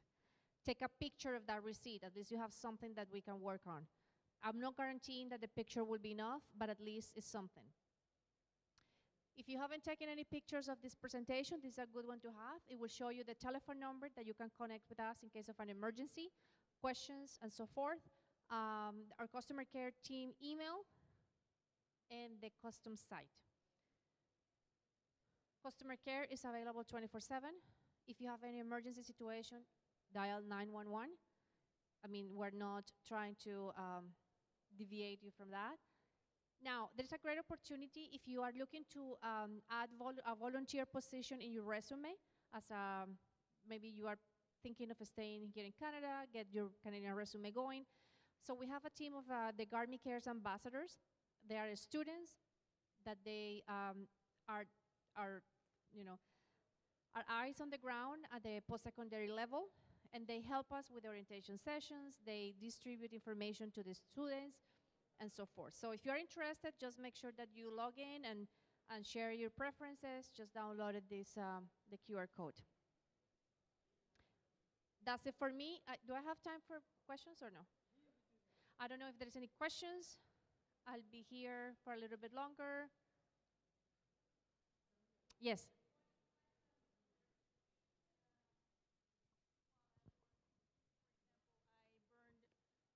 What if I have an emergency at working? Is it covered? So any illnesses, sickness, or accidents, right? As long as you're a full-time student and you're covered, you have coverage from GARMI. It's very important to let you know that we will be, if there is another insurance in place, so maybe WSIB, if you are working for a place, your employer, we will be secondary payers.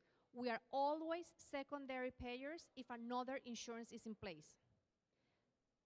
I don't want to get into details, but that's called coordination of benefits. So we will pick up whatever the first policy didn't pay. We will coordinate with them. But yes, you're covered. So I'm going to say one more time, third week of May, because if I get those questions asked up there, I'm going to. Third week of May, you will receive an email to the Lambton College email account. Follow the steps, download the GARMI account, open the GARMI account, and download the policy. You are covered now. If you need to go to the doctor, make sure you keep the receipt of that expense, and then we'll submit the claim, okay?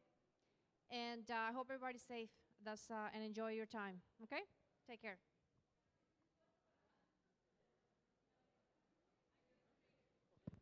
So thank you for all the information. We're going to have a short break, and we will be back at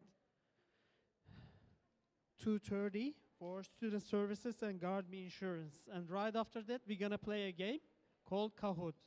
Thank you.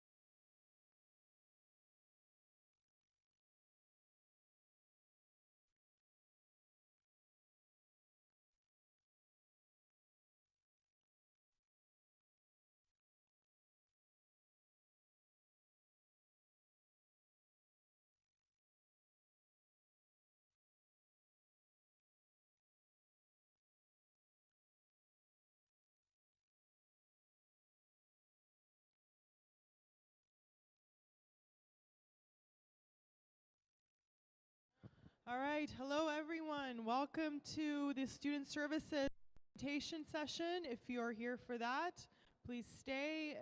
If you have another session to go to, you're welcome to leave. So we're going to give you a little bit of time to get settled.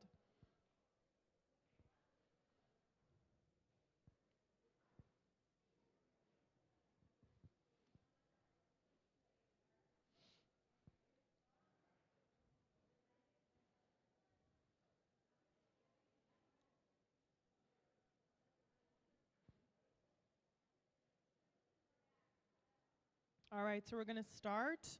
Welcome to Student Services presentation. We're so happy to have you here with us. Welcome to Lambton College. We're going to go over what our specific department does for you guys and the different resources that we offer. Of course, this is your very small but mighty Student Services team. So you have Caroline and myself will be your Student Services advisors. If you guys are wanting to have a one-on-one session, you're most likely going to get one of us. If you're writing an email to Student Services, we are the ones replying to you. So you're going to be seeing our faces a lot on campus. Hopefully you don't get sick of it. Just a rough schedule for this week. Of course, we're already on Wednesday. But if you guys, so today what we're going to do is we're going to review what Student Services Department does.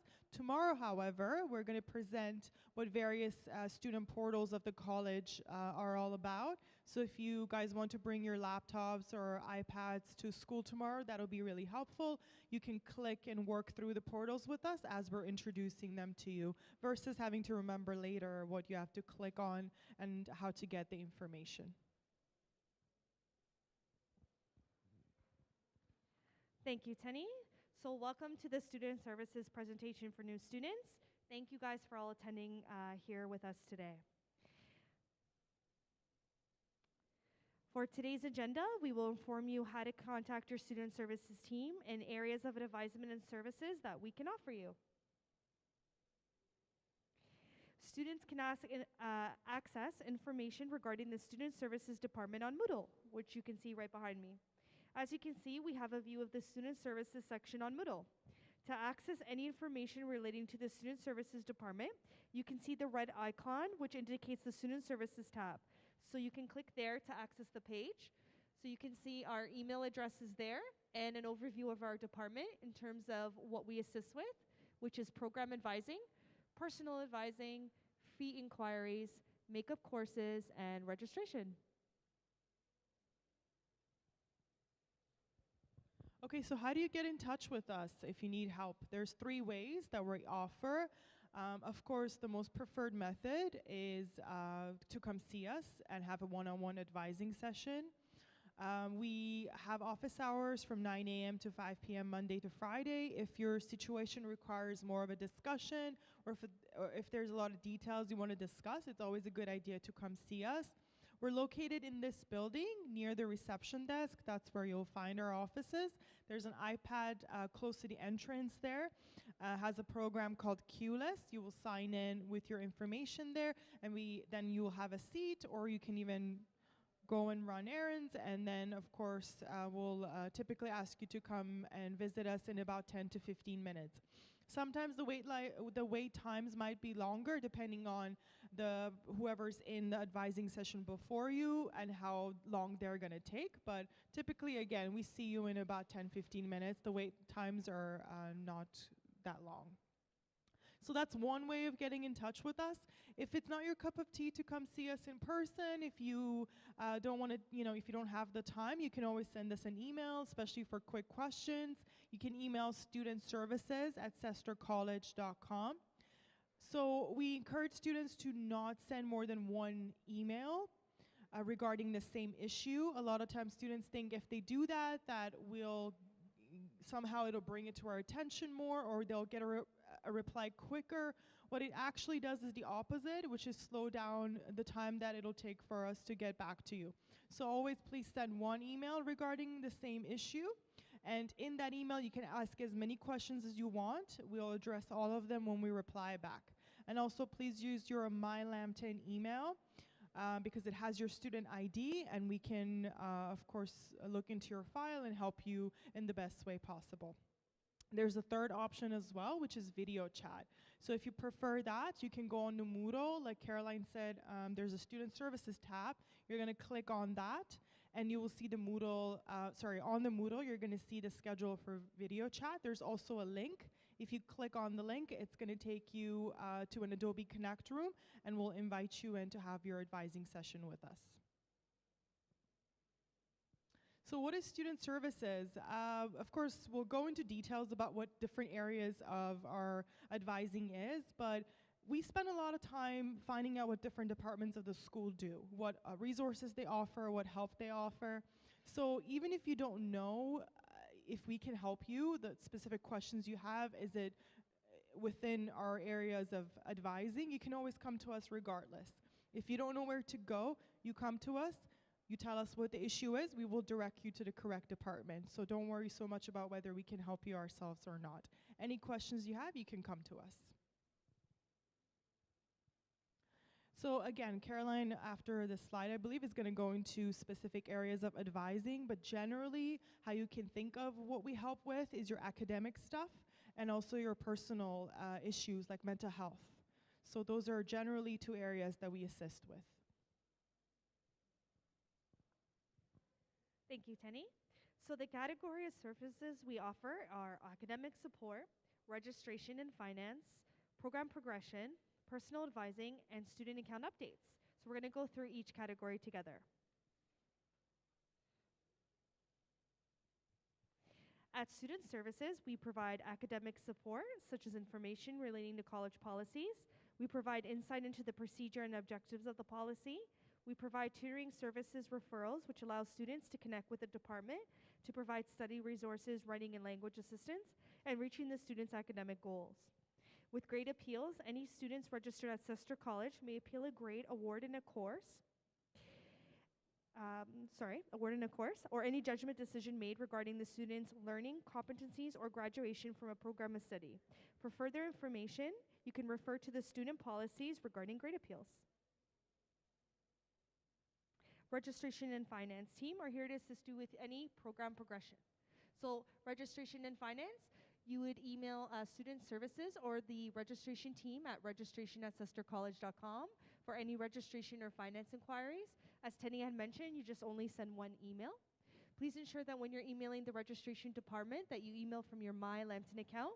If you email from your personal account, unfortunately, sometimes it goes into our spam and junk mail. So unfortunately, we won't respond that fast. So just make sure you do that. Academic scheduling, breaks and leaves. Transfer credits. Students who wish to apply for transfer credits from a previous educational institution should follow the transfer credit application process.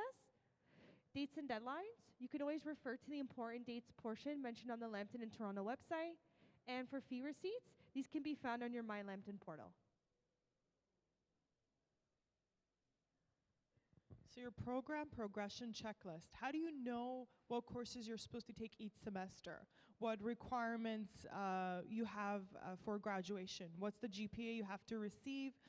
What are your co-op options? So you're going to want to download your program map from Sester database, because all of that information is in the map. You're supposed to refer to it to keep on top of how you're progressing through your semester and through your the 2 years with us. So it's really good to follow your program map. You want to stick to it, take the courses when you're supposed to take it. In the case that you need to stray from it because you failed a course and now you need to figure out an alternative map to finish your program, you're going to come see us. We will find an alternative route for you, but for the most part, you're supposed to stick to your program map and take the courses when you're supposed to take them. Also, you're going to see, regarding, if you fail courses, how do you know if those failed courses are going to affect your semester after, right? So there's a lot of information on the map regarding your prerequisite courses, your core requisite courses. So again, refer to your map, have it printed out, save it on your computer, because you're constantly are going to want to refer back to it.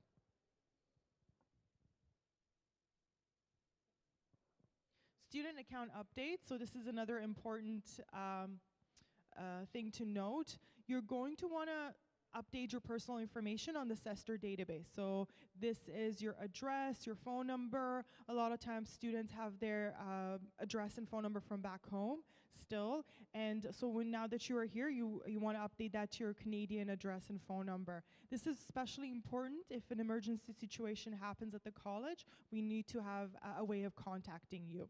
And if you're going to update information on the SESTR database, then you're going to also have to update it on your My Lambton portal. So these are two platforms that you need to have updated information on. And as far as your study permits and work permits, a lot of you, when you were uploading your registration files, you may have had a study permit approval letter uploaded, a study permit application. Now that you have your actual study permit, that needs to be uploaded on the SESTR database, especially in the upcoming weeks when you're going to get emailed regarding your health insurance access and account. We're going to check to see if you have your study permit uploaded before we send that information to you. So please make sure to do that. If you have your work permit, that also needs to be uploaded on there.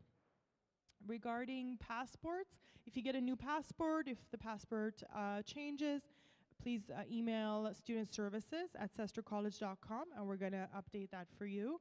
If you are uploading any documents on your SESTR database and you run into technical issues, please do email the documents to registration@sestercollege.com.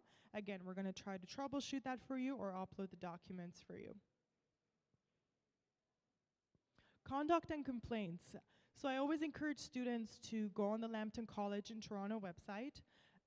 There is a tab called Student Policies. You're going to click on that. You will see a whole bunch of policies on there having to do with your studies here. One of the most important ones is a policy called Student Rights and Responsibilities. This policy is important because it shows you how you're supposed to be treated on campus, how are you supposed to be treated by your fellow classmates, college faculty, instructors, really sets out the standards, and also how are you supposed to behave, what is professional, what is not when you're on campus. So in the instances where you do experience harassment, bullying, unfair treatment, you're not going to know that that's happening to you unless you read the policy and you know what's acceptable and what's not. And in the event that you do read the policy and you feel like you're experiencing any of these issues, please come see us at Student Services.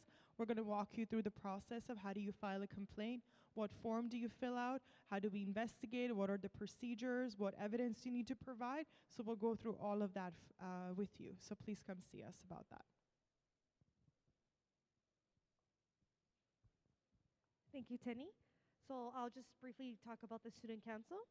So the Student Council team is a group of selected students who collaborate with students to impact their school community. The goal of the Student Council is to have one representative from a list of following programs. So students who are interested in participating as a Student Council representative should apply. The students in the council can lead the way to positive change. All council representatives are required to maintain a good academic standing with a minimum GPA of 2.8. And to be present at all student council meetings, and to act with an integrity, professionalism, and exemplary conduct at all times. Now we'll be discussing mental health. So mental health. We assist our students with mental health concerns. We support our students with personal academic counseling. We can refer our students to the appropriate organizations that can help their concerns. At Student Services, we promote health and wellness, and we provide access to resources in the GTA, the Greater Toronto Area, pertaining to mental health and wellness, including hospitals and clinics. We will be giving you an overview of the support services we offer for mental health, sexual violence, and assault supports, and housing information. So of course, if you don't know already, the college takes mental health topics very seriously. It is not taboo to talk about it or to come to us to seek the help that you need. We have an extensive database of a lot of community sources in the GTA that can help you out. And we have this database and we know exactly which organization helps with what specific area in mental health. So instead of you Googling it and having to go through, a lot of resources to find what you want, we've already done the work for you.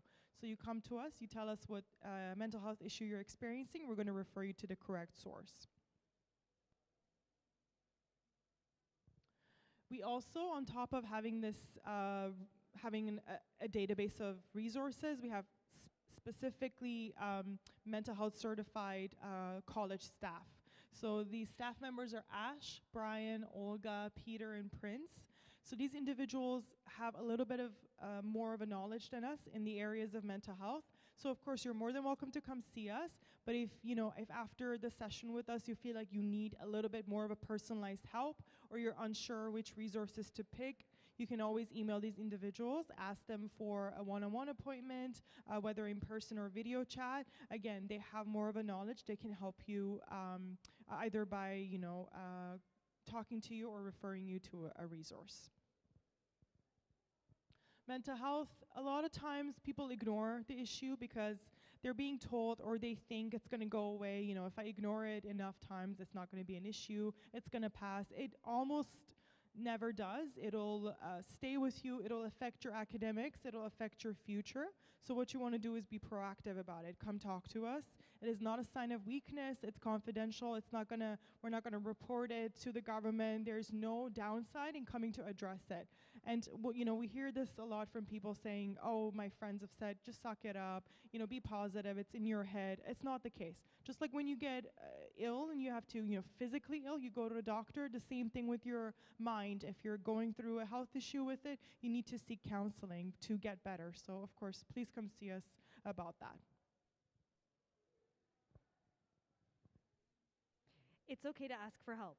We're here to support our students by promoting healthy and safe relationships for both and women. It's okay to ask for help. We're here to help. We're here to provide our students with advocacy and awareness. If you or someone you know may have experience or are further interested in learning about sexual assault and or sexual violence, you can contact the email address provided here. So, sexual offenses defined. There's 4 types of sexual harassment. It could be verbal, nonverbal, written, or physical. Verbal could be sexual jokes, rumors, name-calling, threats, harassing phone calls, pressuring someone into sexual acts. Nonverbal, display of sexual pictures, photos, obscene gestures, body language, and whistling. It could be written, sexual graffiti, notes, emails, Facebook, and other social media platforms. Physical, forced sexual conduct, grabbing, pinching, and following. Impact of online sexual harassment includes, but not limited to, sexual harassment of this kind can make a person feel any of the following: threatened or scared, exploited, coerced, that their dignity is violated, humiliated or degraded, shamed or judged, upset, sexualized, discriminated against because of their gender or sexual orientation, feeling guilty, or that they are to blame. So if you don't know already, all first semester students are enrolled in modules called Staying Safe modules. So when you go on Moodle, where you see all of the courses that you're enrolled in, you're also going to see these modules. They're very useful. I know it's just one more thing you think you have to do. You have to read and answer questions and do the quiz. But this helps when you are being put in an unsafe situation. When it does happen, it'll be too anxiety producing for you to seek information then about it. So if you know ahead of time, there's a lot of helpful links and websites and information that you can save as you're doing the modules. Again, if the situation happens later, you know where to refer to because you already have this information. So the kinds of topics that's covered by the Staying Safe modules is mental health, housing, the idea of consent in sexual acts. We have labor exploitation. How do you know the way your employer is treating you is fair? So that gets addressed in the modules. Cybersecurity, you're going to get emailed a lot. How do you know which email is legitimate from the school? How do you know which personal information you're supposed to disclose? And also, you're in a new country. How do you know what's appropriate, what's safe? All of that gets addressed in the modules. Barriers in disclosure.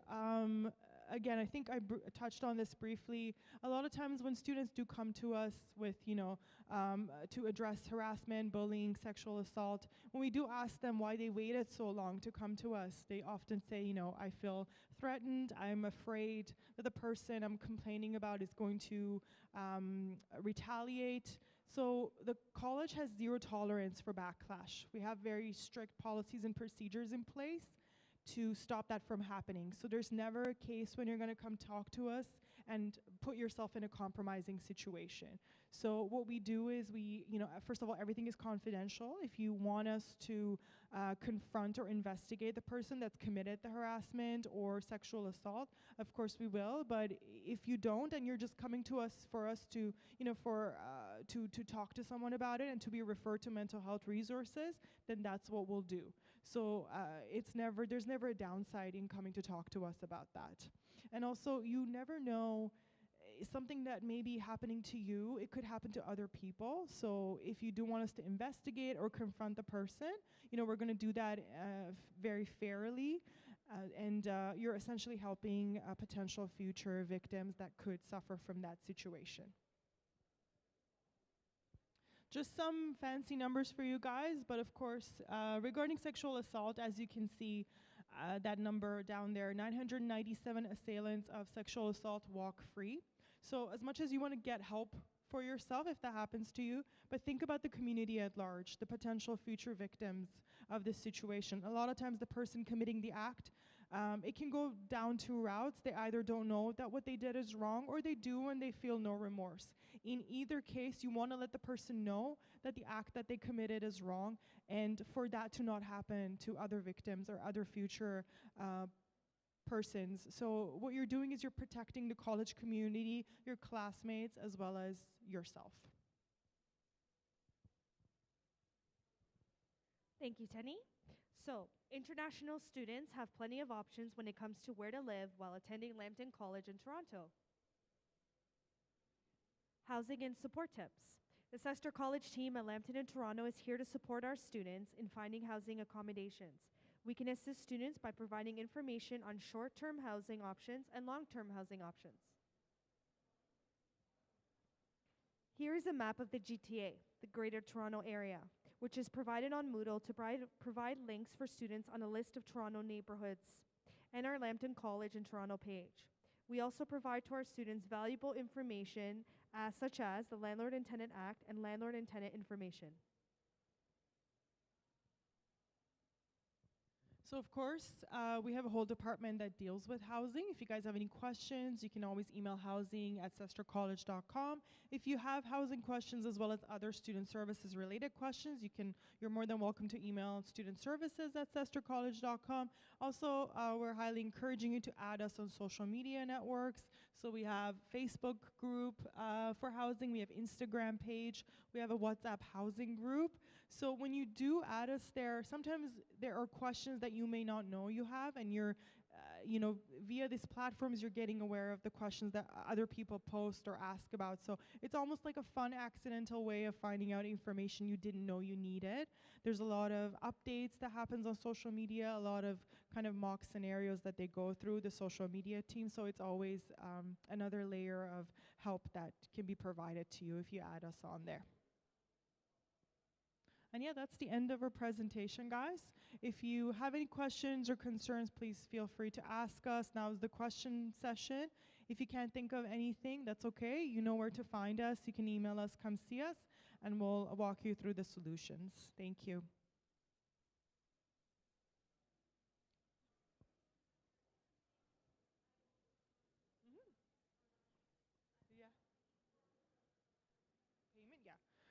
Yep, so student has a payment-related question. Please come see us. We're going to walk you through the options you have in terms of how you can make payments. We even have a step-by-step guide we can give you. So if you just come to student services between 9 and 5, whenever it's convenient to you, or if you want to email us, we'll send you that guide. There's actually copies of it as well on the reception desk. If you ask our wonderful receptionist, they will provide you with a copy. But if you can't make sense of it, if you need a bit more explaining, you can ask them, but you can also come talk to us. We'll show you how to do that. A lot of times if you have Canadian banking, you can go on the website or go on the app, log in, and you can add Lambton College as a payee, and then you use your student ID as your account number without the C. So once you do that, you put the amount that you want to pay and submit, and typically it'll get to us in 3 to 5 business days. So that's one way of payment. Yes, if you have a Canadian bank account, with the app, you can go ahead and do that. Yeah. Again, if you run into difficulties, come see us. Just make sure to add Lambton College as a payee and also use the right student ID without the C. Okay? You're welcome. Anything else? Anyone else?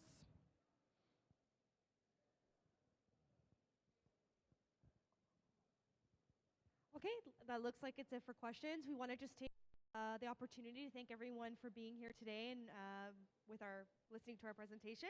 If you have any questions, you can always come and see us at the Student Services Department.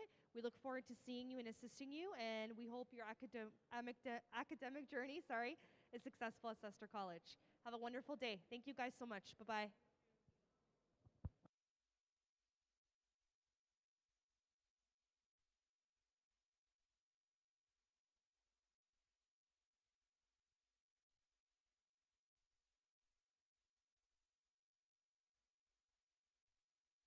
Yeah, information regarding GuardMe, so stay tuned.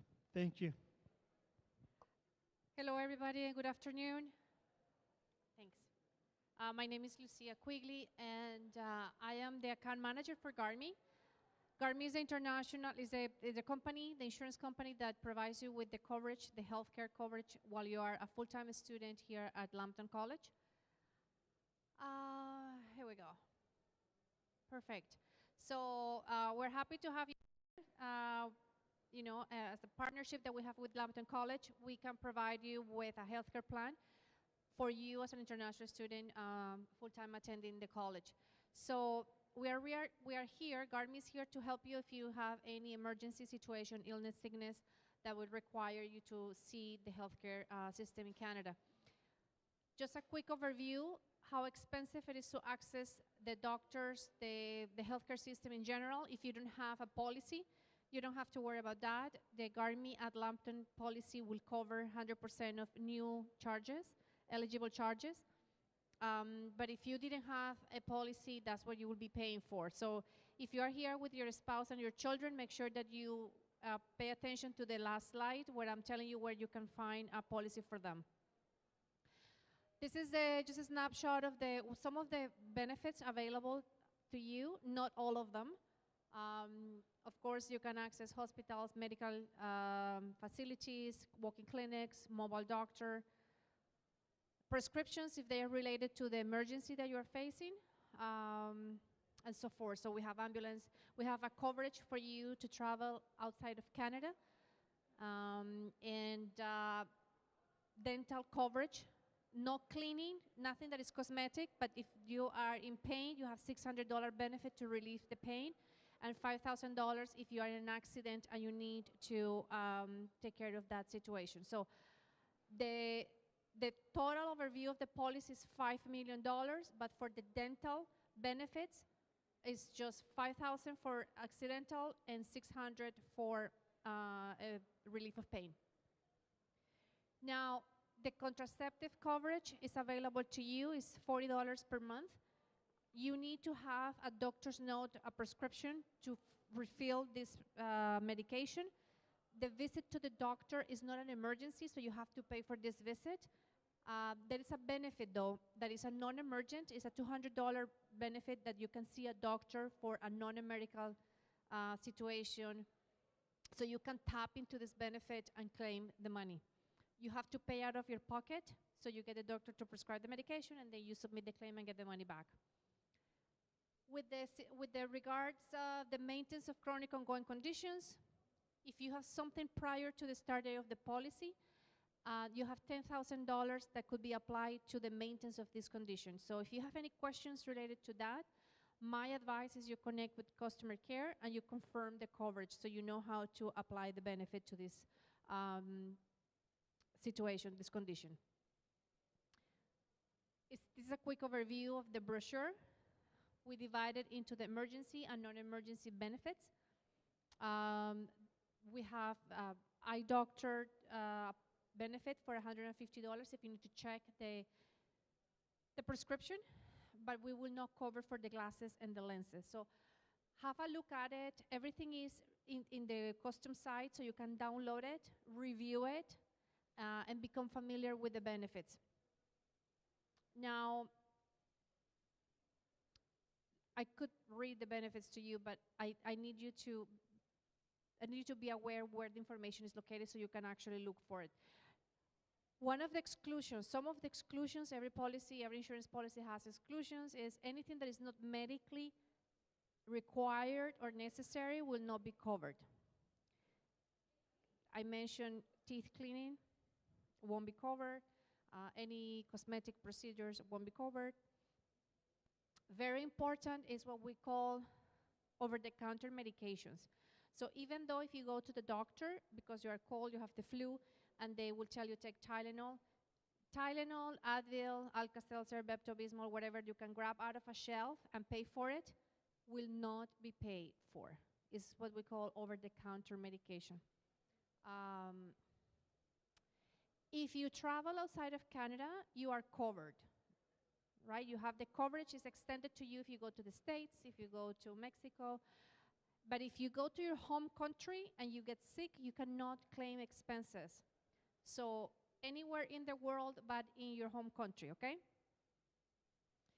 Very important, and I skip to the last exemption or exclusion, any claims resulting of the abuse of drug or alcohol. So although they are legal substances, the intoxication might result in behaviors that will affect the claim.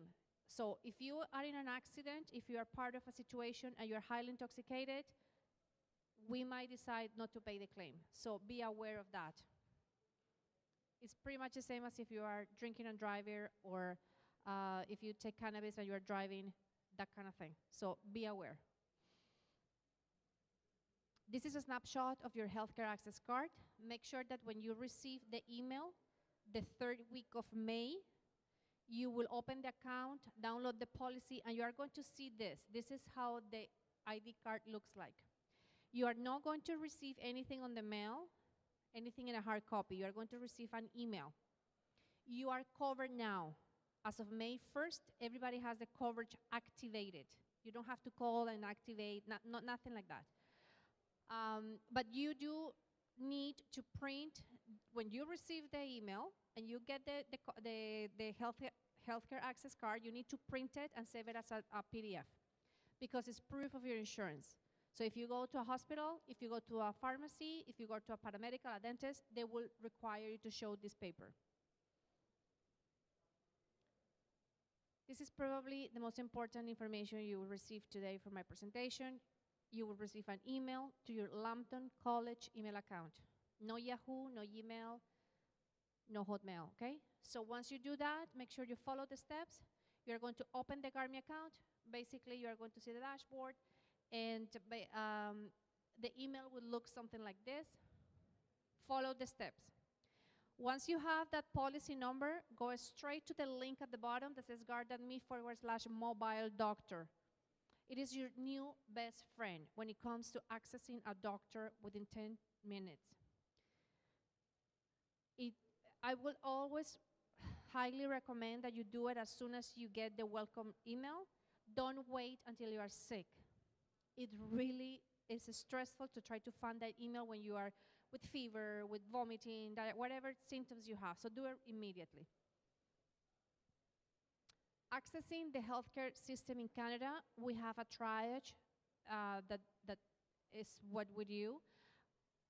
We basically acknowledge if the symptoms are minor or major. If it's an accident, an illness, broken bones. So if you have something minor, if you have any of these illnesses, you can go to a pharmacist and they can give you the prescription medication without seeing a doctor. You can skip that phase.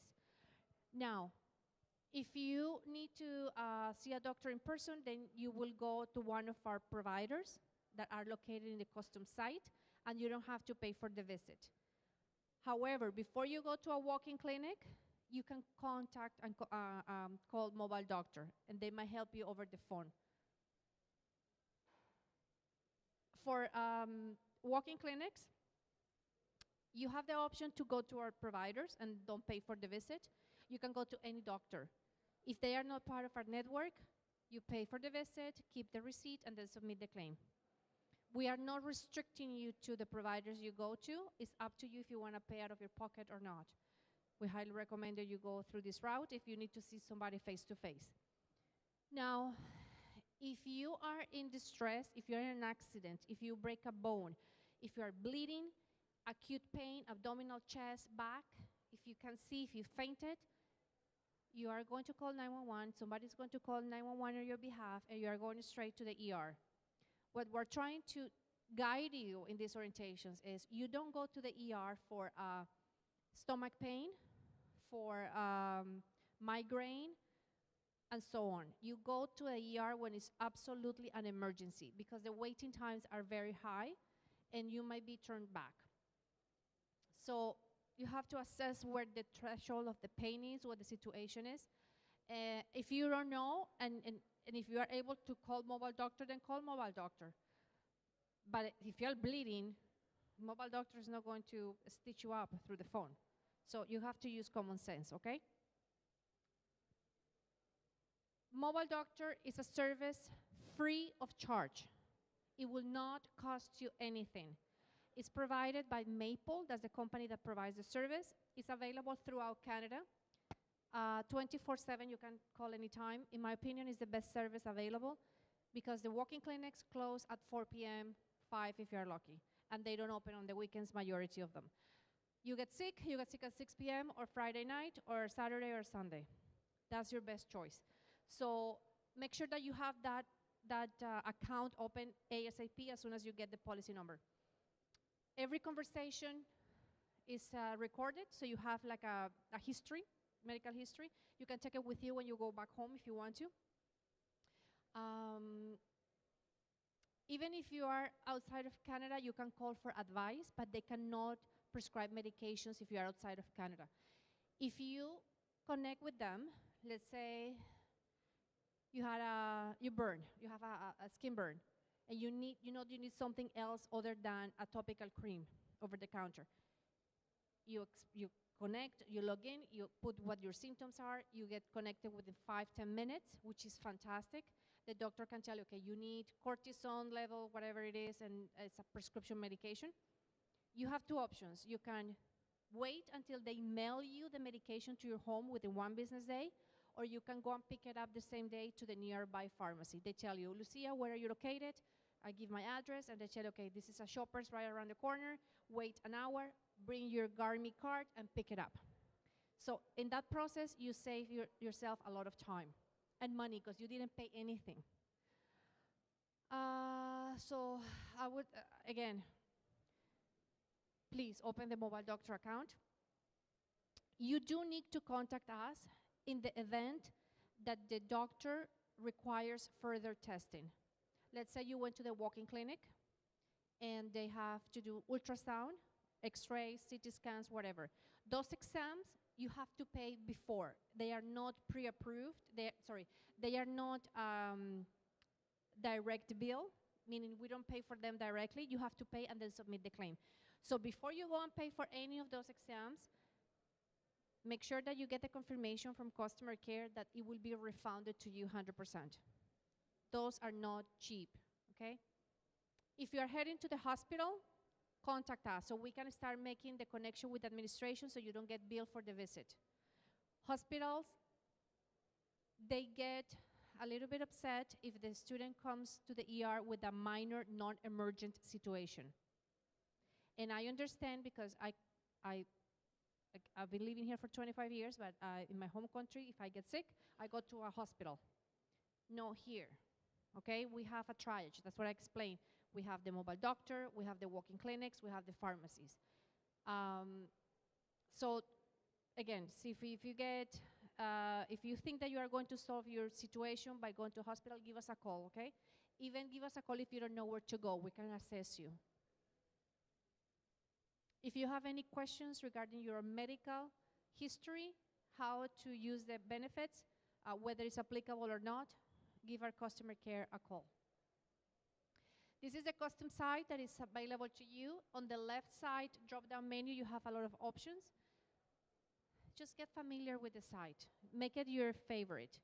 In here, this is where you're going to use to open your GARMI account once you have the policy number. Once you receive the welcome email, this is where you're going to go. It will take you directly, by the way. But then you can find where the clinics, part of our network are, the walk-in clinics, mobile doctor. If you are here with your spouse and your children, as I mentioned, they are not automatically covered. This is where you go to purchase for them. Because remember the third slide, accessing the healthcare system in Canada is super expensive. You don't want, believe me, you do not want to have those bills without insurance.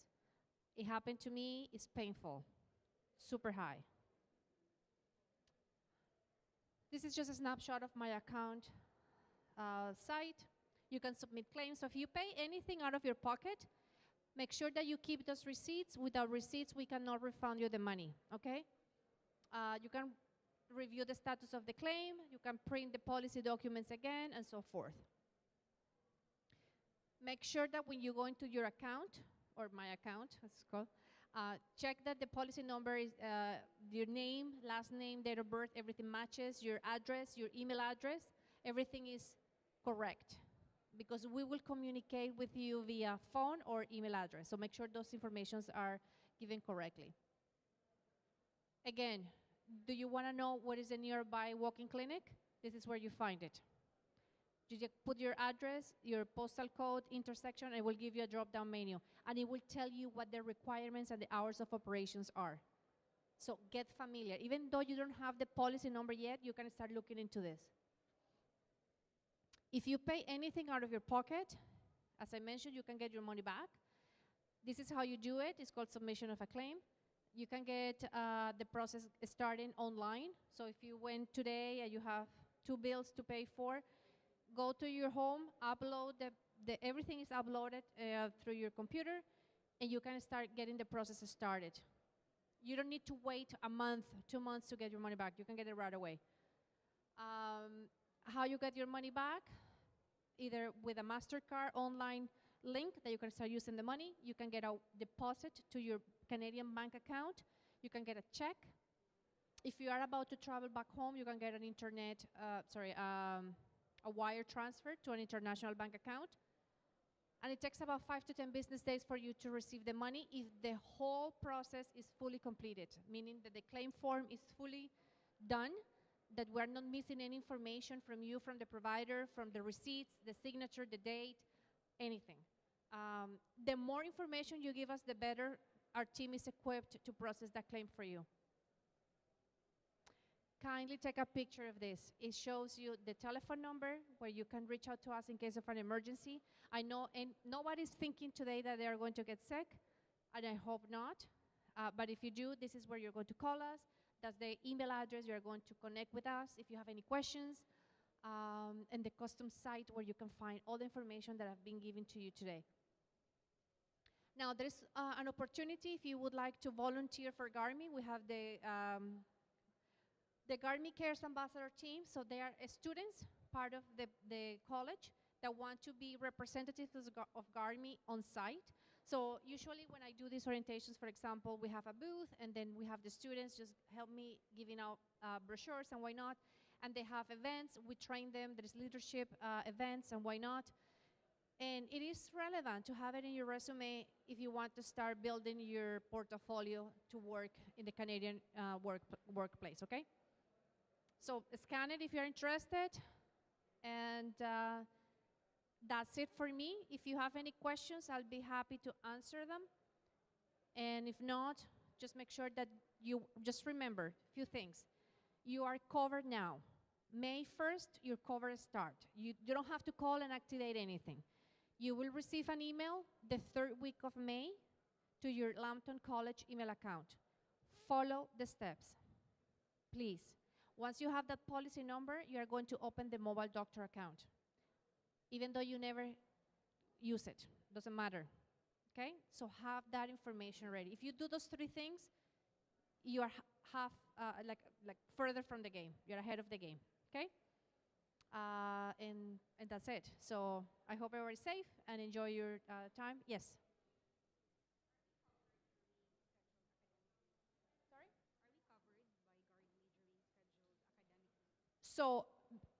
so what you're going to do, they're asking me for, are you covered for academic breaks? My gut tells me yes. Usually it's a whole year enrollment. You have to check, when you receive the policy, just check the end date. Okay? I don't know, because we have students starting at different times, so I don't know when they will end. My gut tells me that probably you will end either in December or next year. But I don't know, because sometimes there are different terms. I believe it's included, it's a 1 year, but I'm not 100% sure. Yes.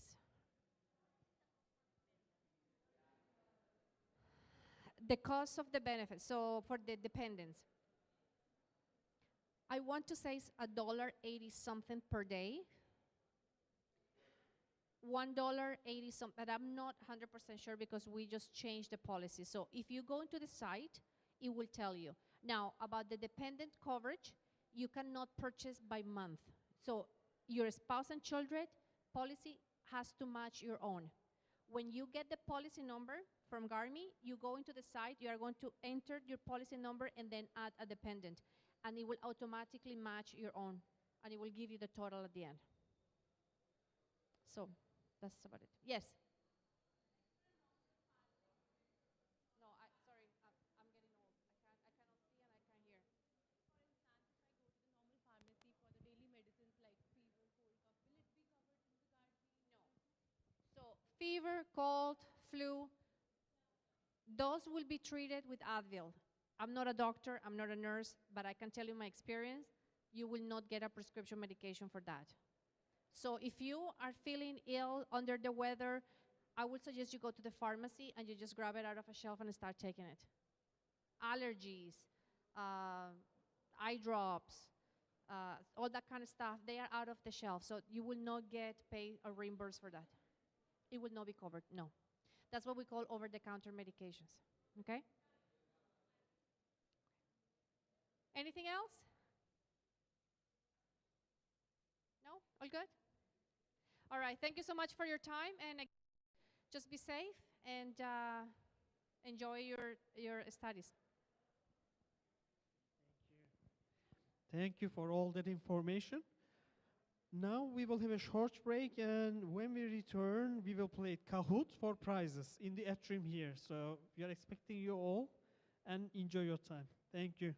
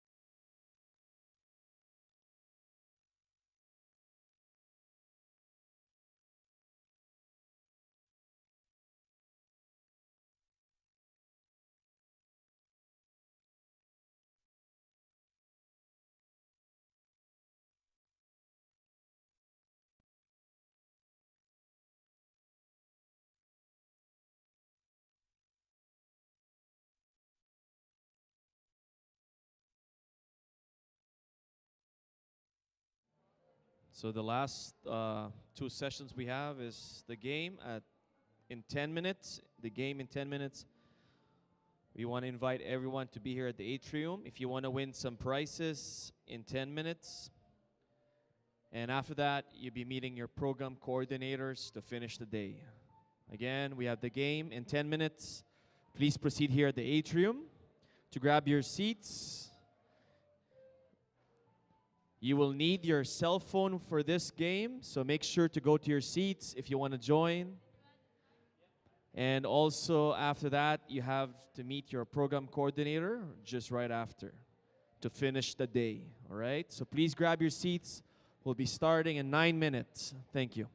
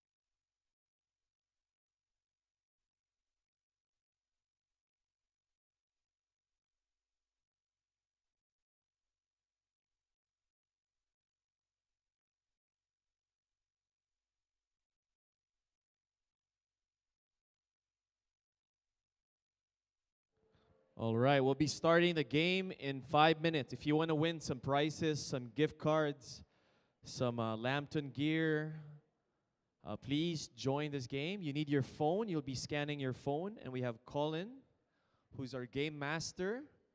But you have to be part of the game in terms of joining the actual online platform, okay? So you're going to scan, or you go to this website. Everyone is invited. Yesterday we had close to more than 100 people join. Let's see if we can break that number. So we'll be putting it out. So grab your phone and scan the code that you will see on the screen. We will give everyone who wants to join another 5 minutes. Volunteers, if we can ask the students around if they want to join, it's very simple. You're going to scan the code, and you're going to put your name, and then your name should show up, okay? There's prizes for third place, second place, and first place, okay? So we'll give you guys 4 minutes. So I see some names coming up here, and Colin will be explaining the whole game in 4 minutes.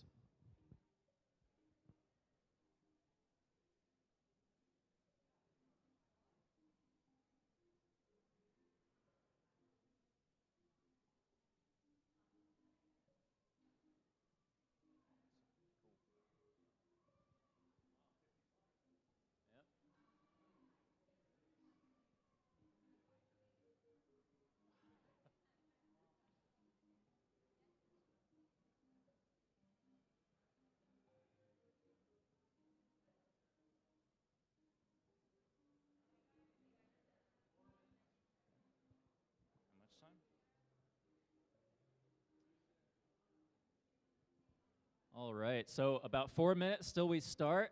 And for those of you just coming in, my name is Colin, and we'll be Kahoot in a little bit. So if you don't know how to play, it's very simple. Just scan, for now, you can scan the QR code or follow on www.kahoot.it and punch in the game pin, you can join. So many people have joined so far. So like I said, about 3 to 4 minutes and we'll be starting the game.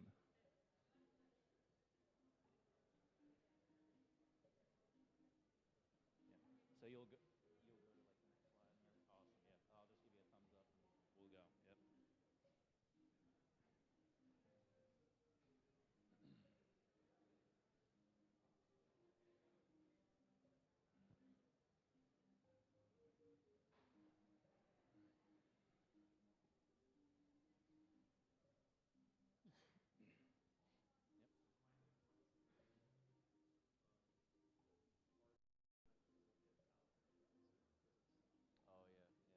So just a word of advice, once you're in the game, just try not to exit your browser or close the tab because that will take you out of the game. So just make sure you keep that tab open. Ooh, 110, over 110. Lots of people joining today. I think this is the most we've had.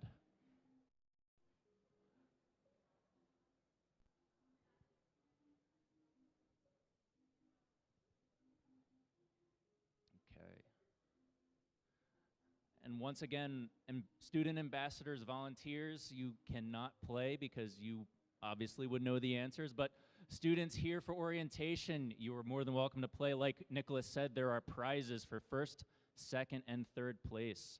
So if you do place first, second, or third, just make sure you keep your phone open and because we need you to prove that you earned that position. So just keep that tab open on Kahoot.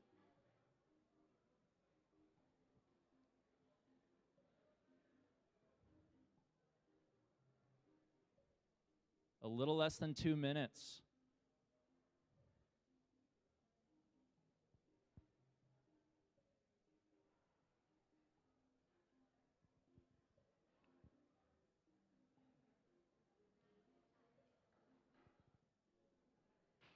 Someone showing their school spirit, Lambton Lion.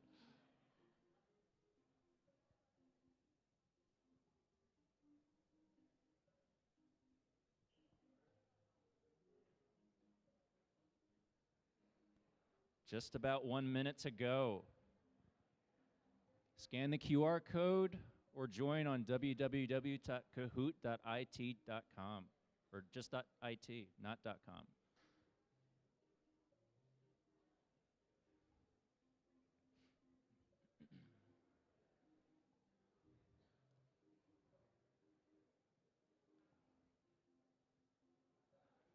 All right, so we're at 3:45. We're good to go. Yep. So the way this works, you'll see a question up here and just choose the color to the corresponding answer. And we're off.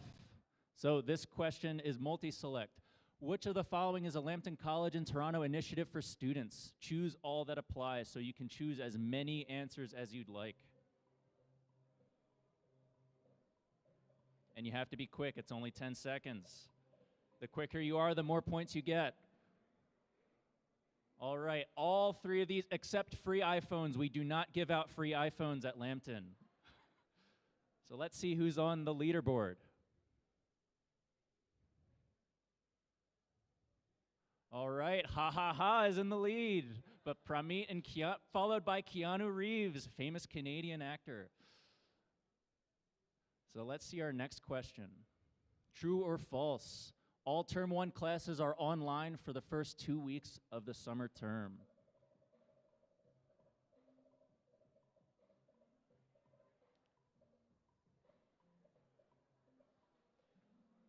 All right, most of you got this one right. True. So for the first 2 weeks of the term, the classes are online. Let's see who's in lead. Ha Ha Ha still in the lead, but Keanu Reeves moved up to second. And, oh, okay.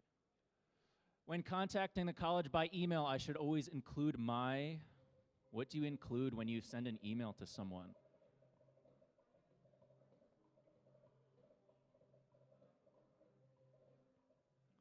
Yes, so your name, student number, and program when you send an email to student services, for instance. We do not need any further information like your passport number. That's not needed. All right, let's see the leaderboard. So Ha Ha Ha still in the lead, Keanu Reeves following behind, and Stree in third place. Next question. How many emails should you send to different departments and faculty members?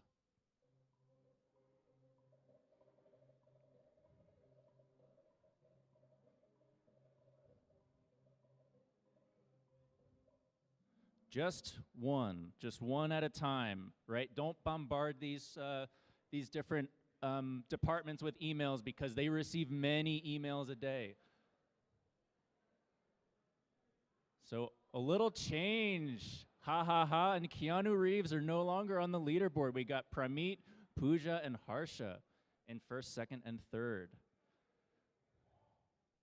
And how long should you await a response to your email?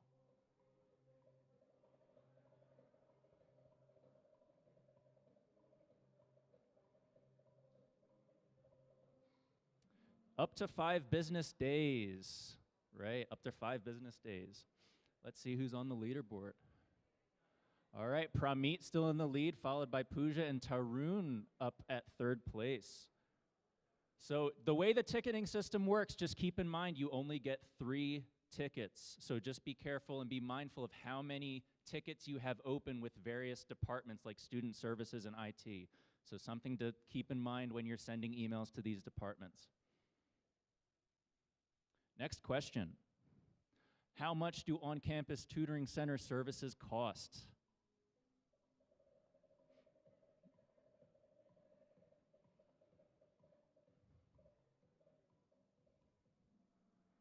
Absolutely nothing, it's free. So most of you got that one right. So feel free to go to the tutoring center anytime that you need help with any of your courses. It's straight up the stairs here, and to your right, you'll see a big sign, tutoring services, tutoring center. So no change, still Pramit in the lead. Next question, multi-select. Student work is reported for academic dishonesty if, choose all that apply. What do you remember from the academic integrity presentation? Any of these instances would be reported to academic integrity. So just make sure that you're citing sources, not plagiarizing content, and not using artificial intelligence unless your professor allows you to. And a little change in the leaderboard. Pooja in the front, Pramit in second, and Tarun still in third. Next question. If you have questions regarding immigration, whom should you contact?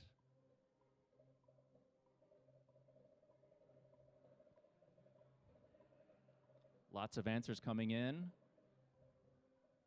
The college's licensed immigration advisor. So these immigration advisors are licensed and are certified to give you immigration advice. So please go to them. And no change in the leaderboard. We have a little change in 5th place. And if you have any questions about immigration, please contact Zoe, immigration@cestarcollege.com. So next question. If you experience mental health issues, culture shock, or sexual violence, which college support can you turn to?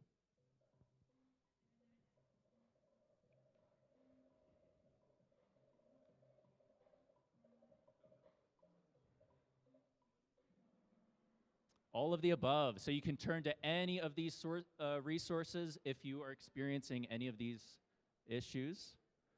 And to check our leaderboard, Pramit back in the lead, Keanu Reeves making a comeback, and Pooja in 3rd place. So we're here to help you. We have many resources that are here to assist you through any of these mental health issues or culture shock that you are experiencing. So please reach out, especially to student services. They would be able to direct you to the appropriate support. Next question. What sorts of things can you get at Tim Hortons? To choose all that apply.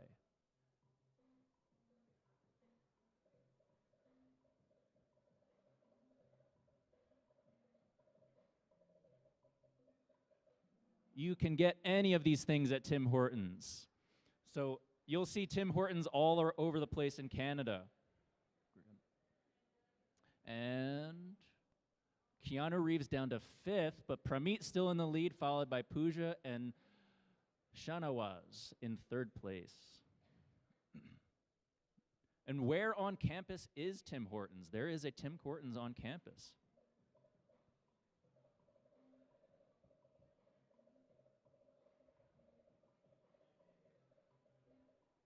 All right, so the first floor of Building A, this is Building B. The taller building across the way, that is Building A. On the first floor, you'll find Tim Hortons. You can go there. It's open from 7 a.m. to 7 p.m. And no change in our top 3, but Keanu Reeves is not visible on the leaderboard. And there's Tim Hortons on campus, so you can find this, like I said, on the first floor of Building A, 265 Yorkland Boulevard, open from 7 a.m. to 7 p.m., and we have other places for snacks as well. So on the 2nd floor of Building A, there is a canteen. And right here in Building B, if you go straight here and to your left, you'll see a gift shop that also sells snacks. Next question. What is the minimum GPA you need to be eligible for co-op? If you remember from your co-op session, you need a minimum 2.8. Almost all of you got that correct. Very good. 2.8 GPA to be eligible for co-op. And no change in the leaderboard. Pramit still holding a strong lead. Next question. Where can you find materials for your courses as well as important information on college policies and services?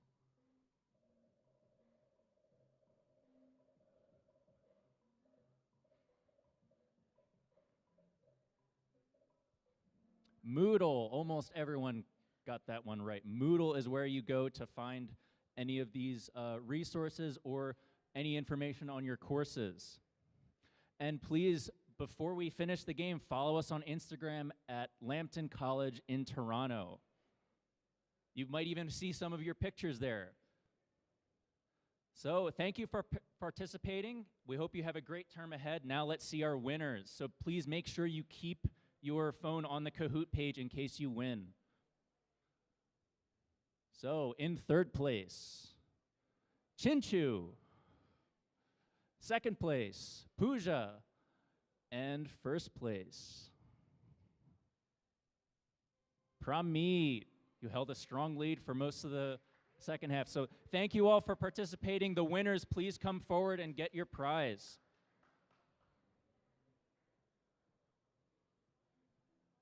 Pramit, Pooja, and Chinchu.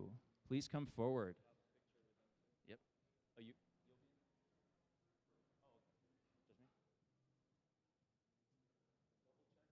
Okay,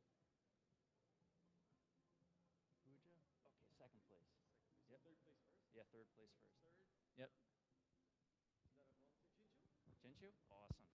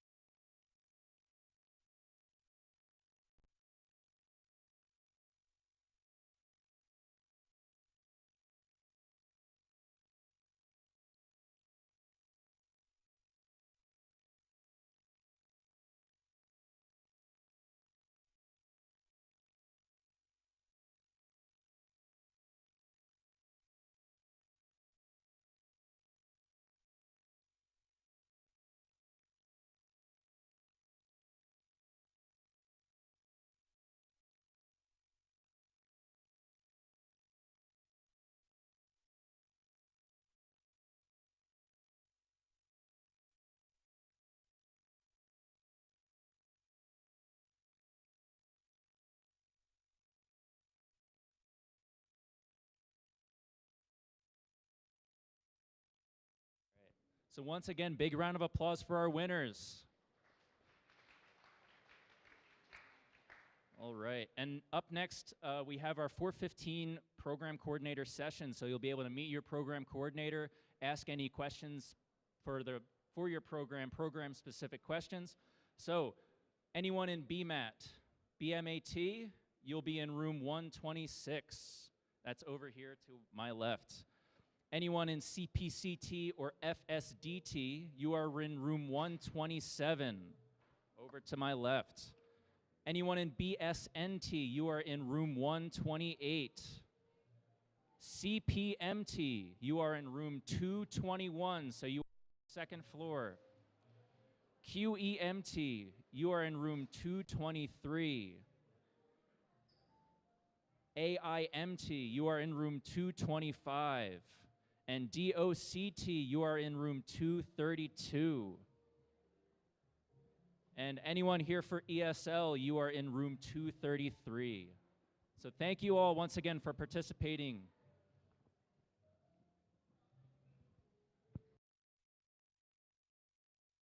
Thank you, Colin.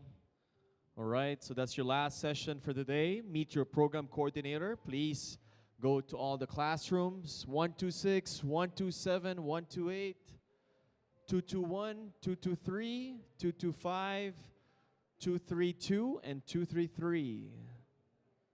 Your program coordinators are waiting for you. Please go to your sessions, and we wish you a great day. Huh?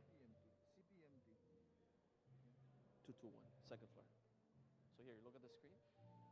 221. So just look at the screen if you're looking for your sessions.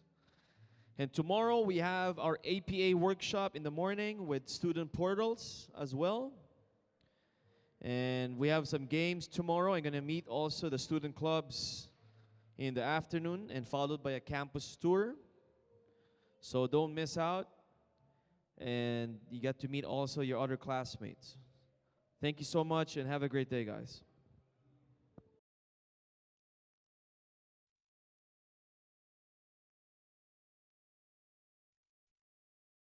So volunteers, let's clean up and fix the station, and we can go home after. We'll have, if you can call all the volunteers, we have a quick group photo here in the podium. All the volunteers, please come here in front. Volunteers, can you guys message the group? Maybe there's some people on the front desk.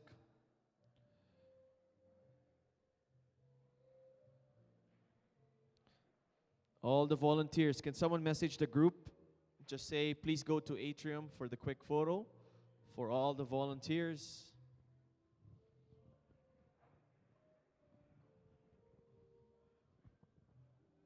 Yeah, just message the group. Anyone message the group? Next one. You need photocopy? So after this photo, let's go. They need the photocopy. Remember the program coordinators? Just run to their rooms. This is the classrooms. And then just photocopy at the front desk. Okay? Good. Let's have a picture. So everyone together.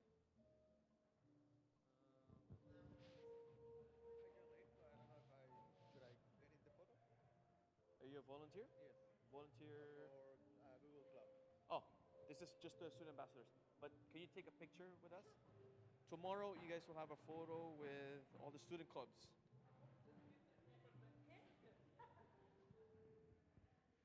So one like this. Go closer. Yes. The one in the back, yeah, you can't see. So let's have everyone in the half moon. Should be part of the line, yes. And then move back a little bit. Move back a little bit. And closer. It looks like you're lining up for your visa.